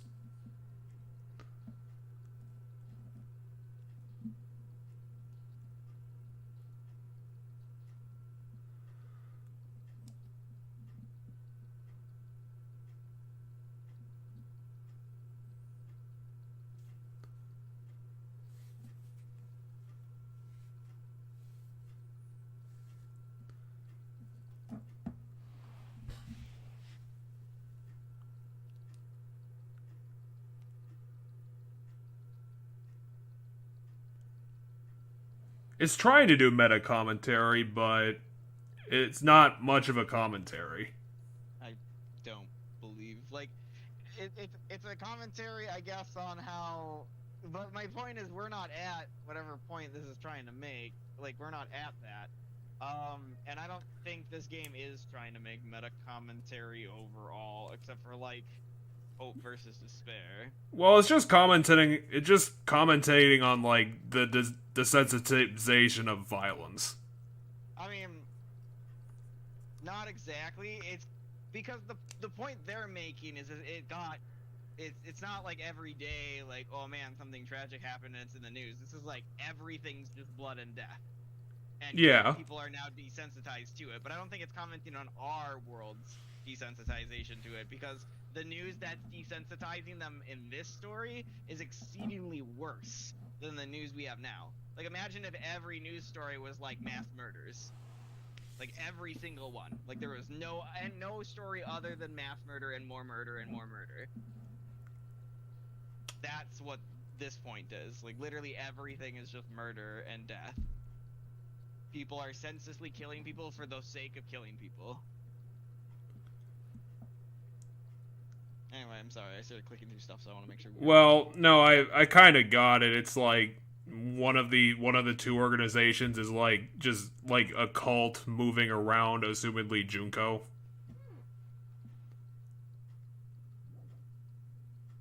So I'm guessing that's how World Ender started, or they just called themselves the Ultimate Despair group. Yeah, which is, I mean, what the first game said the people who ended the world were called Ultimate Despair. I'm guessing that probably didn't factor into too much then, because I don't really remember them like forming a group called that. I mean, it only gets said at the end with how the world ended. And you just, for whatever reason, decided it was aliens, even though the game told you it was a group called Ultimate Despair. Well, that makes sense.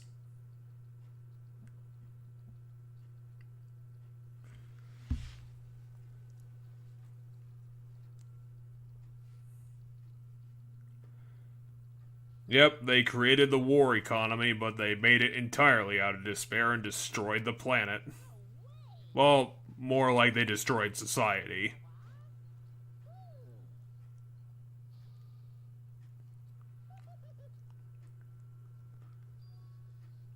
So what's the mystery we're trying to solve here? Essentially what the outside world is what I believe Monokuma said. So, like, Monokuma's like, it's graduation time. He's like, you guys have to figure out. Everybody's like, before you'll have to find out what the outside world is like, and then decide what you want to do. So essentially, he's doing the same thing he did at the end of the last game, where he's like pointing out that the world is super fucked, and like, what would you rather do? Live here and be stuck here forever, or go out into the world that's super fucked? Is it gonna be like Question Mark Boy is gonna be the one behind this Mono Bear? We'll have to find out.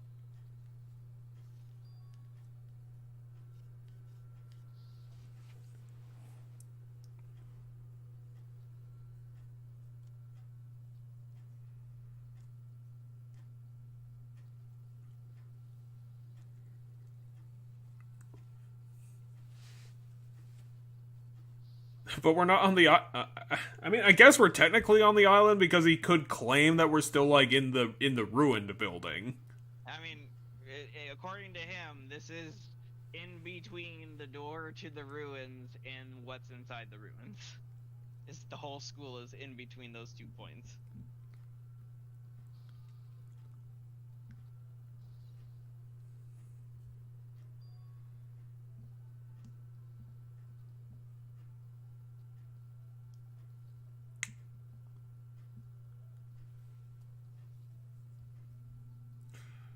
I don't know. Would you really imagine that Junko could be a cult leader?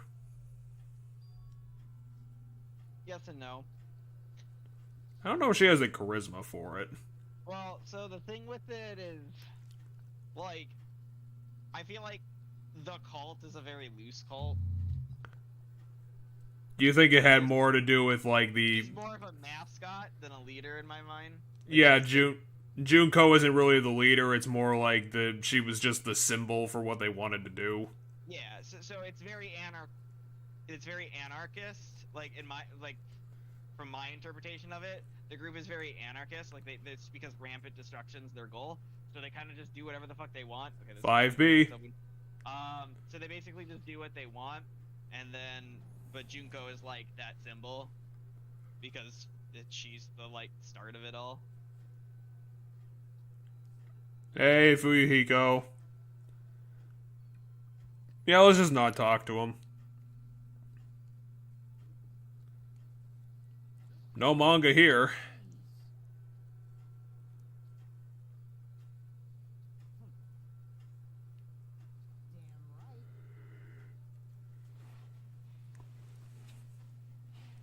Well, let's leave. Alright. Damn it, why are we talking to Mono Bear? So if we're not happy, he's gonna kill us. Apparently, Monobear got bored drawing manga. So now he's just gonna tell us. What are you... That's not how demographics work.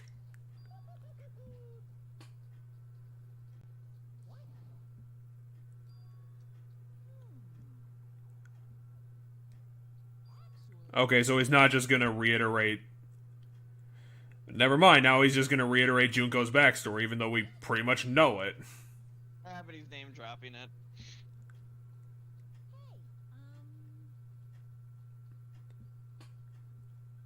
I mean, I know she's an important character, but... she wasn't really that much of an interesting character, I guess.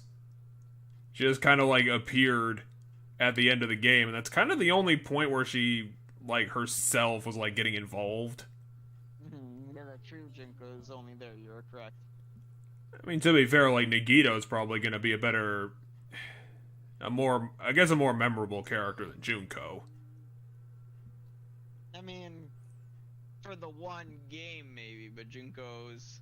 We learn more about Junko in this game, so Junko's expanding as a character in this game.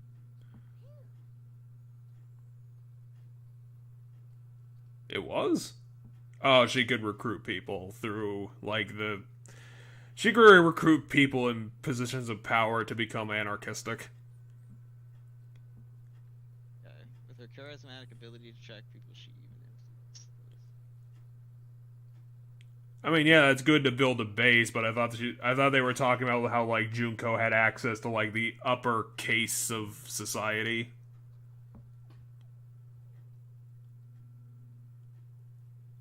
I thought their purpose was just to, like, I guess, destabilize society.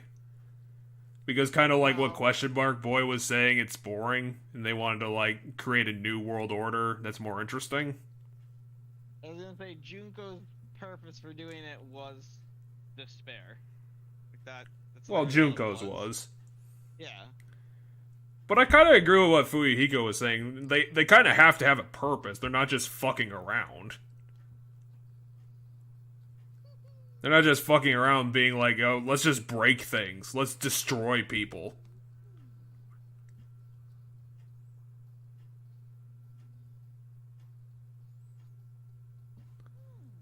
She is personified nihilism. Basically. Oh, really? Like, it's a level of nihilism that also embraces certain elements of absurdism, but at the end of the day is still nihilistic. Yes. Because an absurdist is the, like, answer to nihilism, because nihilism is nothing matters, therefore nothing matters. But absurdism is nothing matters, meaning even the fact that nothing matters doesn't matter, so whatever life is what you make it, I'm gonna do what I want. It's like taking the concept of life doesn't matter and, like, or, like, things don't matter, and then finding meaning in that, because now if nothing matters, then everything matters. They're just YOLOing it up. Yeah, essentially. But there's elements of the absurdism because of the fact that nothing matters. These people seem to do what they want and embrace the fact that nothing matters in, like, a weirdly positive way, but the positiveness is also, like, a chaotic positive. I mean, it's positive to them and no one else. Right, because at the end of the day, like, a true nihilist would just coop up in a corner and die. Like, that's like the epitome of what happens if you fall into, like, true nihilism. Or, just off yourself. You sit in a corner and die, yeah. Or you just off yourself. But these people didn't just off themselves.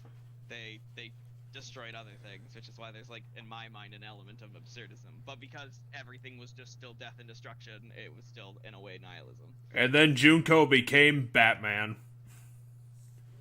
Because she died. I thought all they did was just put on mono bear faces. Some of them. I mean, those people potentially killed their families. Some of them maimed themselves, not necessarily all of them, but, we know one that presumably maimed themselves, or at least we saw a person that maimed themselves.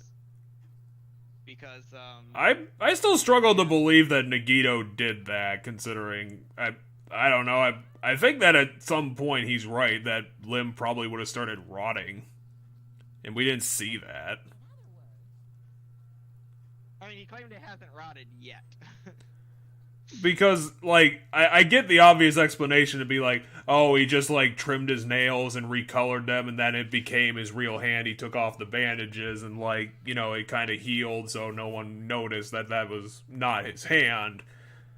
But I still find that kind of ridiculous. Like, it's a... Oh, the reserve department all died. I didn't notice that. Wait, so if they all died, then who became the cult?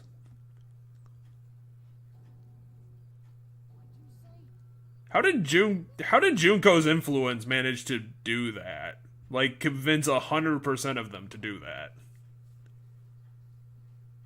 Was it question mark boy? Okay, who's in the reserve department who's still alive?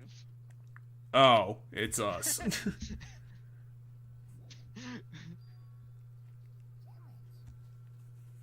Is that why Hajime is important? He's the survivor. He's the guy who wasn't turned.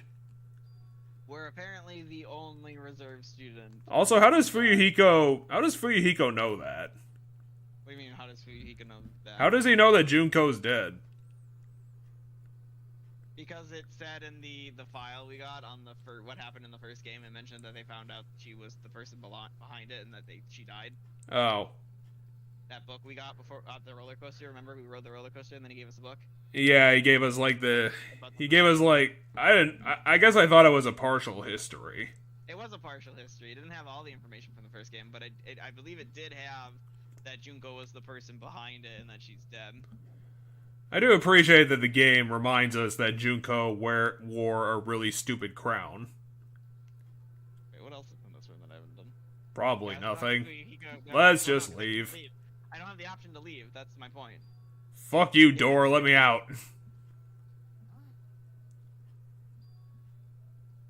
Oh, okay. Apparently there's a book we missed. Wait, he got into the murder classroom? Yeah, okay, so apparently in the murder classroom there was a manga for morons killing school life. Wait, so the murder classroom didn't have anything to do with a fight. That's where they all committed suicide? Or like a bunch of them did? 2,300 and some. Well, No, I don't know. I'm gonna first tell you, no, the reserve department is a separate building, and that's already been stated in the game. The reserve department is a separate building from the main school's building. And we're in the main school. We're in the school the Ultimates would have been in. Well, yeah. So did the uprising happen before the suicides? No, the suicides was the beginning of it.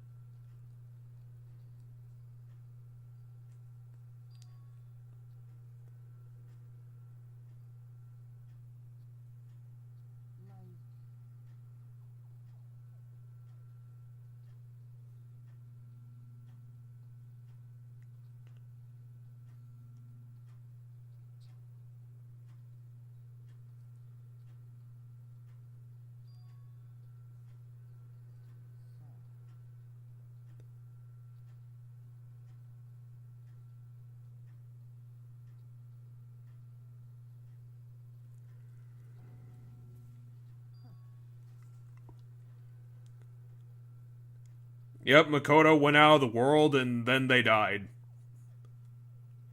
They died 1 day later. Did Junko kill herself by staying in the school? No, she suffered all of the punishments all at Oh yeah. back. The fucking clip show of death. Yeah. And she has like a stupid smirk on her face the whole time when she's having a lot of fun. Because she's really messed up.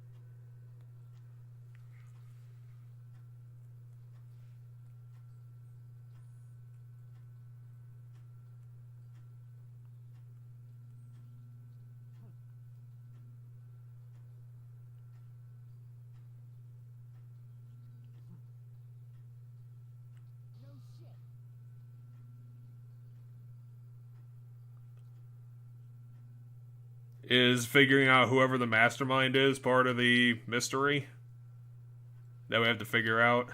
And we'll figure out who's behind this, yeah. I don't think it's necessarily been stated to us as the players, like us in the game, that we have to figure it out, but we will figure it out. We've managed to level up 3 times by the time we've gotten here. What are you gonna do? Ooh, how exciting. That's an interesting way to put it, clearing your character route. I mean, that's the term in like a visual novel like game where you do routes for individual characters. Checkpoints are called flags, and completing it is the whole thing is called the character's route, and completing it would be completing the character route. But like getting to a significant moment is considered a flag. So like the thing you talked about with the flag, and both that is like stuff about like, you know, visual novel kind of games where you spend time with specific characters. So for example, while in a very loose sense for this game, the hangout. Yeah, we don't really have routes in this game because it's just a linear story. Right. The hangouts would be each character's routes, but only in a very loose sense because they're not as like big or as like encompassing as like most visual novels routes for a character. Okay, so we're on like floor 2 or 3 now. Yeah, I forget which floor. I want to say this is floor 3. I think we're going down floors. I mean, I think we only went down 1 floor. Let me see. Well, we're definitely not on floor Oh, 4. Floor 4. Yeah, this is floor 4. Floor 5 is the top floor. Okay. So Huh. Why is this school upside down?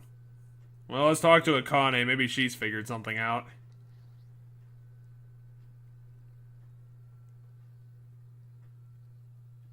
Based on my gut feeling.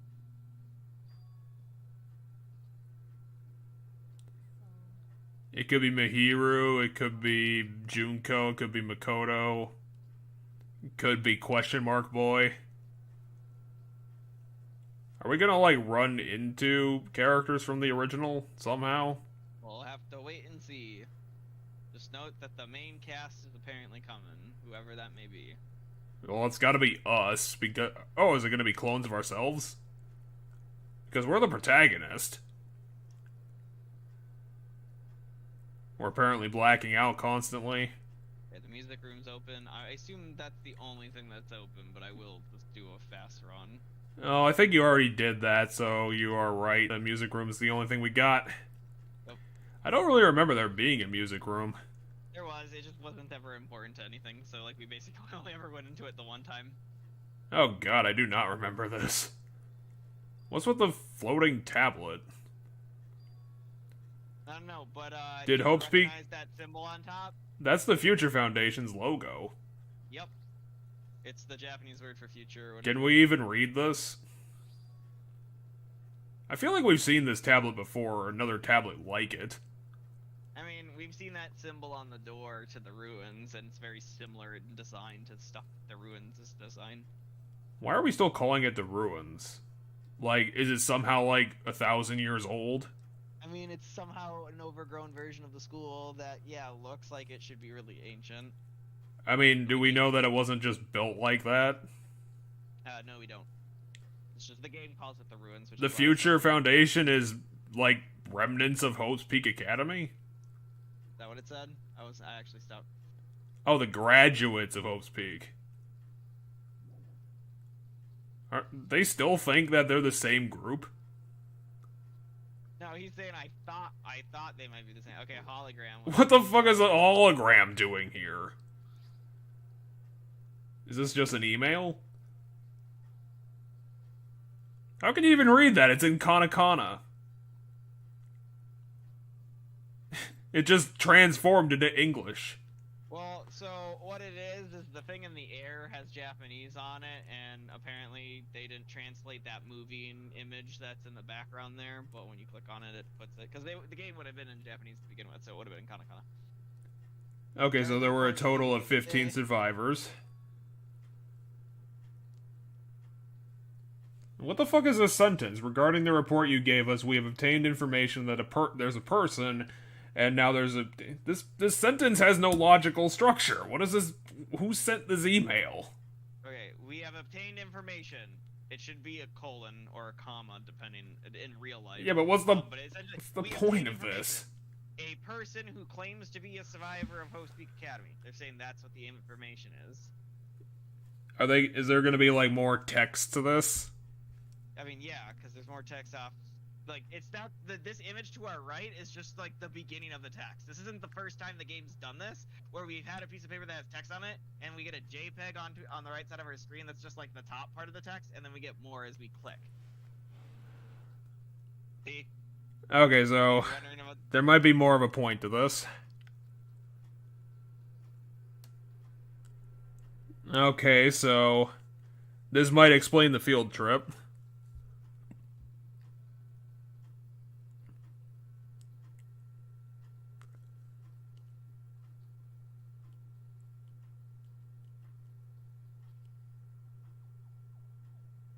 Wait, if this is about the field trip students, then how are we're the survivors of the tragedy? Because we're not survivors of another killing game that happened off screen. No. So that's the only thing that we could be survivors of. Well, also there's only 15 survivors, not 16. There's 16 people in this game. Wouldn't that perfectly explain us, though? Potentially, yeah. We might be the 16th person, but all I'm saying is there's 15 when we have our cast has been 16 this game. Is Hajime gonna end up being a plant for the Despairs? We'll have to find out, but all we know is that there's apparently 15 according to this report that are survivors from Host Peak Academy. So they're people that have survived everything that's happened because the world's gone to shit apparently. Mm-hmm.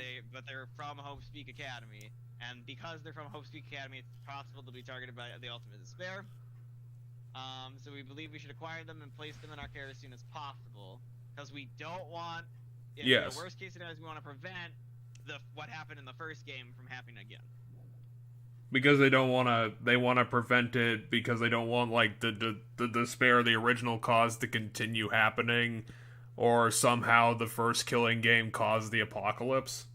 No, the first game killing game didn't cause the apocalypse. Apocalypse already happened. Yeah, but We want more killing. That should be obvious. People shouldn't have to die, and we don't want Fukushima broadcasting people dying to fill the world with more despair. Yeah, but the thing that I'm getting stuck on is if the apocalypse is currently happening and the world's still fucked up, why would you care so much about, like, more despair being put out there? It's already all fucked up. Well, what if you're trying to undo it? What if you're trying to restart civilization? How do we know it's not so far gone that they can't do anything about it? Well, we'll have to. I guess we don't, but all we know is these people are trying to stop another killing game. So we'll have to find out. But it just seems like a lot of effort for a plan that doesn't seem like it would pan out all that much. Because there's already like 2,000 people killed and more people killed. Well, it started with 2,300 and whatever the fuck the number is, people dying. It was 57. Eventually it became a lot of people killing a lot of other people. To the point where we don't even know the number. The Neo... Oh, that's what they were doing. We're just gonna reboot the planet. We're gonna do what Junko did, except opposite, and that'll fix the world. Oh, was that the 16th person? Chachki? I mean, that's what he's thinking, and that very well might be right.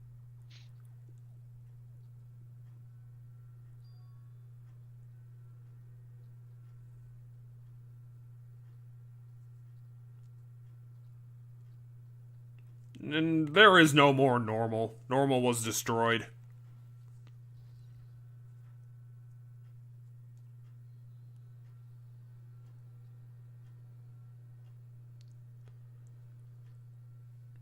So, did the reserve classroom rise up to kill everyone in Hope's Peak in the ultimate group, or did they kill themselves first? Because Nothing said they killed all the ultimate students. It said nothing has said anything about that. It said that that the Izuru guy killed like 13 people. Okay.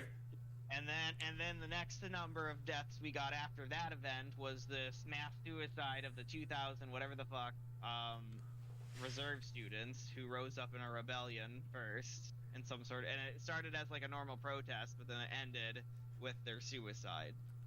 Okay, so it started as a normal protest and it ended as their suicide. Okay, so some unknown event caused lots of ultimates to die, which left us with very few that needed to be squirreled away for their survival. I guess it could be very simple. Maybe the despair's just broken and did it. Considering they seem to have the wherewithal to do everything else. Anyway, it also mentions a research facility on Jabberwock Island as a place.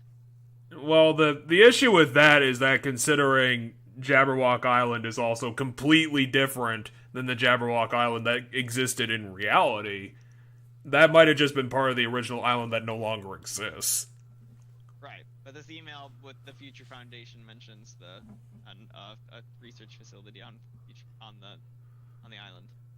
Didn't ages ago we established that like somehow Jabberwock Island like went bankrupt and someone bought like the travel agency that worked with it to like manage the whole island anyway? I think it was like the island was like abandoned and it was just kind of left, and because of that it was kind of unaffected by like the world ending. I think that's what we got. Something like that. I know we got a thing that mentioned that it was unaffected by the world ending. Anyway, where the fuck's the next... Okay, the office is the next... The teacher's lounge. Yeah, which is like the teacher's lounge.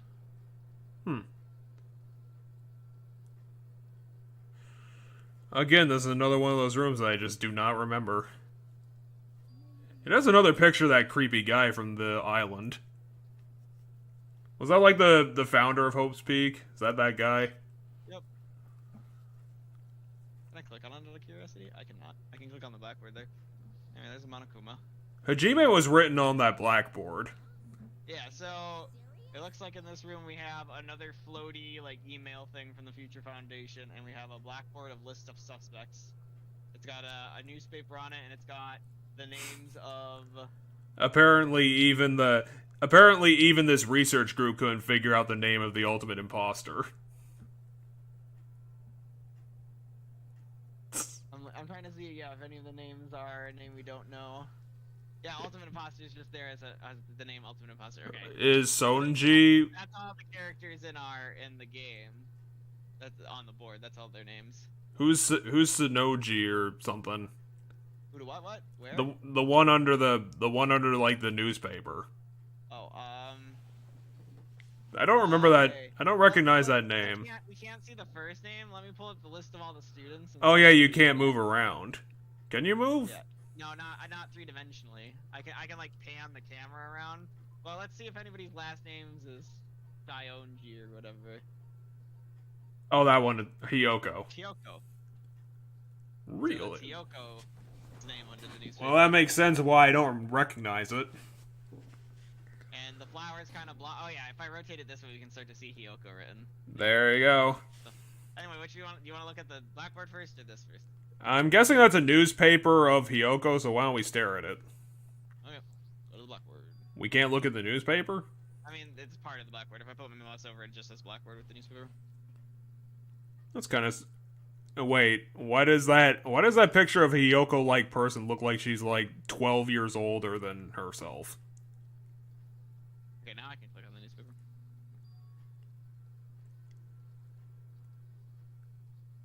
That person is not the same person.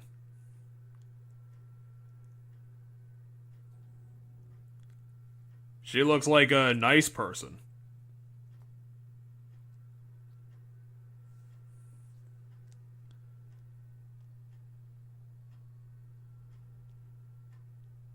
No, her defining feature was that she was a bitch.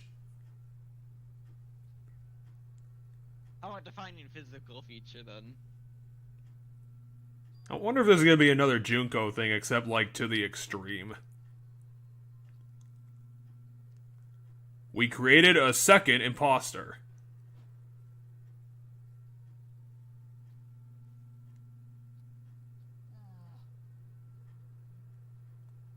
I mean, I guess that's possible. I mean, Hajime's just pointing out that sounds really fucking stupid. I mean, it's really dumb, but considering, like, some of the other excuses they've come up with, it's not outside the realm of that possibility. Or do you just think Kazuichi's being stupid? Well, Which is more like- Kazuichi's always being stupid. Anyway, according to Monokuma, she doesn't have an older sister. Hyoka's an only child. Well, I mean, clearly you're not going to be introducing time travel, so there has to be some other explanation for this. Maybe the email will have the answer for it. Anyway, Monokuma's saying that is Hyoko.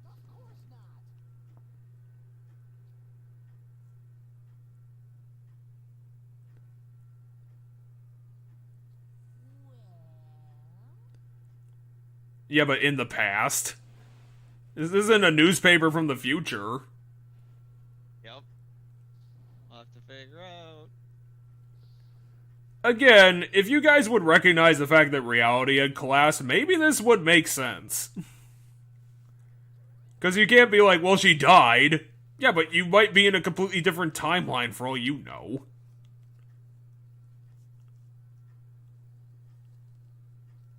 Did she have the fucking, like, blush thing that Hiyoko does? I mean, Fuyuhiko? Hmm? She has, like, the blush cheek thing that Fuyuhiko's got. Yeah, like the constant... She had them before, though. Why do all the characters have that? Not all of them. Seems like a John bunch of doesn't, them do. Yuki doesn't, wait. Sorta. Very lightly does. He very lightly does on the very edge. Yes, some blush.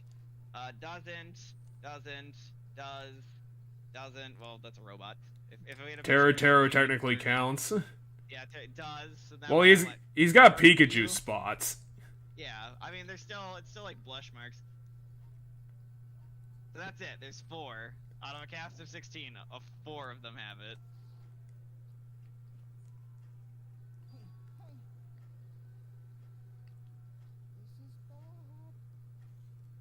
Yeah, but I don't think that's the experiment that they're talking about. Also, how would they manage to do that? They would need, like, Mono Bear's, like, technology. The things that he used to rebuild Nekomaru into a robot. It's clearly not going to be time travel if you mention it in the text. Anyway, now we can look at the portrait of the leader. Yep, Van Buren. Oh, it's that guy. He founded Hope Speak Academy? But how does that make sense?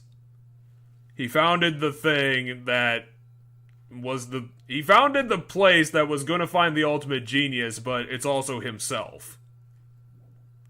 I'll have to find out. Yes, he has the same name as the ultimate genius. Or the ultimate... That seems kind of ass backwards.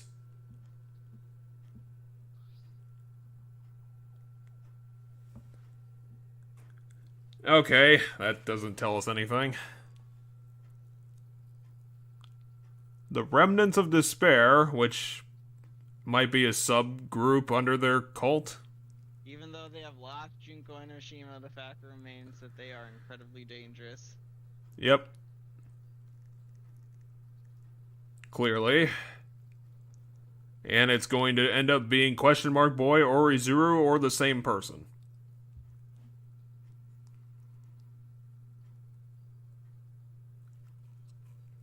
They're calling the apocalypse this incident.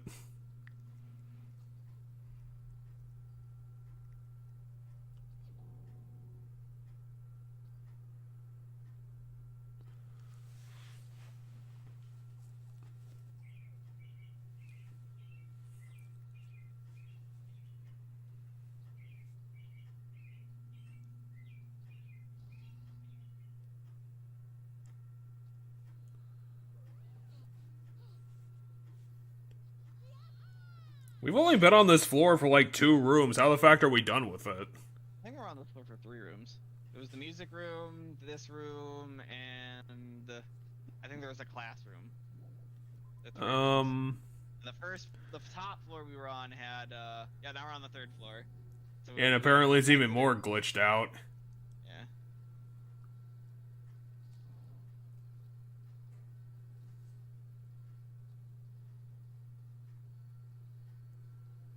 Okay, there's lines. I thought they might be shaped like something other than lines. But no, The they're pillars are completely disappearing. Which means that this entire floor is gonna collapse. not. Oh, pillars are back, I guess. Oh, and they're gone again. Okay, there's the art room we can't go to. This hallway is just a bunch of windows. One of them sideways. But we can go into the rec room. And I'm guessing that's all we got. Yeah, because it's been one door at a time.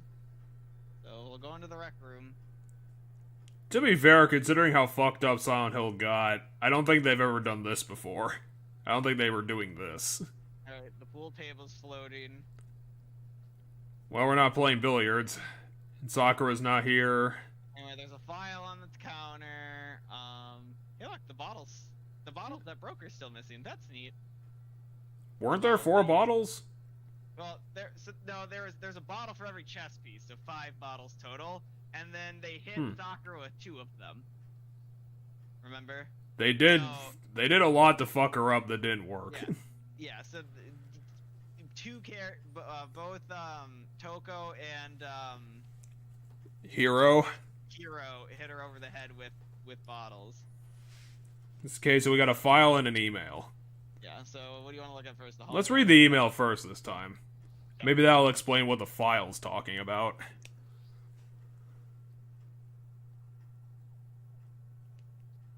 Though they were all dispersed, I'm guessing they're talking about the despairs being dispersed. Or the 15 students that they needed to get. It's kind of a weird. They were gonna grab the 15 students and protect them. That was the first email. Seems kind of a weird way to reference what happened. But whatever. Yeah, acquiring all 15 of them. So.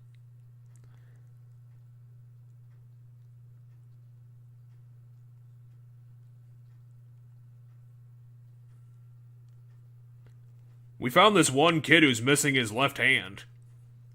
Well, I mean, some of them are wounded. We only ever saw the one, apparently. Actually, no, he probably acquired Junko's corpse before that happened. Because otherwise, how the fuck would he have gotten that between this and getting on the boat? True.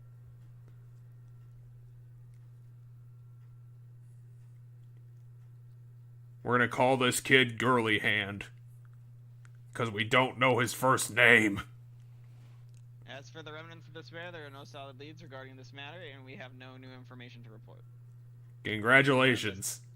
We'll continue with the investigation. Once they are discovered, we shall eliminate them immediately. We need to find all the fake Junkos and kill them.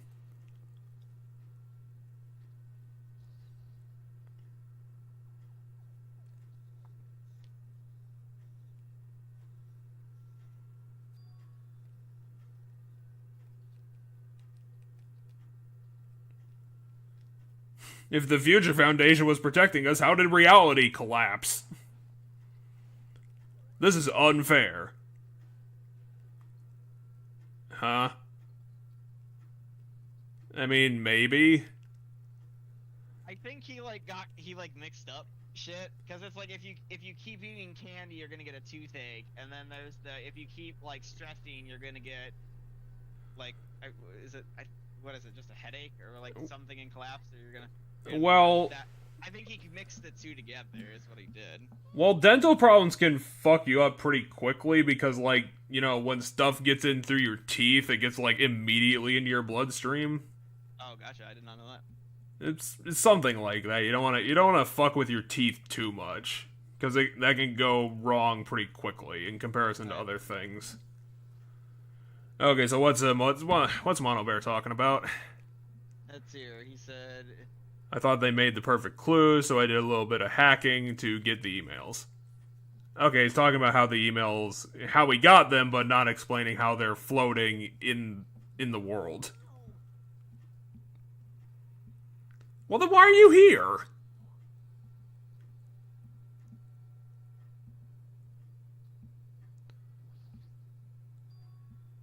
You, tell me who Question Mark Boy is. I need to know. Well, then open it. Here's some research.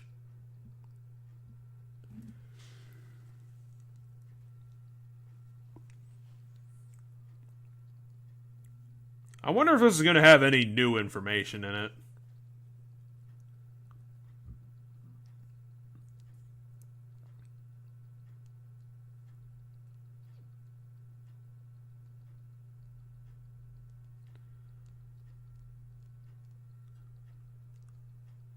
Thank you, useful file. Apparently someone was trying to play Go when this happened. They didn't get very far. Let's just light a bit more, because now we have the name of the actual, like, project they were doing that was building the Ultimate Hope. So it's just slightly more information. I'll agree with you there. That file wasn't allotted. Oh my Okay. God, we're literally upside down now. Are we in, like, floor 7? Hey, you wanted a more spooky version of the theme? Did we get it? I mean, there's like a weird computerized version that's like glitchy. It's someone... right now. It's also an 8-bit, apparently. Yeah, I honestly can't hear it. it's very quiet. Apparently Akane's dying. Anyway, that was literally the only room on the 3rd floor, because now we're on the 2nd floor. I don't know if I'd call that scary. It's definitely a kooky remix. Yeah, fair enough. It's not really spooky, but like there's glitchiness to it, I guess. But that's about it.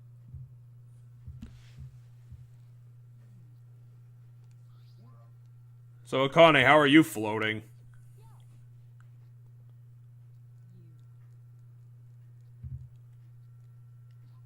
Akane continues to give us according to incredibly Akane- useful information. According to Akane, whatever's getting close is somehow both an enemy and an ally. I mean, I could believe that, considering the complex motives of some of these characters. Anyway, that's the library. Hey, we can go to the library. And we can find Byakuya's manifesto of literally every societal thing. We managed to level up by floating. I mean, every time we like move around, we gain experience. And all the books are now 2D cutouts. Yeah, apparently. Let's go to the back room. I'm trying to read what's there's like I see the word log. Okay, it's just like code. Gotcha. It's sort of like math. Yeah, it's just math. Okay. I never really understood what logs were in math. Other than the email. So, all right. Guess it's. Oh, we can't go to the secret room. That's a shame.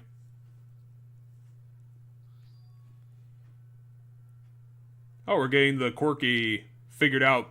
Wait, Makoto.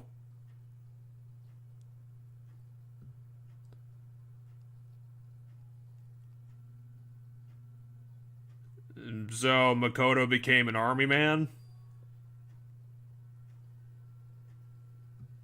Were the remnants of despair?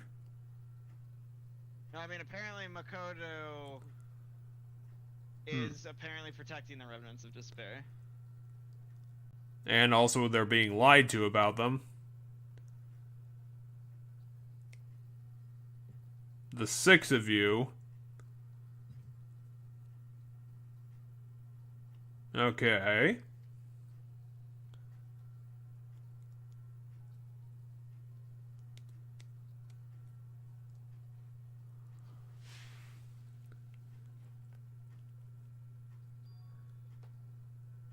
Wait, it's addressed to Makoto? Yeah, it started with 2 Makoto Naegi. Oh, I thought it was like this is from like your district captain. No, it says 2 Future Foundation, 14th Division, Makoto Naegi.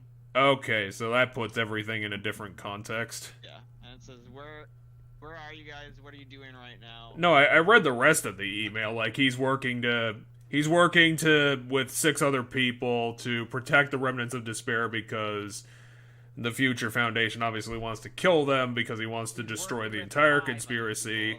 And he's also being lied to about who they are. And he's not listening to his division captain because apparently he's so enthralled by these remnants that he found. Who are probably... I would imagine that's probably us. But I don't know why we would be the remnants of despair and also the 15 survivors in the other emails. So, I'm thinking there's a pretty clear disconnect there. Anyway, apparently, Makoto's being lied to by someone, and him and 5 other people joined the Future Foundation because they agreed with their deals. Which means that I don't think there was 6 of them at the end of the original. I think there was 5. Alright, well, let's name them all quick. Toko, Hiro, Byakuya, Kyoto, Makoto. Asahina. Oh yeah, Hina survived. Swimmer girl. Huh. I mean, he clearly did. Otherwise, why would they yell? Why would he get yelled at?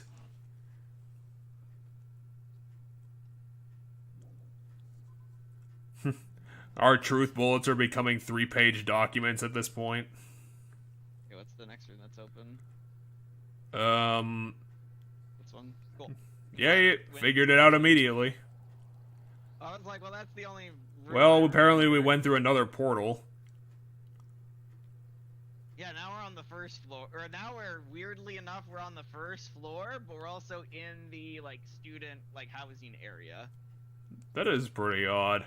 Because this room was, Did we... never really used. Yeah. You go into it at the beginning, and then, sometimes people for hangouts are in this room, but, I sort of remember this room, but it was very early in the original game. Yeah, no, it's right by where all the bedrooms are. So you have, remember where the bathhouse is? Yeah. It's to the right of the bathhouse. It's literally just to the right of the bathhouse. Is that a... But you never need to go into it for any major story stuff, except for, at the very beginning of the Is that a magazine with, Chihiro on it? No, it's Junko. But, this magazine's actually, interestingly enough, on the, table in that game, too. Oh yeah, that is Junko. Yep. It's the magazine cover that helps hint at the fact that the Junko you meet at the beginning isn't the, Junko that you know. Yeah, through one of the more subtle clues in the franchise. Yeah, because it doesn't have freckles, and the person you meet has freckles. And then the Junko at the end of the game doesn't have freckles. Okay, let's get some more details.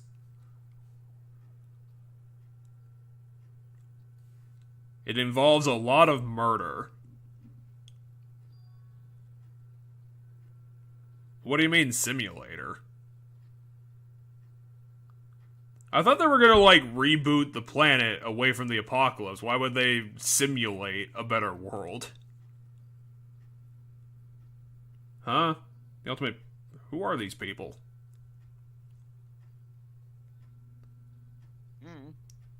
The ultimate programmer might be Chihiro.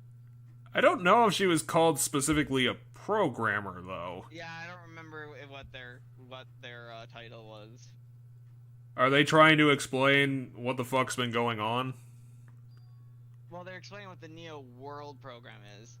Well, yeah, but is that what's happening to us? Maybe. It allows the subjects to experience a synthetic virtual world. In Australia.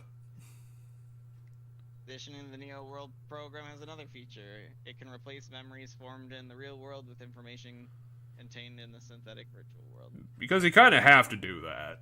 Therefore, it is possible to undo trauma sustained in the real world with the use... Wait, so was their answer to the apocalypse to create the Matrix? However, this device is for psychotherapeutic purposes only. Okay, so probably not.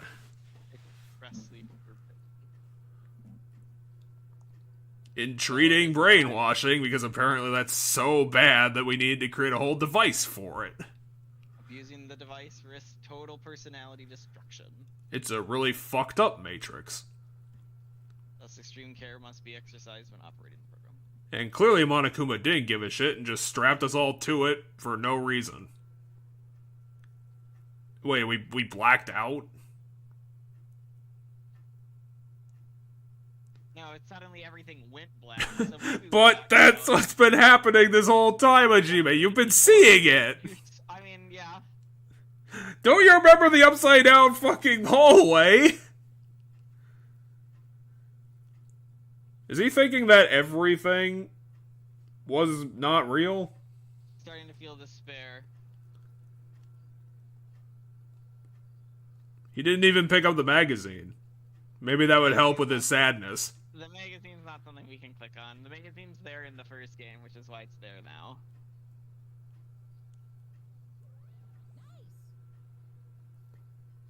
Why would I want to, Monoberry? You're terrible.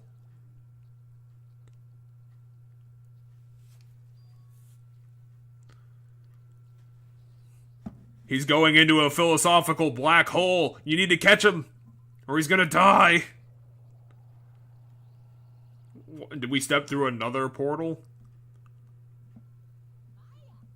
What the fuck? Wait, hey, how are you doing? Did you enjoy the Killing School trip?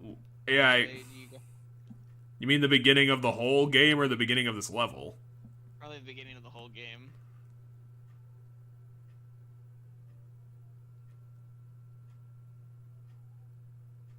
I'm wondering how we're gonna get to the trial somehow.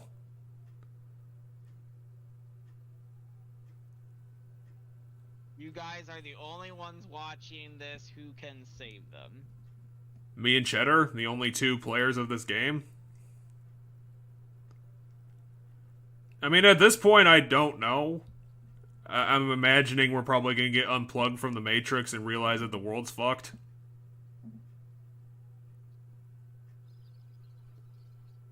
Okay, here's a wireframe version of the school. This is really fucking with my eyeballs.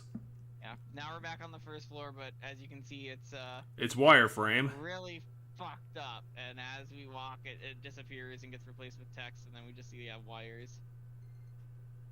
Pat the pet. Oh, there's a Sonya. Can you see? What do you- What the fuck is the nocebo effect? The opposite of the placebo effect, I believe.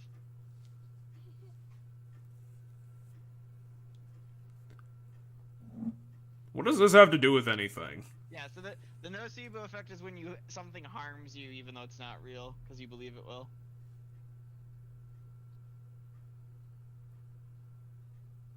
The point is, if your brain believes something is real, it can become real, because both of them do that. It's just one does it for the bad and one does it for good. Sort of.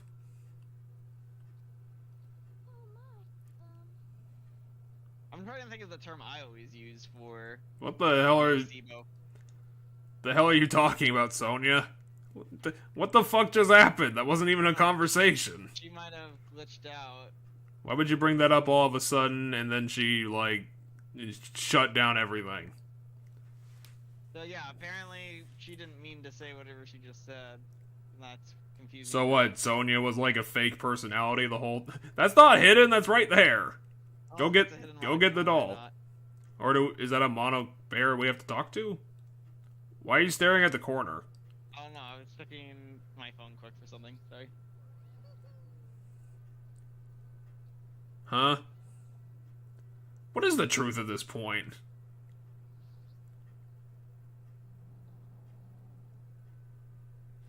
You know, it's kind of a shame that we didn't get... I think I missed the last Monokuma. Damn it! I had all of them for this game and I can't go back because this entire area is linear and we can't go Yep. back. And I think I missed one. So why are we looking at the obelisk? I don't know. Is it gonna be like another... Doing something. It's That's a for sure. computer. It's Chihiro.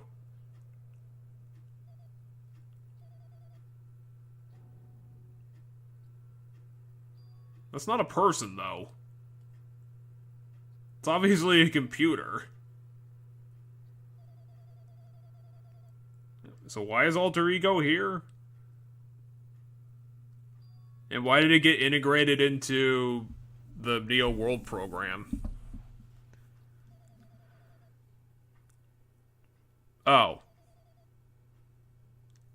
Apparently you did a terrible job.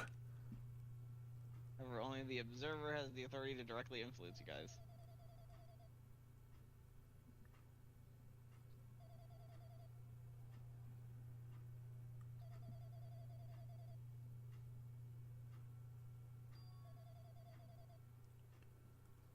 Okay, so viruses. That's a way of putting it. Why the hell is the what? Fuji Sak? Oh, Chihiro. Why is it age 4 stars high? Why does it identify Chihiro as not female? It's a very... How the gender isn't male, it's just not female. That's kind of funny. Why would you write that? I don't know. Did Chihiro wear a dress? Yes, that is Chihiro's outfit.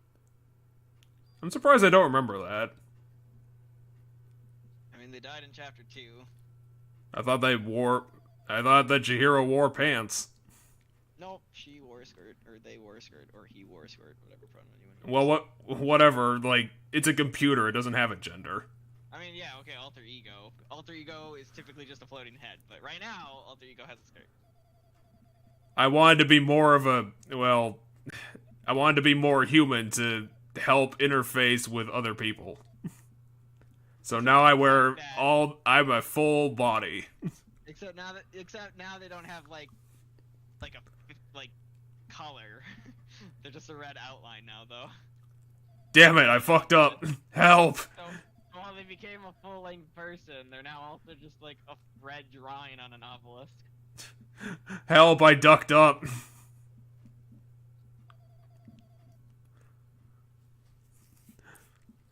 I'm gonna need to do more research on this presentation algorithm.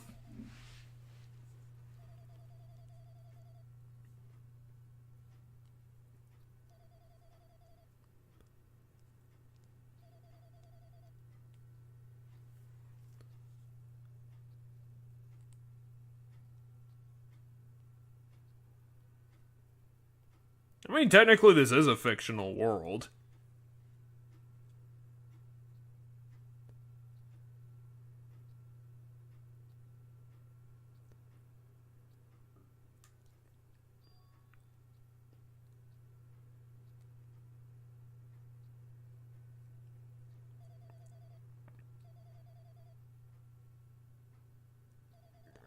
It is the Matrix.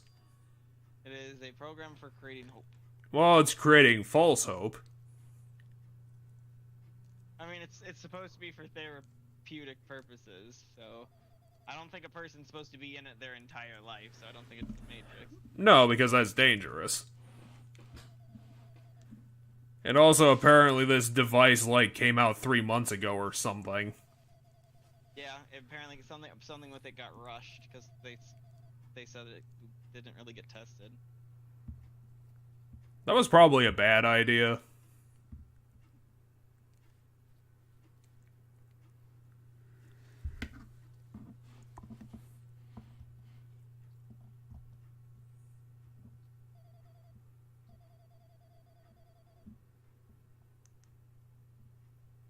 Booting the program on the survivors of Hope Speak Academy while it's still in its experimental stage. So, was it a fake scenario the whole time? Like, we're the only person? Well, it said booting it on the survivors, plural. Mm-hmm. So, it's not that we're the only person. There's So- definitely survivors, plural, that got booted into the program. And we know there's 15 survivors. And there's 16 members of our cast if you don't count Monami and Monokuma. So, if you count Monami and Monokuma, there are 7. Fake Chihiro is so hard on himself. 18. We gotta give him some confidence. Let's reprogram him and give him some color.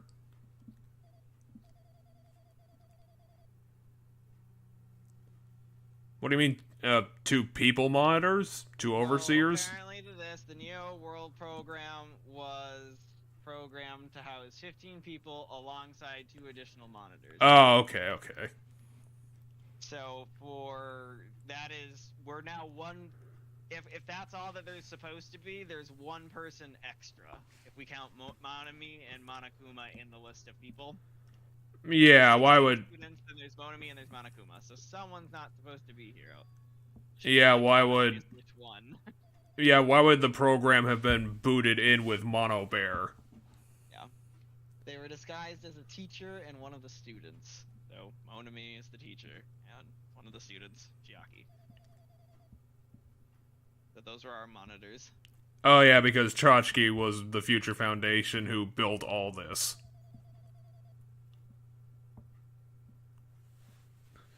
Yeah, I would say that's kind of what teachers are supposed to do. Then why were they there? To be an extra pair of eyes, I guess. Or an extra helping hand. They just don't have any, like, control over the program. Like, they can't do anything with the program. They can't, do the magic shit that, like, Monami was doing.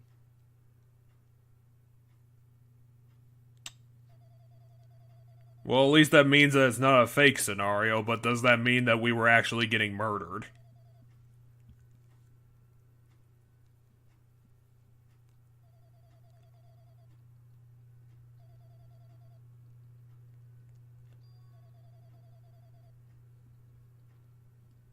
Well, yeah, because somehow the Remnants of Despair managed to hack into it.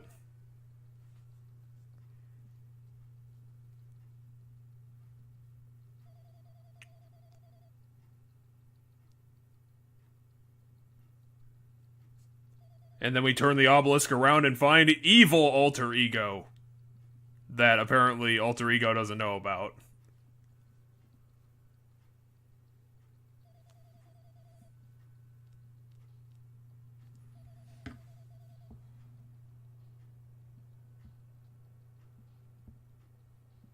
Apparently, well, Chihiro's not gonna... Wait, why would Hajime, looking at this thing, say she when it says not female on it? What the... Hajime! Hajime, it's right in front of you. Or maybe he's assuming because it's a robot, it's not female, but it still looks like a girl, so he's calling it she. Okay. I mean, I would give him points if the fucking obelisk didn't directly say that on it. But then again, this functionally does not matter.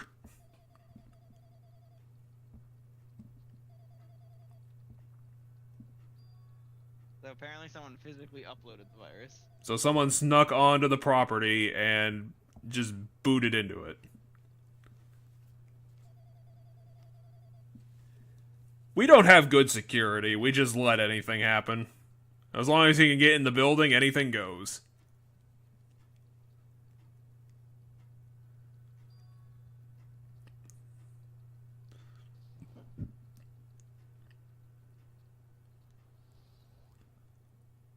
I mean, everything is a lie except for, the tablet person.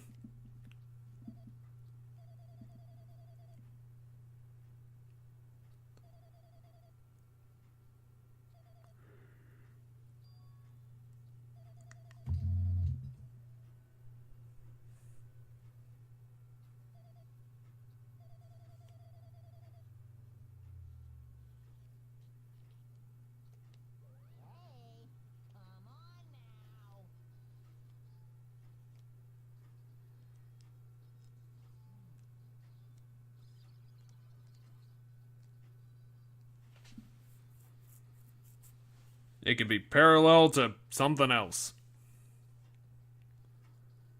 The deflection? Based on the definition of existence that constitutes the relationship there. From there, the paradigm change results by being cut off rapidly and causes a situation where your own existence is unobservable and Is he just others. The bunch of Monaco accelerates and crosses joint ownership of the world and the situation.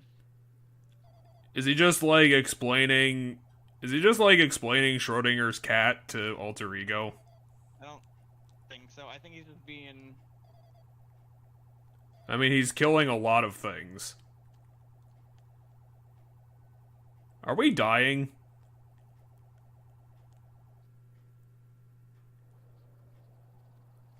Why is Makoto on the computer now?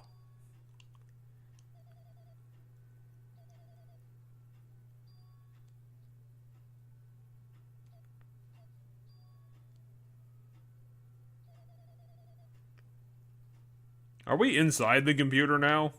I'm currently talking to the world through alter ego ever since you guys vanished into that space. The video feedback pretty distorted.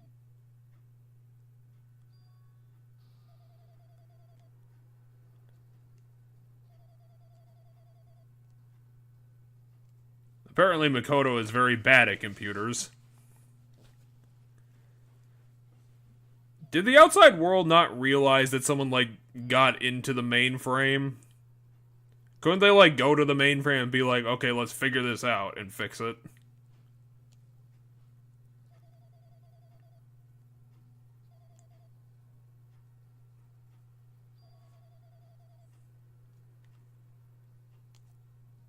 I'm kind of the only person left that isn't completely fucked up. So it kind of has to be me, right? Is this what they were talking about, like, when the protagonist was gonna show up, or the main cast? That just Makoto was gonna arrive? I'll have to find out.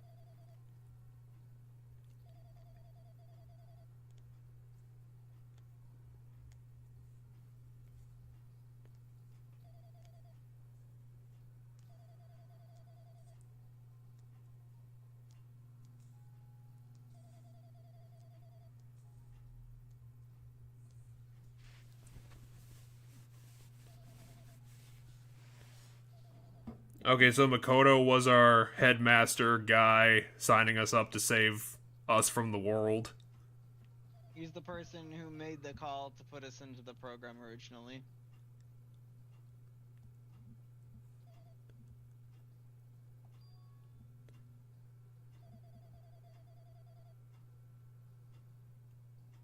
I was never going to be able to do that. We wouldn't have the time to do it. I mean, with Monokuma causing everybody to get murdered, yeah. But had things gone fine originally, you would have had just infinite time to just spend and get to know each other and get all the hope fragments.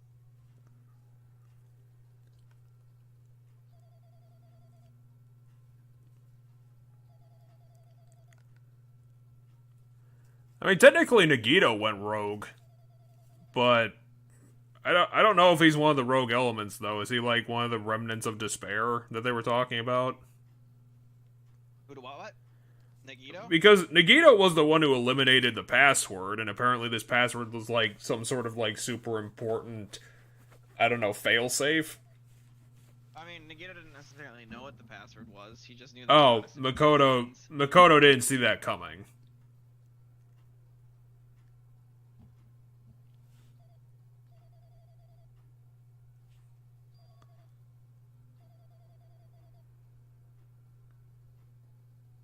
I mean, fair enough. But I mean, why are you thinking fondly of that when she was trying to fuck you over by the end? She just didn't make it happen. But the point is by writing that she didn't fuck him over. So she like in her dying, because she could have just died and let whatever, fuck those guys, whatever happens to them happens to her. But with her dying breath, she made sure that everybody survived by writing Leon's name. I guess fair enough. That's like a thing they talk about in the first game at the end of that case, because like just seems questionable. I think Monokuma or someone tries to claim that, like, yep, she was pure evil through and through, or like tries to make her out to be like worse of a person than just like, no, you pushed her to desperation. And Makoto points out the fact that no, by leaving that, like, she wanted us to survive. Like, she actively chose to try, because she knew she was gonna die. So writing that was to save the rest of us, not for her. Like, it's a selfless act to write that. Do you think it's all that selfless if, like, it might be equally explained by her just wanting to fuck over the person who killed her? I mean, maybe to some extent, but I don't know.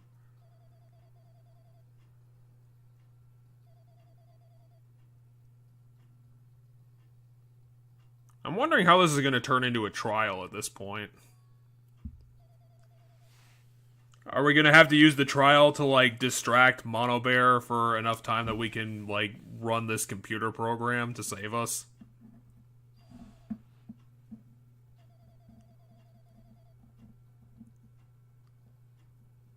How are we going to acquire more people? Most of them... The survivors aren't here, and everyone else is dead. I need to somehow get that number, he's saying. And then reality's continuing to break down. Kimoyashi Baba is not helpful information. Are we going through another portal? I mean, so essentially what happened there is Alter Ego hacked in or got enough control to get, Makoto to talk to us, and now Monokuma is back in control, and so we bounce back to where we left off with Monokuma.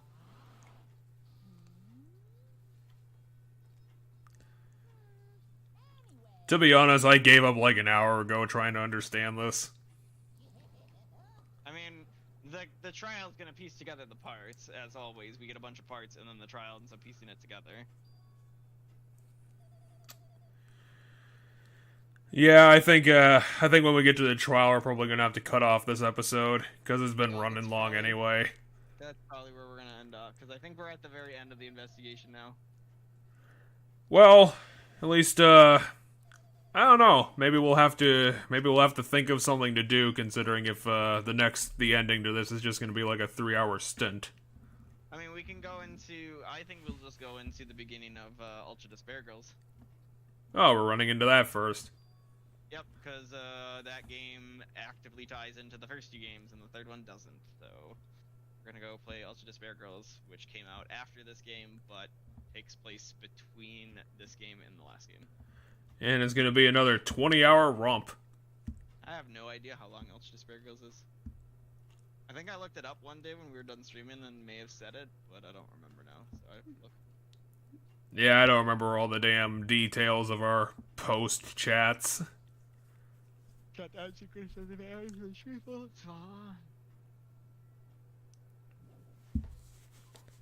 I don't. Why would you design the shutdown sequence to be like it's a 15-person trial classroom? I mean, that's the trial classroom isn't the shutdown sequence. It's where you put in a shutdown sequence. And the shutdown sequence requires half the total number of people. To be honest, Mono Bear, I don't even know anymore.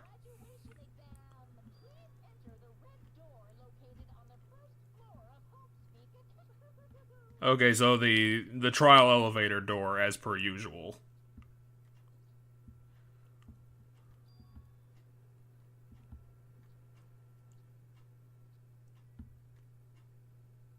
It's nice that it's directly behind us.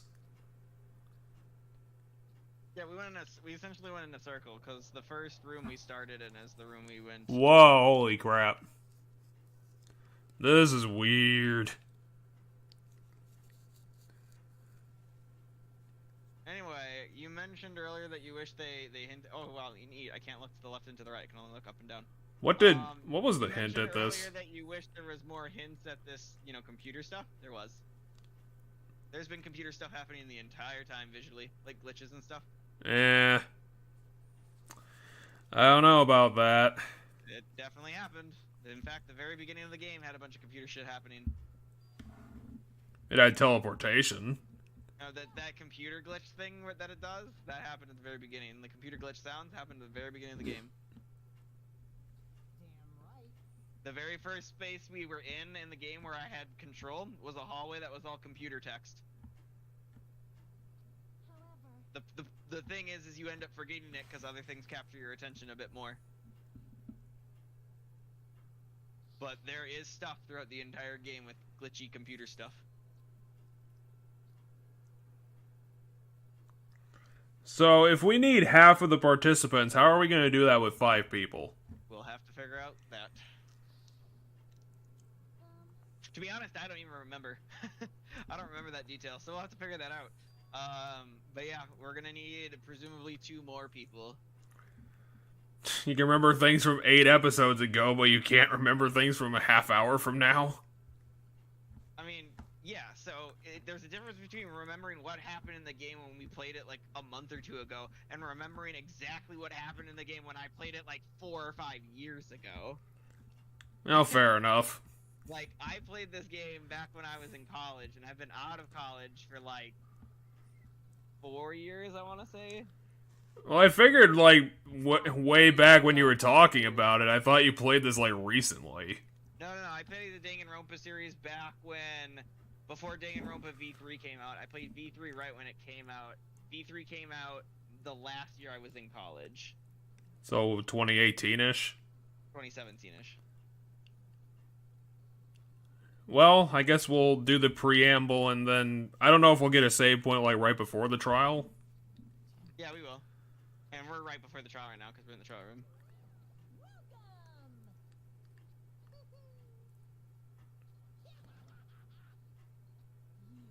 Are we still on Jabberwock Island? I'm assuming we're in the school building. Well, yeah, so he mentioned that the entire school thing we were just in was Monokuma inserted that between the door to the ruins and the inside of the ruins. Yeah, it was some sort of intermediary portal. Yeah. But we're back inside the ruins now.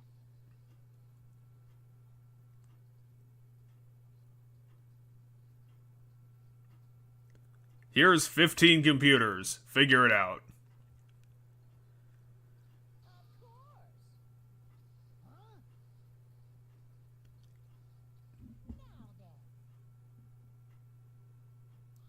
These aren't seats. What do you mean repeat?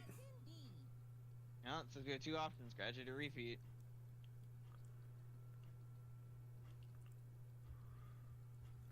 Okay, so the whole trial is gonna be just hinging on making this decision. Yeah. And does it have to be a 100% decision? And if not, we're all gonna explode? No, he just said he literally just said, like, the last sentence was majority rule. Okay, it will be... Everyone has the majority will be considered the final decision. If you don't press either of them, it'll be treated as an absence and not count. Yep. Which means everybody who has died up till now will have their votes treated as absences. Does that mean we have to worry about, like, the half rule that they were talking about? I mean, that might not be that may be the emergency shutdown, or not, we don't know.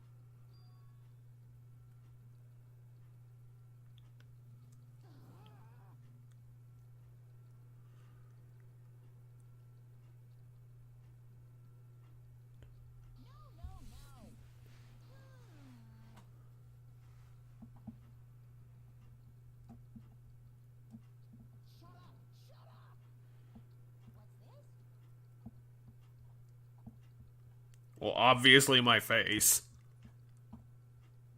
Because that's where bile comes from. So yeah, no, that's not the emergency shutdown then. If it requires the teacher, because the emergency shutdown goes past the teacher, Makoto said. And Monokuma's claiming that you need his approval to be able to vote in the first place.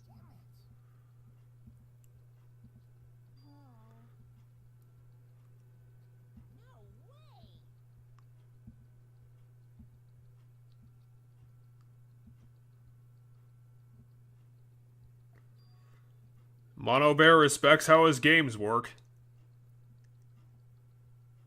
I mean, that or as, it was either Alter Ego or Makoto said, Monokuma, by inserting himself as a teacher, has to follow the same, like, rules as a teacher in the program.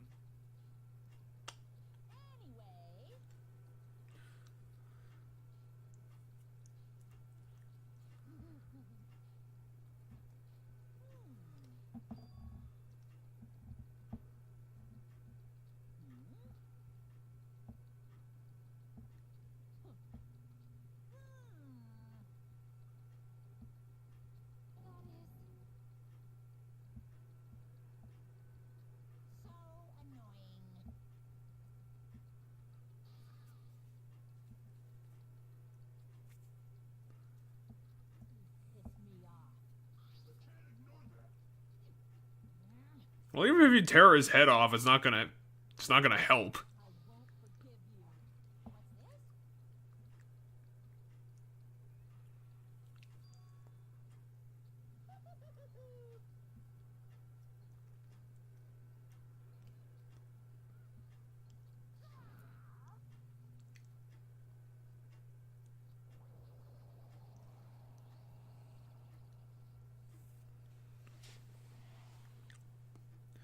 So we just deleted reality, huh? No, he's just making the trial start. So yeah, a couple of weeks from now we'll be seeing the ending, and probably since that's going to be a shorter stream, I guess we'll just jump into the follow-up project. Yep. And as per next week, as promised, since we don't have the Mega Man things all wrapped up and done, we're going to be starting Parasite Eve. Well, I'm going to try to get us to catch up on some podcast stuff since we haven't really been able to do that for like a whole month. So, I'm assuming we're probably going to get enough downtime that we'll be able to fill it with stuff. I mean, yeah, we have a lot of stuff, as you mentioned.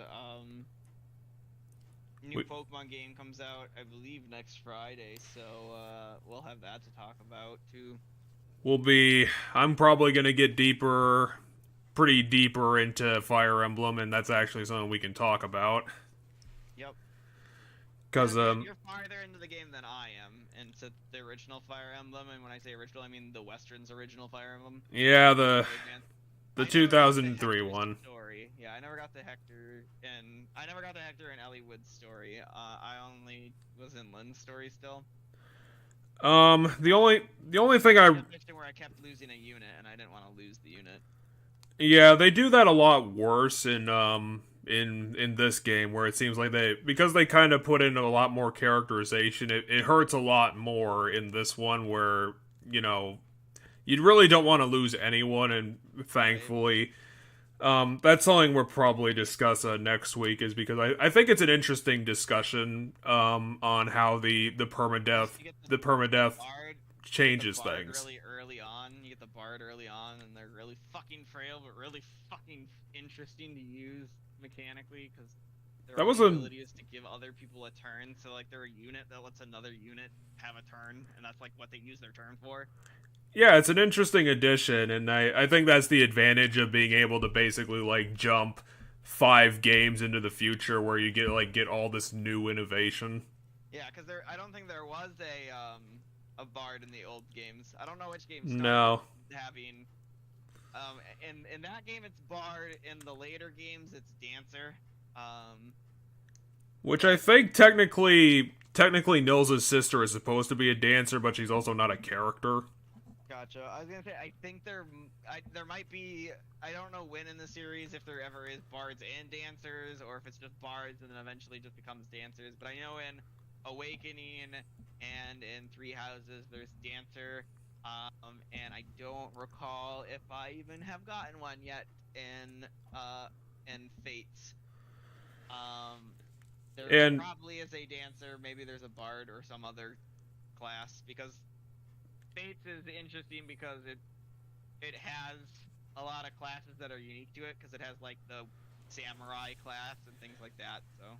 And to speak on the Awakening thing, because I just randomly decided to check on this earlier today, I might end up attempting to try and do the Citra thing, because Nintendo pulled one of their dumb Nintendo moves where they slashed all the DLC off of their eShop. But what I thought was going to happen was that they like completely shut down the eShop, but they didn't do that. The eShop is still up, and you can buy games from it. They just don't have the DLC anymore. Did Awakening have DLC that like mattered? I don't recall. I think it has like DLC for like a whole. It sounds like it's a whole second campaign, because it's like 25 chapters long. So I'm not confusing Fates, because Fates has the whole other. Fates has like that third version. I swear I saw it on the Awakening part of the wiki, but I could always double check it. Just be careful what you click on in Awakening, because there's some big story spoilers. But the thing is that if that's the case and Nintendo's not offering it, I'm gonna try and take a crack at the Citra emulator and trying to get it running. But I usually don't like using emulators of like these late game consoles because when you get like this late game, it gets way more temperamental. And this 3DS emulator is still a long way from being super compatible. So I think Fire Emblem has better compatibility, but I just don't know. And the problem is that this isn't as simple as other emulators because apparently you have to go through like decrypting ROMs because like security for these ROMs for these discs were like built into them. So I don't know how it's gonna go, but I think I'm gonna try it. Another thing I did want to mention is that while the original game just doesn't have a lot of good characterization, I did manage to find my favorite character in Shadow Dragon ended up being Tiki the Manakete, who I did manage to recruit kind of accidentally because I forgot that Bantu was on my team forever just because he was completely useless for most of the game. You said you like Tiki? Is that the character you said you like the most? Yeah, and it's because she only gets one scene, but it's a really charming scene where she gives, because she's like supposed to be like, I don't know, like a 10-year-old character who's supposed to be like some dragon prodigy, which is why she ended up getting brainwashed for evil. But the thing that won me over to her was that she gives everyone nicknames. Like she also has this adorable thing because I think Bantu is supposed to be her father figure, so it's really adorable seeing them reunite. And she calls Bantu Ban Ban, and when she meets Marth, she asks him if she could call him Marmar, and that was the most adorable thing I've seen in the game, and like instantly won me over. So there was one good character in the whole thing. I guess there's 25 episodes, if you will, of DLC for Awakening, but they're in pack. It's a bunch of different packs. Each pack has 3. Yeah, I think it was doled out for some reason in like 6 packs. Because there's Champion Pack, Golden Pack, Lost Bloodlines Pack, Smash Pack, Rogues Pack, Challenge Pack, Scramble Pack, Future Pass Pack. And it's an odd I situation. don't think they necessarily have that much of a story to them. Yeah, I think it's just an excuse to get like a bunch of legacy and other world characters involved. Yep, because you end up by doing them, you end up unlocking like Marth, Roy, some characters from games you haven't played. Marth the Wet Blanket. Basically, you can get pro tags from like the pro tag characters from like every game. Because Marth, Roy, this character's from Radiant Dawn, but isn't Ike. This one's from Genealogy of a Holy War, which is only in Japanese. Yep. That and Thracia 776 and another one. This one's from... I think it was called like Gaiden or the New Emblem.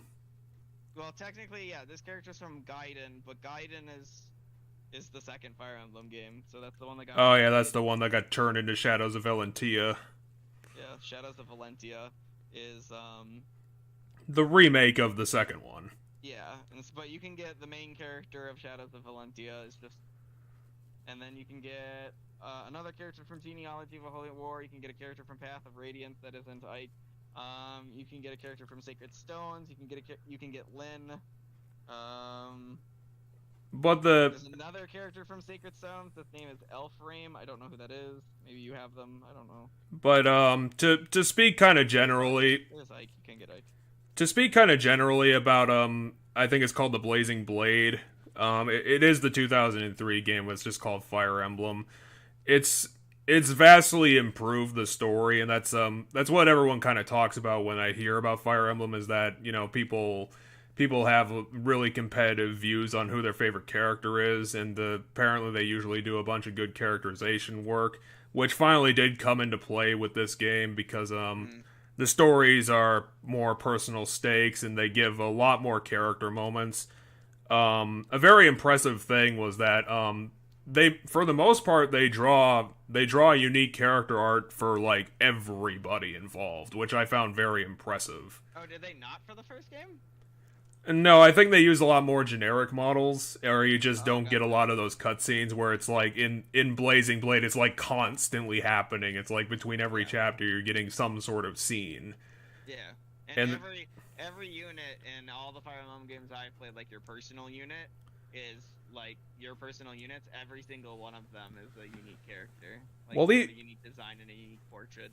Well, even beyond that, like each like important enemy guy you talk to, even they have like unique art. Yeah, the enemy guys do, the important enemies do, but not their generic soldiery guys. So I just found that very impressive, just because a lot of games, I mean, even coming from like the Battle Network series where they reuse so many generic assets, it's like comparatively, it's very impressive to see them put that amount of work in.